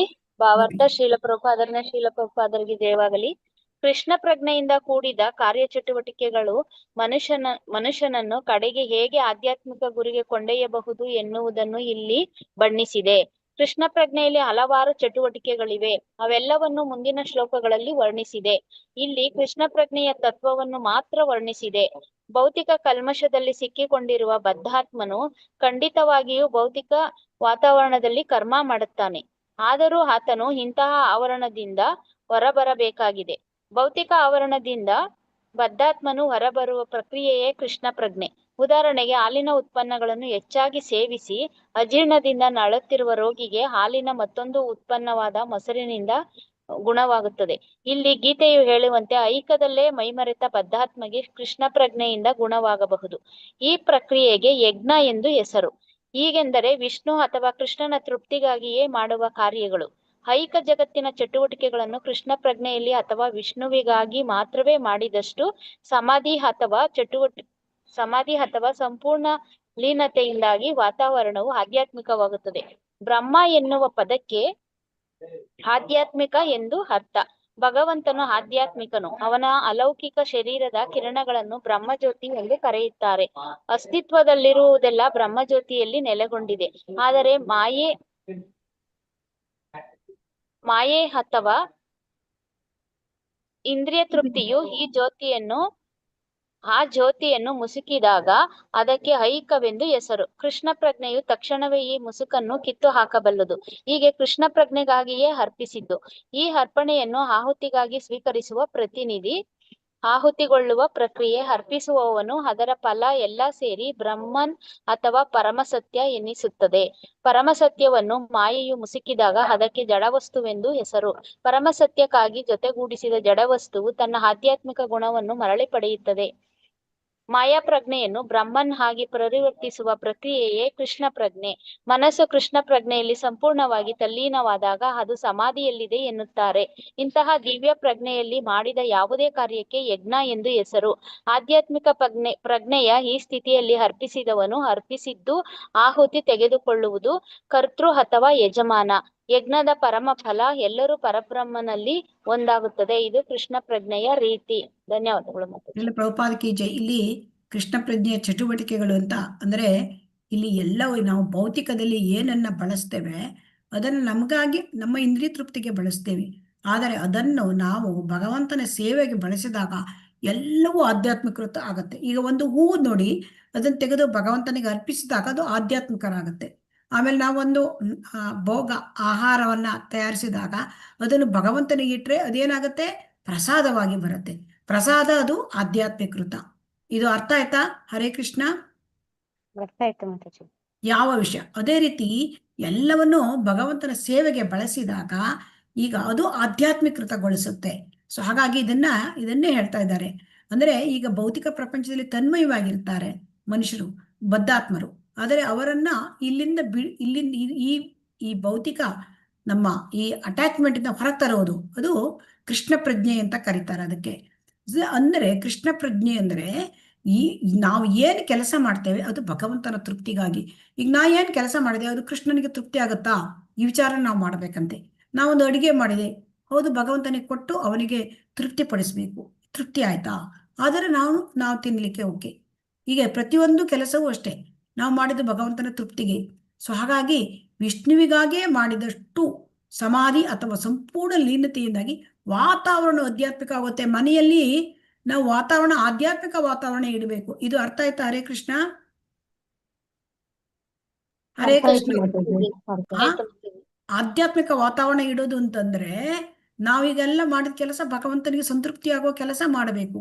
ಮನೆಯನ್ನು ನಾವು ಚೊಕ್ಕ ಇಡ್ತೇವೆ, ಅದು ಕೂಡ ಭಗವಂತನ ಮನೆ, ಇದು ನನ್ನ ಮನೆ ಅಲ್ಲ. ಅವಾಗ ಅದು ಭಗವಂತನಿಗೆ ಅರ್ಪಿತವಾದ ಕೆಲಸವೇ. ನಾವು ಮಾಡುವ ಯಾವ ಕೆಲಸವೂ ಕೂಡ ಅಲ್ಲಿ ಕೃಷ್ಣನನ್ನು ತರಬೇಕು. ಆಗ ಆ ಕೆಲಸ ಆಧ್ಯಾತ್ಮಿಕೃತವಾಗುತ್ತೆ. ಆಧ್ಯಾತ್ಮಿಕೃತವಾದಾಗ ನಮಗೆ ಯಾವುದು ಕೂಡ ಅದರದ್ದು ಪ್ರತಿಫಲ ಪ್ರತಿಕ್ರಿಯೆ ನಮಗೆ ತಟ್ಟೋದಿಲ್ಲ. ಸೊ ಇದಕ್ಕೆ ಕೃಷ್ಣ ಪ್ರಜ್ಞೆ ಅಂತ ಕರೀತಾರೆ. ಸೊ ಅದಕ್ಕೆ ಅಂದ್ರೆ ಈಗ ನಾವು ಯಾವುದೇ ಕೆಲಸ ಮಾಡಲಿ ಅದು ಭಗವಂತನಿಗೆ ಅರ್ಪಿತವಾಗಬೇಕು, ಭಗವಂತನಿಗೆ ಖುಷಿ ಕೊಡಬೇಕು. ಹಾಗೆ ಆ ರೀತಿಯ ಜೀವನವನ್ನು ನಾವು ಮಾಡಬೇಕು. ಸೊ ಹಾಗಾಗಿ ಇಲ್ಲಿ ಕೃಷ್ಣ ಪ್ರಜ್ಞೆಗಾಗಿ ಎಲ್ಲವನ್ನೂ ಅರ್ಪಿಸೋದು. ಅದಕ್ಕೆ ಏನ್ ಹೇಳ್ತಾ ಇದ್ದಾರೆ, ಸಮಾಧಿ ಸ್ಥಿತಿ. ಅಂದ್ರೆ ಯಾವಾಗ ಮನಸ್ಸು ಕೃಷ್ಣ ಪ್ರಜ್ಞೆಯಲ್ಲಿ ತಲ್ಲೀನವಾಗತ್ತೆ, ಭಗವಂತನ ಸೇವೆಯಲ್ಲಿ ಎಲ್ಲಿ ತಲ್ಲೀನವಾಗತ್ತೆ ಅದು ಸಮಾಧಿ ಸ್ಥಿತಿ. ಈ ಸಮಾಧಿ ಸ್ಥಿತಿ ಅಂದ್ರೆ ಅದು ಆ ಸಮಾಧಿ ಸ್ಥಿತಿಯಲ್ಲಿ ಇದ್ದರೆ ಮನುಷ್ಯ ಮುಂದುವರಿದಿದ್ದಾನೆ ಭಕ್ತಿಯಲ್ಲಿ ಅಂತ ಅರ್ಥ. ಸೊ ಅದಕ್ಕೆ ಅಂತಹ ದಿವ್ಯ ಪ್ರಜ್ಞೆ ಅಂದ್ರೆ ಕೃಷ್ಣ ಪ್ರಜ್ಞೆಯಲ್ಲಿ ತುಂಬಾ ಮುಂದುವರಿದು ಅದರಲ್ಲಿ ಏನು ಮಾಡಿದ ಕಾರ್ಯಕ್ಕೆ ಯಜ್ಞ ಅಂತ ಕರೀತಾರೆ. ಸೊ ಯಜ್ಞ ಅಂದ್ರೆ ಭಗವಂತನ ತೃಪ್ತಿಗಾಗಿ ಮಾಡುವ ಕೆಲಸ. ಸೊ ಅದು ಆಧ್ಯಾತ್ಮಿಕ ಪ್ರಜ್ಞೆ. ಈ ಸ್ಥಿತಿಯಲ್ಲಿ ಅವನು ಅರ್ಪಿಸಿದ್ದು, ಅವನು ಆಹುತಿ ತೆಗೆದುಕೊಳ್ಳೋದು, ಅವನ ಯಜಮಾನ ಎಲ್ಲವೂ ಕೂಡ ಭಗವಂತನಿಗೆ ಅದು ಅರ್ಪಿತ ಆಗತ್ತೆ. ಇದು ಕೃಷ್ಣ ಪ್ರಜ್ಞೆ. ಕೃಷ್ಣ ಪ್ರಜ್ಞೆ ಅಂದ್ರೆ ಎಲ್ಲವೂ ಭಗವಂತನಿಗೆ ಸಂತೃಪ್ತಿ ಕೊಡುವಂತ ಕೆಲಸಗಳು. ಇದಕ್ಕೆ ಯಜ್ಞ ಅಂತ ಕರೀತಾರೆ. ಹರೇ ಕೃಷ್ಣ. ಇದನ್ನ ಮುಂದಿನ ವಾರ ಮುಂದುವರಿಸೋಣ. ಹರೇ ಕೃಷ್ಣ. ಇಲ್ಲಿ ನಮ್ಗೇನಾದ್ರೂ ಪ್ರಶ್ನೆಗಳಿದ್ರೆ ಕೇಳಬಹುದು. ಹರೇ ಕೃಷ್ಣ. ಹರೇ ಕೃಷ್ಣ. ಇಲ್ಲ ಅಂದ್ರೆ ನಾನು ಮುಂದುವರಿಸಿ. ಏನಾದ್ರು ಪ್ರಶ್ನೆ ಇದೆಯಾ? ಹರೇ ಕೃಷ್ಣ. ನಿಮ್ಗೆ ಯಜ್ಞ ಅಂದ್ರೆ ಏನು ಅಂತ ಗೊತ್ತಿರಬೇಕು. ಹರೇ ಕೃಷ್ಣ. ಮತ್ತೆ ಎಲ್ಲವನ್ನೂ ನಾವು ಆಧ್ಯಾತ್ಮಿಕೃತ ಮಾಡಬೇಕು. ಇವತ್ತು ನಾವ್ ಏನ್ ಕಲ್ತಿದ್ದೇವೆ ಅಂದ್ರೆ 24 ಶ್ಲೋಕಗಳನ್ನ ನಾವು ಕಲ್ತಿದ್ದೇವೆ ಅಲ್ವಾ? ಹೌದು ಮಾತಾಜಿ. 24. ಇದರಲ್ಲಿ ನಾವು ಎಲ್ಲವೂ ತುಂಬಾ ಚೆನ್ನಾಗಿದೆ ಇದರಲ್ಲಿ. ಅಂದ್ರೆ ಅಂದ್ರೆ ಪರಂಪರೆ ಅಂದ್ರೆ ಏನು, ಆಮೇಲೆ ಜ್ಞಾನವನ್ನು ನಾವು ಹೇಗೆ ಪರಂಪರೆಯಿಂದ ಪಡ್ಕೊಳ್ಬೇಕು, ಮತ್ತೆ ಭಗವಂತ ಯಾಕೆ ಅವತಾರ ಎತ್ತುತ್ತಾನೆ ಎಲ್ಲವೂ ತಿಳ್ಕೊಂಡಿದ್ದೇವೆ ಅಲ್ವಾ. ಹರೇ ಕೃಷ್ಣ.